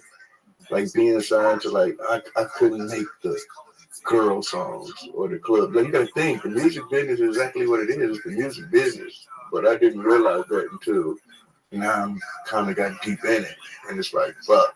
Nobody knows. Once you get a mortgage, you're like, fuck. You know, the business side of it is what puts you into shock. Yeah. Because guys like you and I started just to get out of what we were doing. Yeah. At one point in time, my life, I was like, if I could just be able to support my weed habit and to pay my rent, buy fresh clothes, and pay my rent, I'm happy. I'm good. I'm living this good life. If I can do that on rap music, I'm happy with that. I swear. I thought I was going to travel all the time. I wasn't going to get a residence. I was going to get like a down point, like live with 4 dudes. My plan was to travel 40 weeks a year, no kids, no wife, no family, and just do comedy. But see, now with this Chance guy and guys like yourself with the internet, so your music is free, but you charge on the road. Yeah, that's pretty much what you get paid. That's it. You get paid for your show. That's it. But you know how that is, though. We think about the level of those guys, though. Like they didn't even, they were just getting millions of dollars off their music. Like, we're not making no money off music. The music is the commercial. That's why I call it the commercial. And now you're selling everything else. That's why I'm trying to get more into doing anything else. Like, Those guys, it's their fault. It's the local Dunkin' Commons. We've got a better job than the Secretaries. I would imagine and hope that the local cops weren't like the Secretaries. They might not have known, not all of them. But Yo.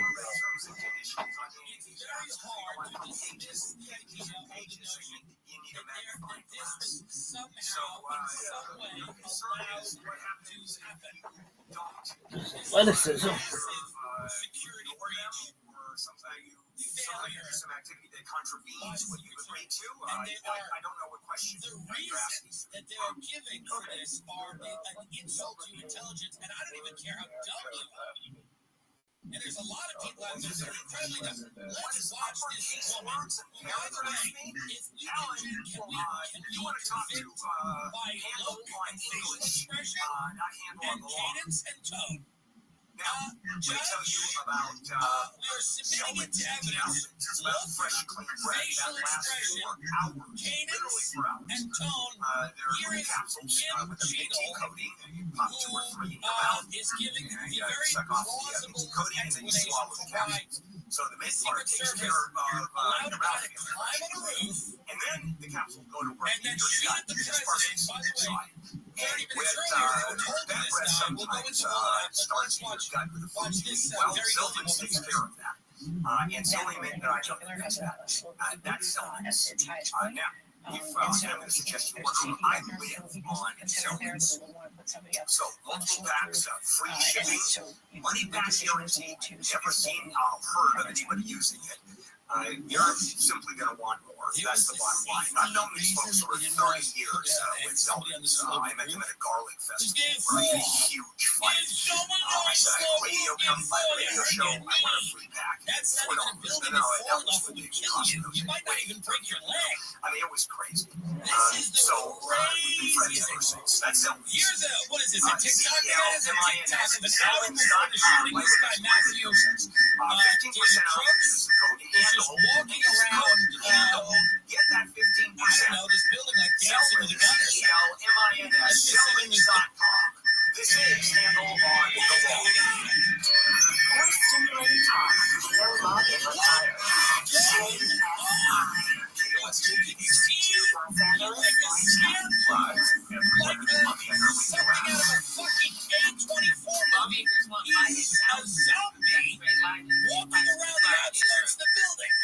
House lawmaker from California is calling on President Biden to withdraw from the 2024 election. ABC's Jim Wynn says Representative Zoe Blockman is a close ally to former Speaker Nancy Pelosi. In a strongly worded letter addressed to President Blockman said, quote, your candidacy is uncontested to reach the White House with protective impact, crucial House and Senate races. Biden issued a statement yesterday saying he would be returning to the campaign trail next week as he spends time in Delaware recovering COVID. Texas Democratic Representative Sheila Jackson has died. Jackson served in the House since 1995 and has a legacy of pushing for civil rights legislation. She was the lead sponsor of the Juneteenth National Independence Day Act. Jackson was battling cancer when he was 74 years old.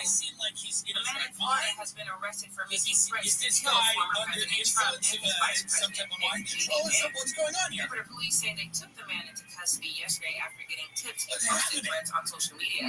This comes a week after Trump was shot in the ear during an assassination attempt at a rally in Pennsylvania. A woman has been killed in what may have been a samurai sword attack at a home in San Dimas. Deputies found the woman suffering from lacerations. This man lives a few houses down, says he and other neighbors are shocked. Right, it's a very fight. They say really nothing going on. It's crazy. So this person is shocked. The footage from Thursday shows deputies ordering a woman to put a samurai sword down. She was walking while holding the sword and bleeding. Investigators say the woman led them to the home where they found the other woman who had been stabbed. San Dimas Blake Trolley, KFI News. Airlines are trying to resume normal operations from the global computer issue that caused thousands of flight delays. CrowdStrike says they are committed to transparency and they plan to share with customers how this happened and steps to prevent this from happening. If you are traveling, if you'd like to avoid the chaos, it's best to check with your airline before showing up here to make a report. ABC's Morgan Norwood says CrowdStrike is an American cybersecurity technology firm blamed for computer issues around the globe yesterday. Hospitals, banks, and 911 systems were also impacted. A woman in Missouri who served 43 years in prison for a murder she didn't commit has finally walked free. The judge ruled to overturn Sandra Hemi's conviction last month after finding the police department ignored evidence in the case pointing to an officer. Learning the prosecution wasn't told about FBI results that should have cleared him. The state's attorney general fought to keep Hemi behind bars, but now that they just, are trying to put some stuff together, but they said preliminary reports are coming out. And they're saying, well, he was interested in high-profile people, regardless of politics and stuff like that, which is kind of everybody. Everybody's interested in high-profile people. That's literally everyone on the internet reads stories about high-profile people. So again, it's a weird thing. Thomas Matthew Cook's parents were licensed social workers. By the way, I'm telling you right now, every social worker I know is a sick person who has a God complex and has a fetish, who is really, really sick. Everyone I know, and I'm not trying to be rude, but I'm saying that every social worker I know, it does not help anyone, and barely tries to. They like tragedy. They hunt it down. They find it. They want to be in it. They love it. They love going into a dirty house where kids are getting beat and not helping those kids. That's every social worker I know. They are lazy people that enjoy chaos and hell. And that's what they do. And I know that people are going to hate that. And they're going to go, no, they do a lot of good work, actually, you fat fuck. They do a lot of good work. Do they? Do they? Do they? No, they don't. Most of them don't. Most of them literally show up to the house with a clipboard and go, what's up? Did they beat you again yesterday? Yep. All right. Make a little note of it. And then they leave. And then they walk out. They do nothing. And those are the people we want to replace the cops with. Oh, yeah, what did they do? They raped you and beat you? I'm sorry. Oh, sorry, I put it in the file. Raped, beaten on Wednesday at 2 o'clock. Do you think it was 2 o'clock? Was the rape at 2? And the beating was throughout the rape and then after. Beating after rape and throughout rape. And they just lack, they can't do anything to help anyone. And I'm not saying they're bad people. Many of them, I don't know, might be. But I'm saying they can't do anything. So there's something about a job where all you do is witness horror and you're powerless to help it. That concerns me. That people even like doing it. It's very weird. They're powerless to help, and they keep showing up to see the horror. It's like if doctors couldn't operate on anyone, and they just wanted to hang out around the hospital just to hang out with sick people. So Matthew Thomas Matthews Crooks.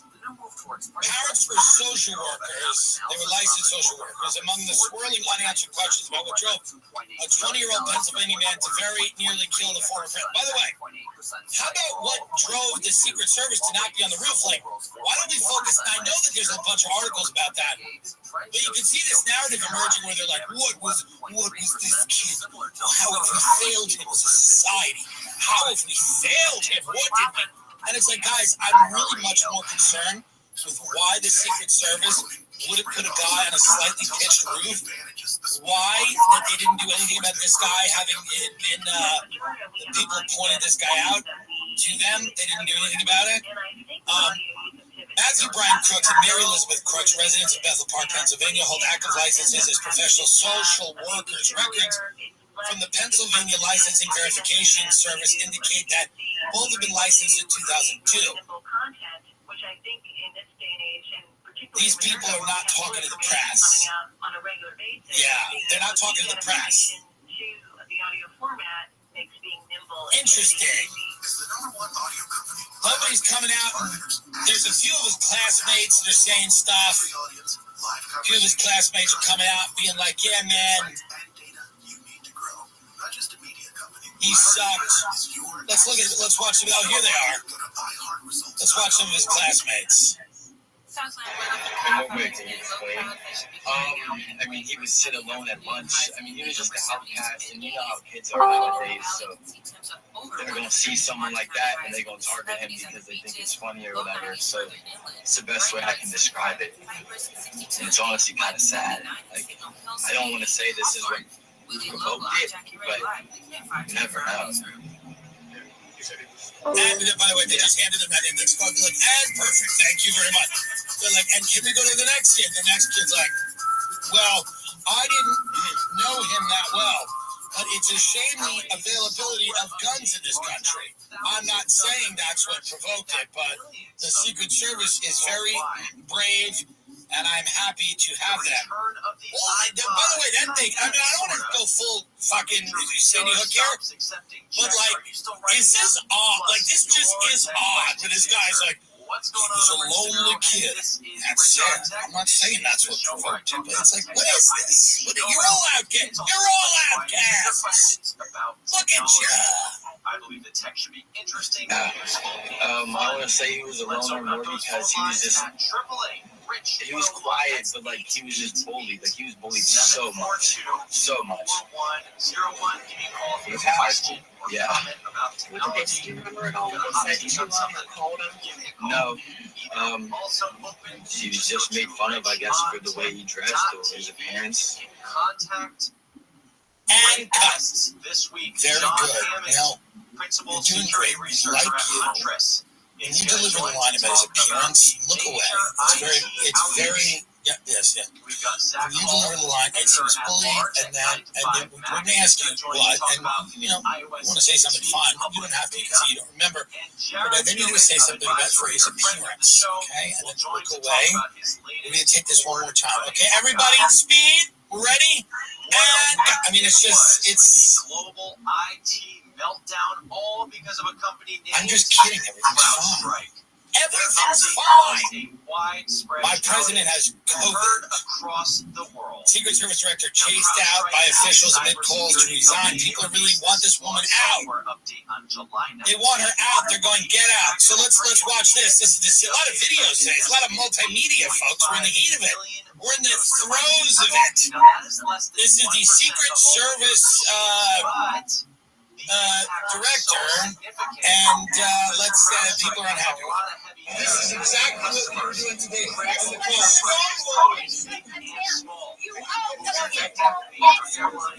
that? Is that Marsha Blackburn? Yes. Oh, wow. She's spunky. Tennessee? Interesting. People had trouble ordering their venti triple lattes from their phones. It was pure chaos. When the caffeine stops flowing, that's when America has a problem. So this is exactly what you were doing today.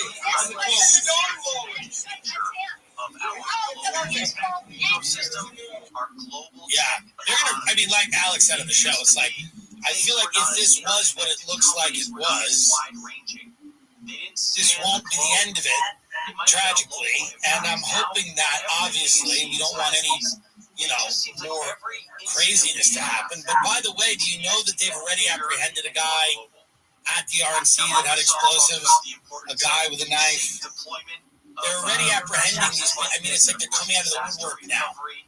There's a lot of different people. People have been arrested at the RNC, showing up with weapons, showing up. Armed man in ski mask arrested while approaching Republican National Convention perimeter in Milwaukee. He was armed, a man armed with an AK-47 pistol and wearing a ski mask was arrested on Monday, just blocks from the Five-Star Forum where the Republican National Convention is being held in Milwaukee. Inside the bag, police found the gun and a full magazine. His intentions were unclear. So, by the way, it's crazy pandemonium out there. And by the way, when you talk to people about this, people are remarkably calm. And obviously, I'm not saying we all have to lose our minds, but it is interesting. People are very disconnected. People are like, wild times. Like, that's the most you're getting out of normies about any of this. They're like, what? Wild times. Wild times out there. And you're like, well, maybe it requires more analysis than that. Well, there's some wild times happening. Well, I don't know if that's the only thing we should say about it. But here this guy is, and they're just coming out of the woodworks, and they've got AK-47s and knives and guns and explosives, and they're all just showing up. CrowdStrike stock fell 11%. They're all just showing up. Now, things are coming back online, but this was not an hopefully none of this is a plot, none of it's coordinated, none of these people are. I'm hoping that that's the case. That would be lovely. Of course, this is just but we have the most egregious failure of security. We have the Secret Service. Remember, it's like when Epstein died and they came out and they were like, the guards fell asleep. Remember that? It was like they were like, the guards fell asleep, they were tired. And you go, wait, but there's cameras. Well, they stopped working. It's like, they used to put so much work into lying to us. Now there's no work being put into lies. That should offend you the most. The roof was sloped. What do you expect us to do? It's like, bitch, wait, hold on. That's the fuck. It's really amazing that they don't put any work into the lying. They don't put any work into the fucking lying anymore. Man, they used to really come up with fucking good lies. It would take years and journalists to unravel these lies. Now they just, it's like, it's just completely insane what they'll do with. The cameras stopped working, everybody fell asleep. That's what happened. The roof was closed. Move on. Yes, it was just everybody was enjoying the rally, and then there was this zombie guy with an AK-47 walking around, but nobody noticed him really. People saw him and yelled about it, but we didn't know what to do. We relied on the local cops, and it was a slope roof, so we couldn't put anyone on there. We couldn't clear it. Shut up. The president's healthy. Everything's fine. The president is fine. Joe Biden is fine. He's doing well.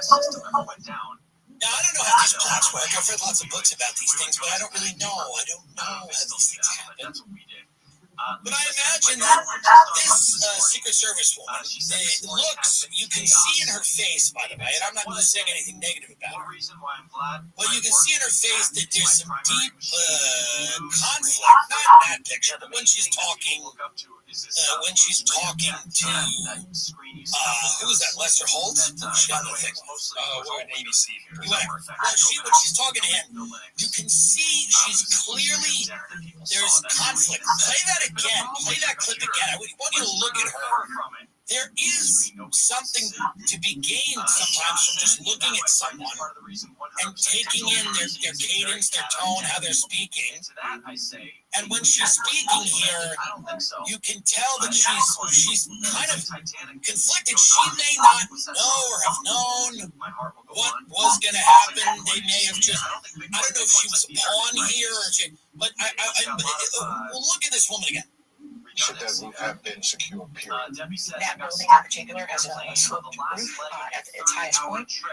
And so, there's a safety factor that would be considered there that we would want to put somebody up on a sloped roof. And so, the decision was made to secure the building from inside. She looks very kind of compromised. She doesn't fit. Now, obviously, it's a serious thing. It's a severe topic. Look at that. Does this look good? Does this look good for anybody? Oh, the roof. Well. Doug says now just imagine a cashless society. Earlier that day, we did have a Secret Service agent go up to the roof. He was having a very cool blizzard. Understand that, and there are places that don't blizzards, we hold them upside down. Unless they're free, actually, we hold them upside down to show that the ice cream is so thick that it won't fall out of the cup. Well, I mean, joke's on us because it was pretty hot that day, and the ice cream actually started slipping out of the cup. And it was a Reese's peanut butter cup blizzard, not the pieces. The cups are relatively thick. It came out of the cup, so now you just basically have like a milkshake on the roof that got very slippery because of these little peanut butter cups that are melting and creating a hazardous situation. That's the reason the president got shot in the ear. That's the reason. Okay? That's an interesting take. Americans will understand that, right? They're pigs. They're pigs. They'll understand that. Well, you know what? That roof was all covered in raisin cane sauce. And it was too slick for anyone to get on. We couldn't get on that roof with raisin cane. See, we had a little Secret Service party. You know how we do. We got there a little early, got some fingers and Texas toast and went up there. Got a little crazy. And there was cane sauce all over the roof. It was too slippery. I don't even know how that should be right on there. I just don't know. It's unreal. It's absolutely unreal. But I mean, that's people say to me all the time. They're like, you got to do an emergency thing. You got to do a reaction. We did one with Alex. We had 2.5 million views. So far, it was this epic thing, and we love Alex for coming on, and we appreciate it. But I mean, what do I have to say? It's the same thing that we've all kind of thought and said, and it's that if this isn't fishy, nothing's fishy. That's the thing. If this doesn't smell, what does? If this doesn't, smell like a rat, whatever the term is, if something isn't wrong here, when is it wrong? Something seems like it's very wrong. That the Secret Service cannot secure a roof 150 yards from where the president is speaking seems like a major fucking problem. 5 days or 4 days or whatever, a week after the debate, where we found out that the incumbent president is in advanced dementia. It's not like he's has some mix-ups here and there. The incumbent president is is almost dead. His brain is failing. And the people are like, no, behind closed doors, he's better. He's worse. He's absolutely much worse. That doesn't mean he can't have moments of lucidity, and it doesn't mean he's not a smart guy. It doesn't mean that he can't recall certain things, but it means that he's completely incapable of doing the job of the American president, which is to sell weapons and start wars.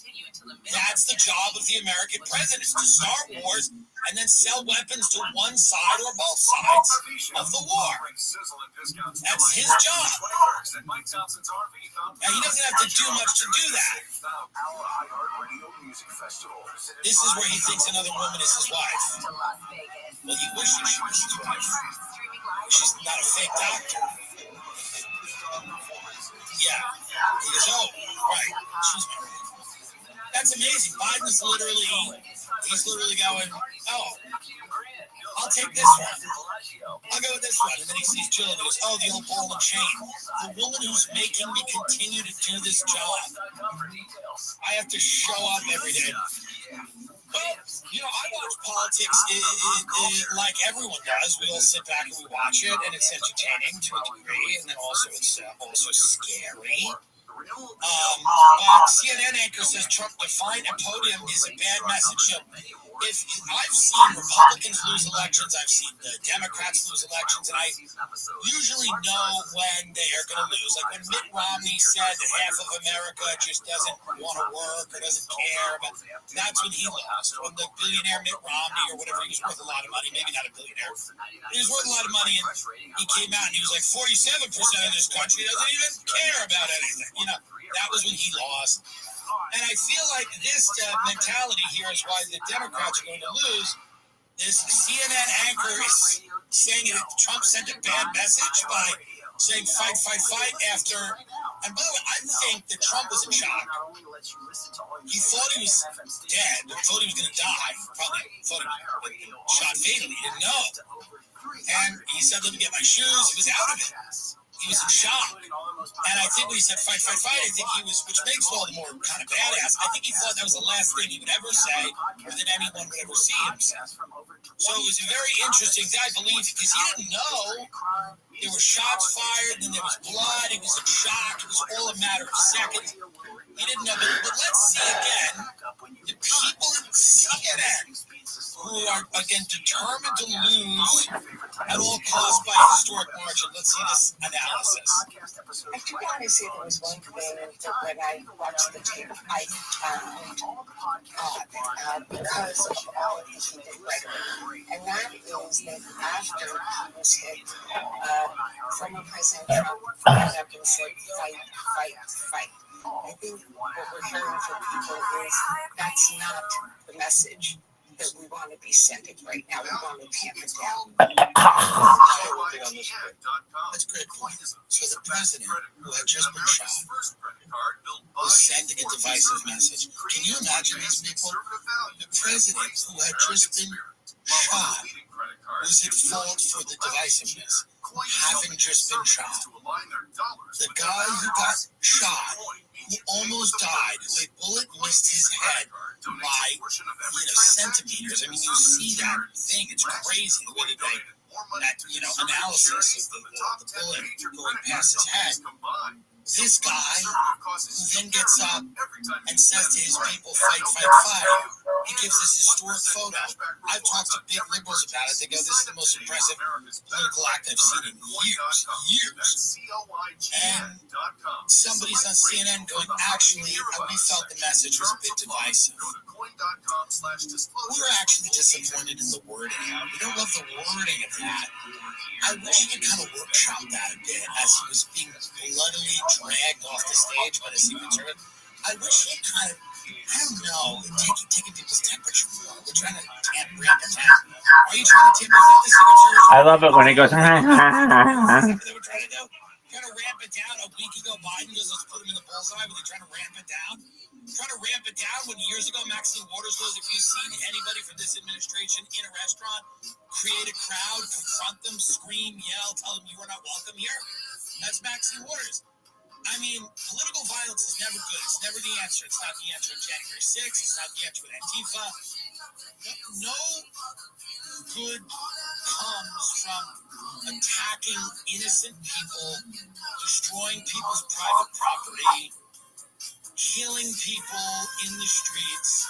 Violence is it's like a cancer. It grows, it spreads. It's incredibly destructive force that cannot be marshaled. And the people that unleash it often can't control it. All these idiot Congress people, senators, members of the media, when these riots were going on over George Floyd, they were like, oh, we can control this violence. We can use it for our political ends. We think some of this violence is good. Punch Nazis. We'll decide who's a Nazi, and then you go punch them, confront these people in the street, do all this stuff.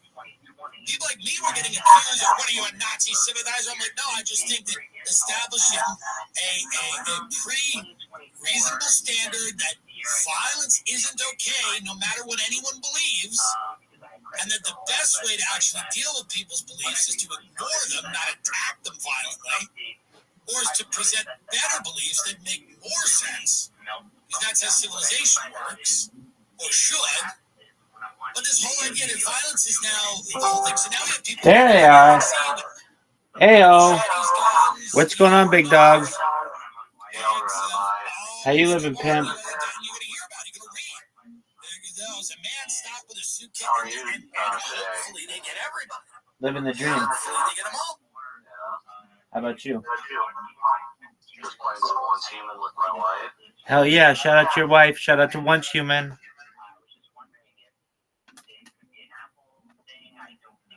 What's good?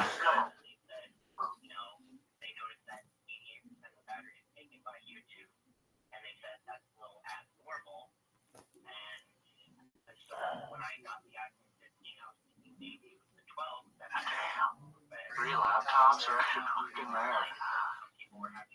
You got it all, bro. Word, dog. Biggest event in global history. Well, that was your first mistake, Cameron. Looking at what people say online, because Absolutely. you can Well, feel free to chill. Do whatever you'd like. And I am just listening to a podcast. I'm listening to Joey Diaz. Do you know who that is? Do you know who Joey Diaz is? Not right off the top of my head. He's on the Joe Rogan experience quite often.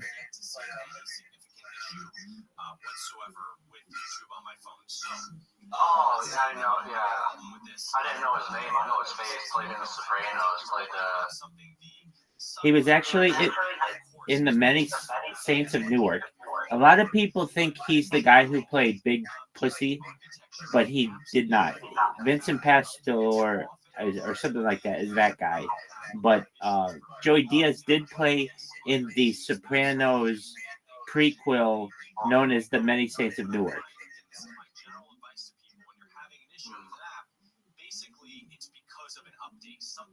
His name, I believe, in that movie is Big Buddha. Or something Buddha. But yeah, we're just chilling, watching that. And so here, check it out. Here we go. Joey Diaz, everyone. It's hard to understand you because you're getting picked up. It's picking you up on two different mics. All right. So the one that's furthest away from you, and then of course do any of the updates for like that, you can see the whole stream. Yeah. When you talk, it picks it up twice. Okay. So it's like all I can catch is the very first few words you say, and then the last few words you say. Okay. I'll mute this one. I'll just say before it though that I was just watching Joey Diaz podcast. That's all. Once you reinstall everything Just 1 and minute. use it again, if it's still happening, I don't really have a good solution. I would say, just wait for an update for the app because, again, there are many people using YouTube. I have not heard of a widespread heat issue with the YouTube app on the iPhone, but if you are using it a lot, yes, especially in the summer, it would cause your phone to heat up. The 88 battery percentage is a little concerning. That is a lot, but it depends on what you're doing on your phone if you're using YouTube a lot of the time. Thanks for the Here, I'll share my screen for you. Oh, please do. You want to watch what I'm playing? Word, I do. All right, I'm gonna watch it. I'm gonna have it take over my screen. Amazon says record-breaking sales. Yes, they say it every time. Let me just give you some of the numbers. Excellent. I see you. You're running around. Previous Prime Day, Adobe Analytics says Okay. I'm gonna do play-by-play for a little bit. retailers during Prime Day. That includes other retailers as well. That's up Running around 11% the jungle. year-over-year. So yes, people are shopping. Average order size, according to Oh, Numerator, got the scope. $97.97. Got the scope. Average household spent just about $150 and placed 2 orders. Top Fucking, oh, dude. Taking out a guy. Uh-oh, taking fire. You got him. Very good. Does it tell you that the guy died? Yeah, it gives me like a little X, like a red X or something. Like watch the crosshair. White X, red X. Baller. Ooh. Wow, you're doing really well. I believe that's Yeah, 3 I'm kills. a level 34, and these guys are level 17. Period. Let's see. Go up the ladder. Go up the ladder. Get up there. Hell yeah. To get onto that ship. Word. Hey, is this the ship you were having issues getting on? Yeah. Yeah, no, it's this tower. Oh, tight. Can you jump up? Oh, never mind. Yeah, so in this game you're a metahuman, and this is like that guy's called V, and he's a good deviant. So, are you on the same team as your wife? Yeah. Cool. Yeah. Makes it easy. Right now, she's doing something while I do something, and we're gonna go fight another boss, clear out a silo. Just want to make sure there's no other loot on this ship. Could there be other bad guys?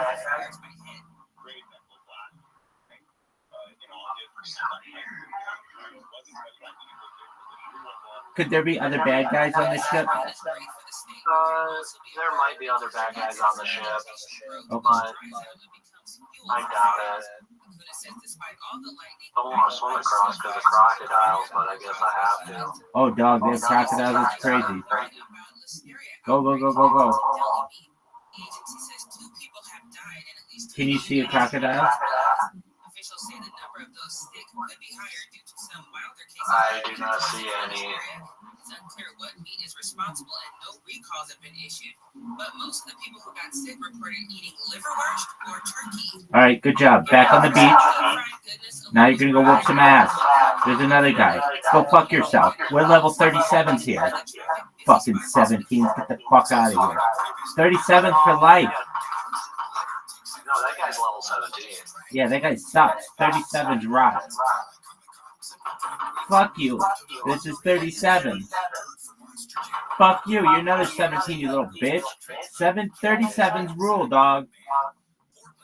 Hey, I'm kind of cheating too because this is like a low-level mission. Like, so here, let me go to my task. It's recommended level 12, right? Dog, you're So dominating I this just shit. like grinded bosses and like the main class, and then doing commissions, and I ended up leveling up really fast.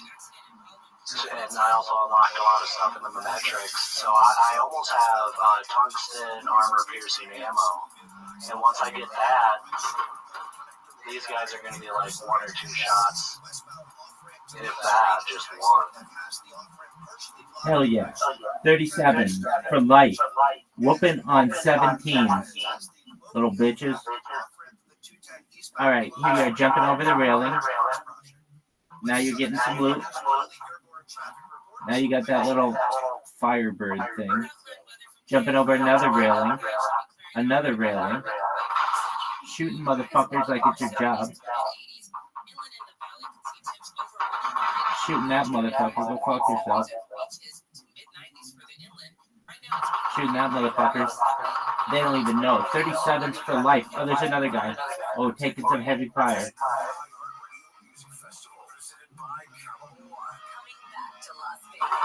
Oh, ended that person. Ended them. Oh, easy shots. Easy kills. Dead. Easy. Wow. You are just terrorizing people. You are terrorizing people. Dog. You are dominating. You don't have a single death yet. Oh my word. I thought you were going to die. Nah, I got some pretty good armor on. Oh, cut that right. Oh, there's another guy. No, behind the glass.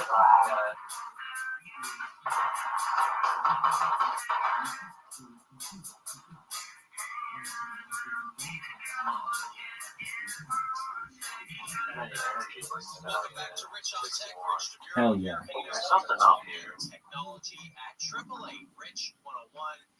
Yeah, that's right. Just medical records. Hell yeah, dog. Principal security researcher at Huntress. He's going to talk about this major IT outage we experienced this week. John, thanks for joining me. Hey there, Rich. Thanks so much for having me. So, let's see, John, you've got 1.7 million subscribers on YouTube as a... Did you create your Fiverr account? I did create one. I haven't made a profile yet. Very cool. I haven't put any. I gotcha. Well, goodness, I'm flattered. Thank you so much. Well, it really runs the gamut on cybersecurity, whether it's looking at... Good on you for creating the account. That's the first step. All right, here you are on the second level, shooting motherfuckers like it's your job. Right now when it comes to all the stuff you talk about. Oh goodness. Well, you know, you see all the news. You're stealing all their shit. Ransomware, but often that's maybe targeting a business or a company or organization. But for end users, No. oftentimes you see info stealer malware. Some things that will try to grab your passwords, see what sensitive information you might have saved or cached in your computer, like credit cards or addresses. Oh, dog. He's on the catwalk. He's an easy target up here. Oh, he's got the Firebird. I call it the Firebird. What's that thing called? His name's V, and he's a deviant, but a good deviant. Hell yeah, the V. I call him V the Firebird. He's a deviant, but a good deviant. And this motherfucker. Initial thoughts on this CrowdStrike meltdown. What happened here? Well, I don't know if we can dig into the whole long story. I know folks are already feeling the effects. But around, I guess, 10 p.m. Pacific. How do I get into this building? Oh, that must be from the roof. The roof. The roof is on fire.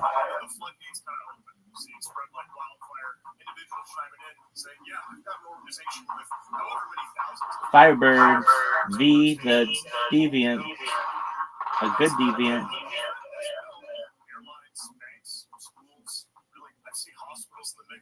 Big spool. So what is CrowdStrike supposed to do? They do what's called like endpoint security software, right? Like, can you explain what that means? Correct, absolutely. So CrowdStrike is a cybersecurity provider. They're a vendor that's really trying to work hard to protect you from malware and hackers and all those threats on the landscape. What that means is they have a certain amount of sensitive access. Like, so you want to be able to protect your computer at all the different levels and layers there. So they've got what a lot of nerd geeks call sort of root access, working in the kernel is kind of the topic word there. But that is a little bit sensitive. Okay, now I'm confused, right? Yeah. They're in there. Where's the door? Unfortunate misconfigurations. Well, the machine can very well crash, as we've seen widespread. And what do you make of this? Have we seen something like this happen before on this scale with an update like this? Short answer is no. I don't think I'm going too far out the limb to say. I just think it's very cool that you and your significant other bond over this game. That's amazing. Shout out to video games bringing people together.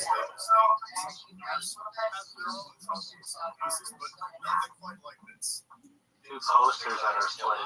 Conspiracy theories have been right there. around. You know, you think about what this could impact in the future. That one, right there. So, what if a company, what if like someone got in at a company that has all this access to the kernel and did something maliciously? Like, this was a mistake, clearly. I hope it was. But what if there was malicious intent? Could that potentially happen? Yes. Well, if I may say, to dispel the myths, by no means this is not a vulnerability. This is not an exploit. This is not a hack. What the actual fuck? Who would have ever guessed that? There you go. Ninja route. I really can't say that with certainty, but is that doomsday or nightmare scenario when, yes, all the technology we have such reliance on, we want to keep that secure, we're trying to lock all the doors and windows here.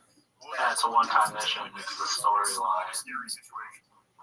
So, the interesting part to me is how this got out. So, I assume that they tested this on computers before it went out. So, what do you think went wrong in that process? I know they're still investigating with their internals and all that stuff. They may know more than they've let on. But, like, how do you think this got out there when it was messing with computers? This is, truthfully, I think the harshest critique, and rightfully so, because what we have to wonder about that QA process or the workflow of rolling things out. Really, did it start as a small sample? Was it 100 hosts that went to first and then grew to 1,000 and expanded and more of that testing QA process? But unfortunately, it sounded like everything really just had this incident occur at the same time. So I think there are some lessons. Who's there? Peace out, Girl Scout. Dead. DEAD dead. Word. Wait, I feel I'm having some of those configuration files, what they call channel files. Not to get too far in the weeds, but it has made quite a movement. So how are people recovering? Like, how are IT folks, like, just, I mean, I know that a lot of these computers are back up and running, but I am sure it's still a long process for some organizations. So is the process to recover from this pretty rough? Absolutely. And this is the crux of the issue. On Friday, you can imagine, hey, a lot of technicians and engineers running around to each computer individually and really having to roll out a workaround or some mitigation manually. Because this problem of computers in kind of an unstable state, you've seen the blue screen of death, that blue picture with the sad, frowny face. Well, hey, that means the computer hasn't fully started up, and you won't be able to roll out any automatic changes or push a solution at scale. So unfortunately, I don't know how long this might take, whether it's the weekend, whether it's a week, time will tell, but it's one by one manual effort, and that's why, hey, all the nerds and geeks are having a rough week. Could something like this happen with our iPhones or Androids or Mac or Linux computers? Yes, is again the short answer, but let me add the little disclaimer and asterisk, because it does depend. It varies. Us using the technology that's provided by a vendor or company, and folks maybe making that hardware and software, there is trust. There is a certain layer of understanding and hope that will be done the right way. But accidents like this can happen. And it's funny, you normally have the conversations of are the business owners or system administrators actually using automatic updates and applying patches as they're released. And normally you have the conversation, is the onus and responsibility on them, the end user? But in this case, it was truly the provider. And that is what made this quite a disaster.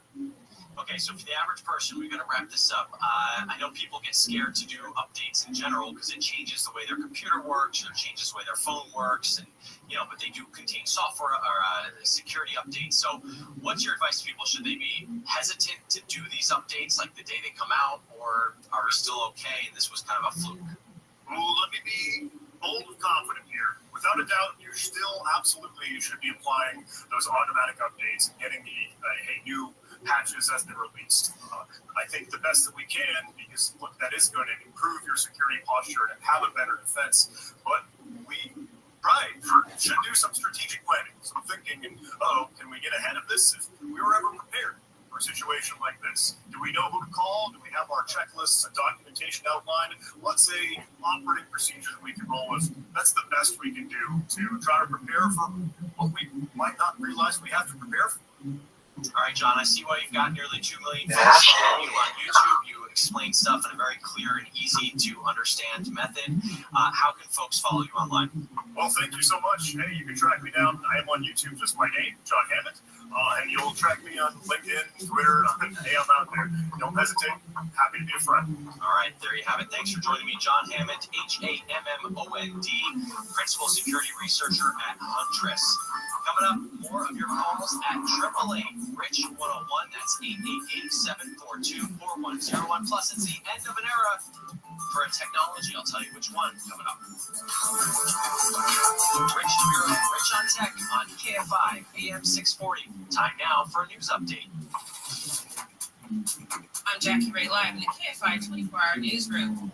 The San Juan Creek Trail in Orange County will be closed for the next 2 weeks while a new railroad bridge is being built. The Orange County Transportation Authority says people who usually use the trail will have to find alternate routes. Texas Democratic Representative Sheila Jackson has died. Jackson served in the House since 1995. She was 74 years old. The conviction of a woman wrongfully convicted of murder in Missouri has been overturned, and she's now walking free. Sandra Hemme was released after hours of a judge threatened to hold the state's attorney general in contempt if he kept. There's just a bad echo. Let's go to an accident in Culver City on the 405. Yeah, this is North. Hey, so I got a question, Rabbi. Go for it. Motorcycle. It's been moved over to the right shoulder. Oh, you're muted. Is starting to recover from Florence Avenue. On the 605 southbound after Valley Boulevard, fire crews are still dealing with that fire. The right shoulder is. Are you Jewish? Absolutely. And if you're heading to the Orange County Fair, expect delays throughout the day on the 55 southbound heading to Costa Mesa. With Southern California's only airports, I'm Trey Alexander. Our iHeartRadio Music Festival presented by Capital One. Were you raised, like, born into it? Or did you convert? I did not convert. I became more religious later in life. I really became religious around the year 2016. I started going to more and more religious classes, at least 3 times a week at yeshiva, which is a Jewish place of learning. I would learn essentially scripture, we call it Chumash, on Tuesdays, and Gemara, which is Talmud, on Thursdays, plus additional study on Fridays and Saturdays. And after about 4 years of that, every single week, without missing, during the pandemic, some people from my synagogue recommended that I study under a rabbi in Israel, and then eventually became a rabbi during the pandemic. And since then, went on this lifelong journey to live stream my life. And while I'm not a congressional rabbi currently, one day I believe I'll be able to be.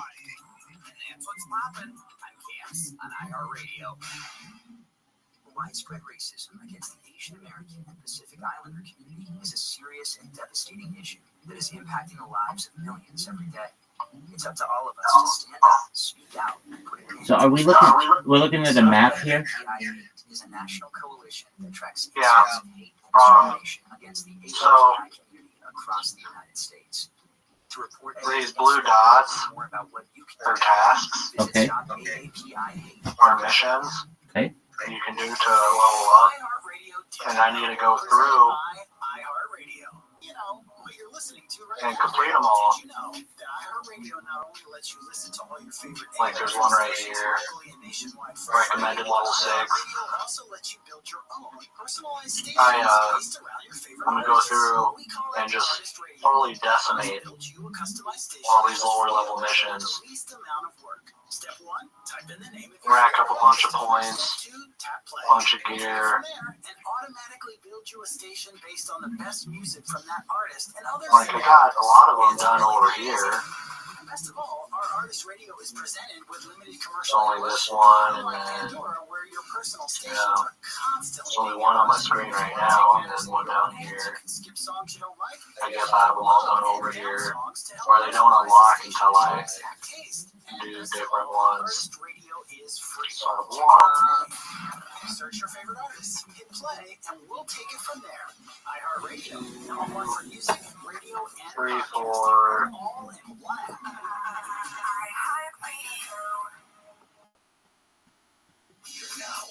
Yeah, 4 missions I can do. Which one are you gonna do? Essentially, criminalizing homelessness. Tawala Sharp this evening at 5 on KFI and on demand anytime on the iHeartRadio app. It's like strawberries on a summer evening, and it sounds just like a song.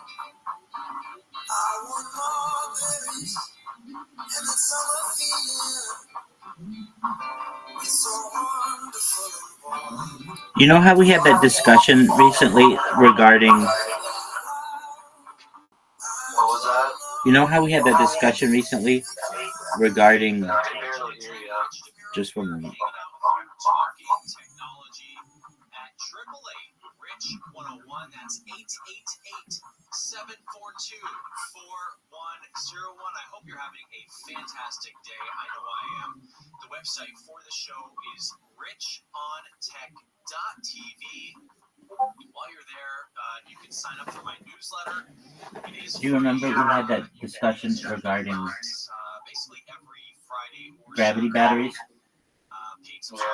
I put that in my recent AMA as a topic that I addressed. So if you're interested, take a look. It is in the link that I sent you. I've got over 300 questions that I've answered in there. Okay. Yeah, I'll definitely take a look at your Reddit. Let's go to Dawn in Tucson, Arizona. Dawn, you're on with I wow, appreciate dude, that. 426 comments. That's actually a lot of engagement. Doug, Orion, you're so sweet. I just answer my own questions. It's all you. Word. That's 100% right. No, not all me, but a lot of it. This is a really interesting thing. One of the people, I was posting on Reddit, and somebody asked me, "Hey, Rabbi, why do you just self-promote on Kick all day? Why don't you come to our Discord and tell us about your project, basically?" So I hop in there, I win them over, they become big fans, and then you'll actually see in the Reddit where they're like, "Oh, you've got that dog in you, Rabbi. You've got that drive," which is a cool thing to see. You start off with a hater, and you win them over. Your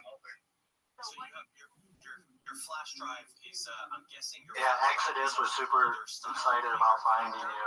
Oh yeah, exactly. It was Exodus. That's right. Hey, would you be down to have be interviewed by a bunch of streamers? Yeah, essentially. Okay. That was another thing Exodus was wondering. Absolutely. Dawn, there will be a quiz when we're done. Okay, so what you need is an adapter, and you need a USB-C adapter. So if you go on Amazon. Okay. So you're talking about your motorcycle, right? Yeah. I've got like a whole bunch of these little phones that they send me to test. Because I put all my fuel back in my base. Let me just make sure that's the right one. Okay. Sure, absolutely. But I think you'll get it faster on Amazon, honestly. It's so easy. So even though your wife and you are on the same team, this is not co-op, correct?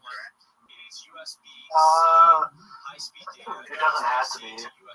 But since her and I are on the same team, if we go into a silo or a boss, we have to fight with each other. Oh, okay. Wait, you have to fight with each other, but not against each other, just against the bad guy.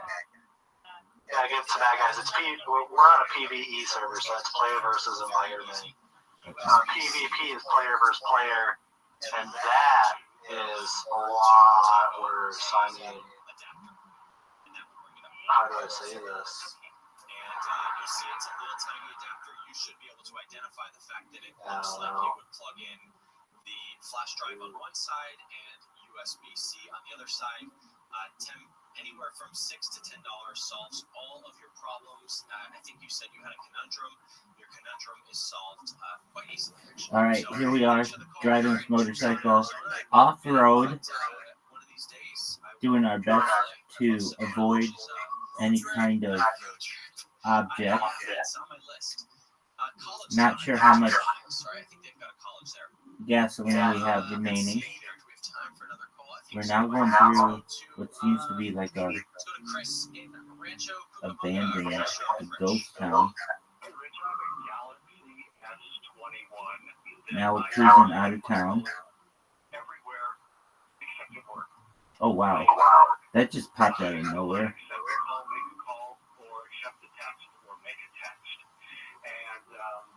Everybody else seems to be okay. I asked our IT department about it, and they said, we don't use Wi-Fi calling, so I don't know what you're talking about, and they use iPhones as well. I'm wondering, what do you think I can do to... Uh-oh. You're good, you got it. Well, I don't connect to the Wi-Fi at my work for this reason, because, A, I don't like to be Boy, you trapped, got that and B, head. I'm supposed to do The miracle will only appear as soon as the moon rises. Wait until nightfall and try your luck. At my work, it's the same thing. The Androids Isn't it are nightfall? to connect to the corporate Wi-Fi, and the iPhones connect really easily. So, the only thing I can think of How do I is do that emoji? This type of communication blocked at a network level, and they may not know it. Like whoever their provider is may just block that sort of traffic because I don't know, maybe it's insecure, maybe it's just not what they want on their traffic. Why do you need the Wi-Fi calling service? Does your phone not work well in the area? There's a few dead spots in the building. You know, we're in a 4 or 5-story building, and then we're on the 4th floor.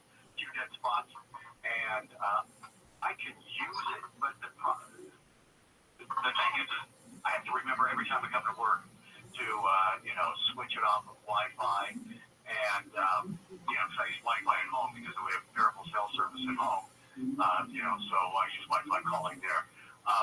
But occasionally, it does get spotty in the building. With the cellular connection, you're saying? With the cellular connection, yeah. Because I was going to say, on the Samsung, there is a routines. Yeah, sorry. There is a routines functionality on the Samsung where you can actually have your device disconnect from the Wi-Fi at work, and you can manually connect when you want it, when you want to use that. So that's one option. I don't know what your data plan is like, but the only thing I would do is maybe troubleshoot the connection. Can you make any voice over IP calls? Like, can you try like a Google? I just heard this weird faint growl. In my headset. Is there a bear? There's wild boars, wolves, Alligator, or crocodile. yeah, crocodiles, look at these little rabbits. Whoever their service provider is, it may be blocking this sort of traffic, and that's my hunch. That's the only thing I could really think of. The other thing I would do is maybe talk to some of your colleagues if they have, an iPhone, and say, hey, do you use Wi-Fi calling? Is it turned on? A lot of people don't even know. You ask them Pick this up stuff. some more fuel. It's just however it's set up. But it sounds like it's something that's being blocked at the network level because it really shouldn't be a reason. Welcome. How you living? The other thing I try. What's good, baby? Trying to think if you. I missed you. I want to introduce my friend to you. He's another streamer. Excellent. Here he is. His name's Hems. He wanted to meet you. One moment. Like me and you, Rabbi, we're like best friends. Oh, definitely.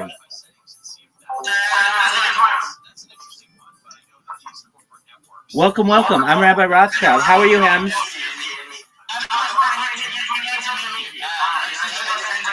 Excellent. Here we go, baby. You ready for my spiel? Absolutely. Hi, I'm Rabbi Rothschild. I stream my life 24 hours a day, 7 days a week, 365 days a year for world peace. I don't want war anymore. I've been doing so for more than 3 years. This is the biggest event in global history. It goes back to the pandemic. We've seen the death of a queen, the birth of AI, the coronation of a king, and everything in between. Bill Gates stated in the 1990s that content is king, and The Economist magazine stated in 2018 that data is Earth's #1 resource. And if that's true, I may perhaps be a very important person someday because I have more data archived on YouTube than any person. In addition to world peace, we want to help with world hunger through vertical farming, through cloud seeding, and through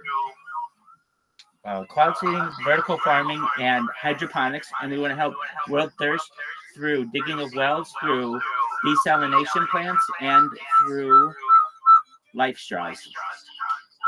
This is essentially a time capsule for the world, going back to the pandemic. We've seen the death of a queen, the birth of AI, the coronation of a king, and everything in between. With that, apologies for all the feedback. You got it. Word, dog. No, hey, you're I got you. I've got 4 different cameras going right now in this one little room. Just 1 moment.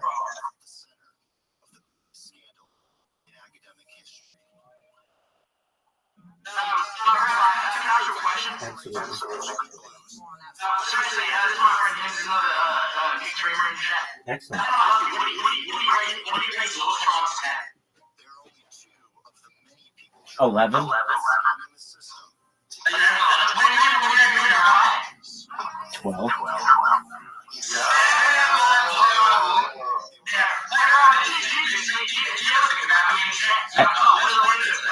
Dude, I've been live in your Discord now for more than like 2 months. Just a moment. I know I've got so much feedback. It just drives everybody crazy. Okay, this should be better now. Hymns, I apologize. No, it's okay. Okay. So yeah, I do. I think about you all the time. I talk about you pretty often. So a lot more streamers have been inviting me into their Discord and doing interviews and podcasts and stuff. And I get asked who my favorite streamers are, and I always mention you. I was in someone's stream recently as well, and they're like, who streams do you normally stream? And they found out that I am in several people's Discords, and I definitely named you. I named Shafed. I named Aiden Ross, because those are the big ones where I'm always basically in yours and always in Aiden Ross's. Wait, do you use me as a little test rat? I would never use someone as important as you as a test rat or an example or any of the above. You are prime time. Hey, I have some big questions for you. Have you seen my AMA? I had a little skin bro. I'm not intelligent at rating. Dog, you should see. There's a link in there. It's a spicy link for my Instagram. Look out. a spicy Instagram. Word, dog. I have my sex tape on there. Dog, I've got my sex tape on there. It's live on Instagram. Find it.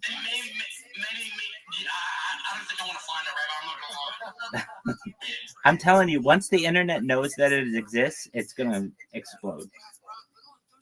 I'll tell you. Oh, definitely. I'll tell you what. Some Kick streamers have already seen it and publicly said that they think I'm well endowed. I tell them that I am just average. Just ask LeBron. Yo, what up, Diddy? So you've got that and a bunch of other really exciting things. So I understand, Orlando Jet. If you haven't had the chance to read through it, please do. It's amazing. And then ask your own questions in there, and I'll do my best to answer them.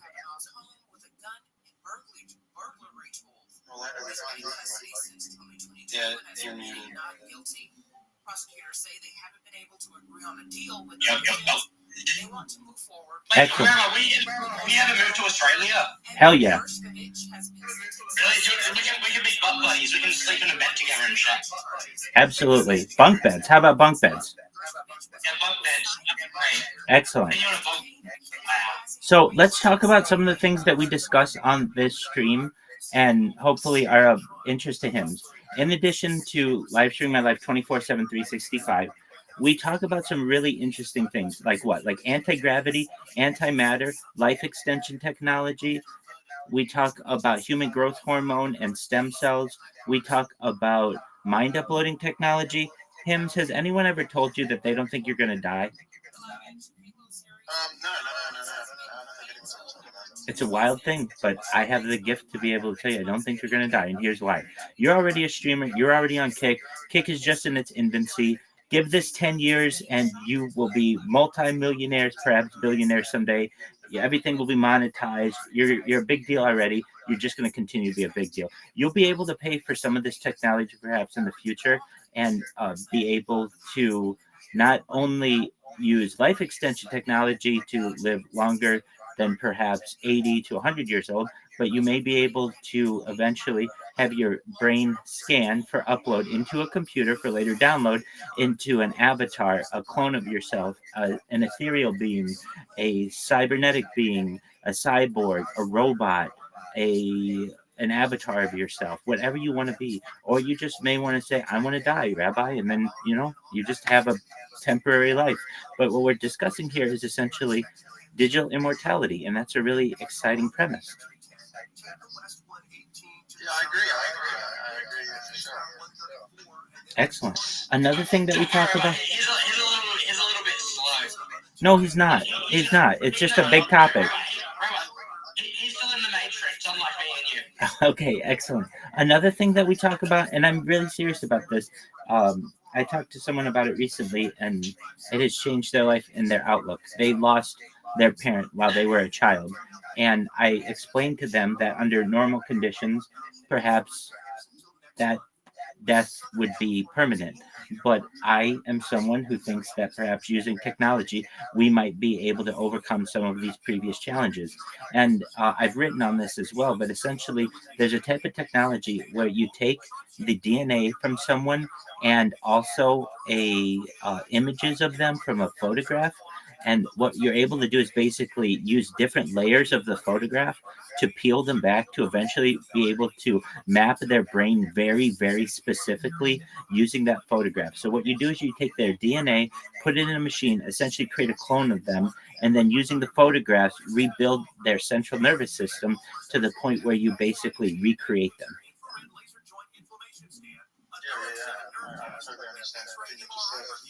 That's amazing.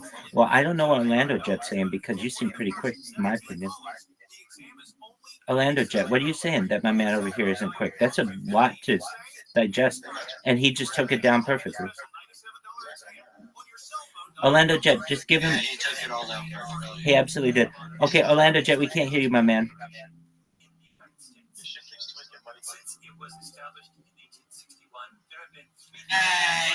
What up, dog?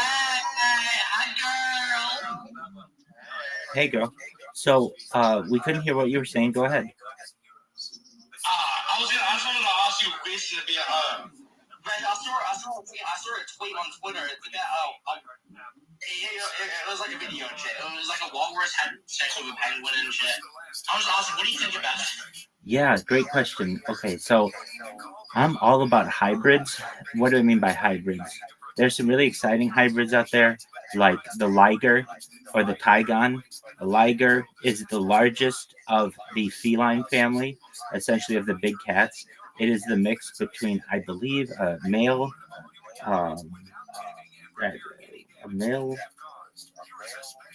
lion and a female tiger, something like that. And a tigon is a male lion and a male tiger and a female lion, along those lines. So there are some ways to crossbreed different animals. Additionally, like crocodiles and alligators. All crocodile can basically interbreed. We've had interbreeding between the American alligator and the Cuban alligator. We know that basically canine breeds can interbreed, and then that gets us into bigger questions regarding humans and our ability to perhaps interbreed. I don't know if anybody's heard about this, but there was a project that was really a lot of energy was invested about a century ago by the Soviets, but then also by the Chinese, and this was a project known as the Human Z. Has anyone ever heard of the Human Z?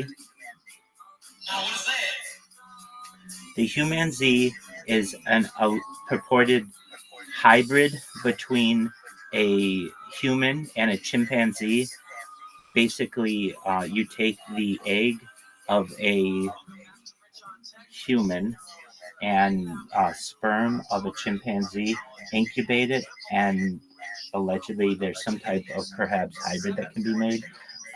Apparently, there were major pushes to do this in the Soviet Union around the 1920s and again in China in the 1960s. But this just shows you that anything's possible, perhaps, when it comes to these hybrids. If there's nature stopping us from creating a hybrid currently, that doesn't mean that we can't overcome the challenges in the future to create a hybrid, perhaps, of anything. That could mean some really good things for humanity. Perhaps we might be able to create artificial organs for ourselves, or perhaps be able to use some of the technology that we glean to extend our lives. So I think the idea of hybrids are quite interesting. What are your thoughts on Donald Trump getting shot? That's an excellent question. Why are you amazing, Lando? Absolutely. So I don't believe the official story, and I'm not afraid to say it. I've watched a lot of videos. You have to look at the person who is apparently on the water tower, who takes shots and then uses a zip line to escape. It's pretty apparent that somebody was on the water tower. You can see them in video. So that's at least a second shooter. There are all kinds of strange things when it comes to perhaps like people signaling. Obviously, the Secret Service cannot be trusted by the American people. The Secret Service is essentially an arm of Department of Homeland Security, which is essentially, part of the nanny state. So if I were Donald Trump, I would do my best to get private security, and I would be pretty safe in the future. I would have bulletproof glass in a lot of places. I know he probably isn't going to do that, but I would fear for my own life. If they took a shot at me and it hit my ear, that's pretty close. I don't want him to get any closer. Wait, so I saw on Twitter today that the guy that showed him, the last thing they searched up before they went and did it was they're looking at porn. Yeah, I mean, that wouldn't surprise me. That's probably like 25% of Americans. What's going on, Brad? That was the last thing you searched up before it happened. That was the last thing that happened before it happened? Welcome, Brad. How are you? Hey, I don't know if you've been to my Discord before. There are about 500 VCs available. I'm glad that you're in this one. But if you want, you can take a look. All of the chats for most of the VCs have a little blurb about what they're about. So it might be interesting to you. Feel free to check it out. Rabbi, can I ask you another question? It's very important. Go ahead. What do you rate Brad Richardson from 1 to 10? He's an 11 as well.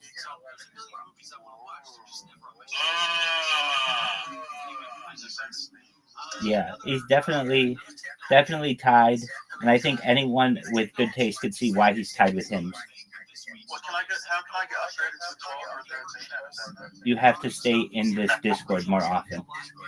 Once you get into this, if you're coming in a couple times a week, you'll be into that 12, 13 range. Am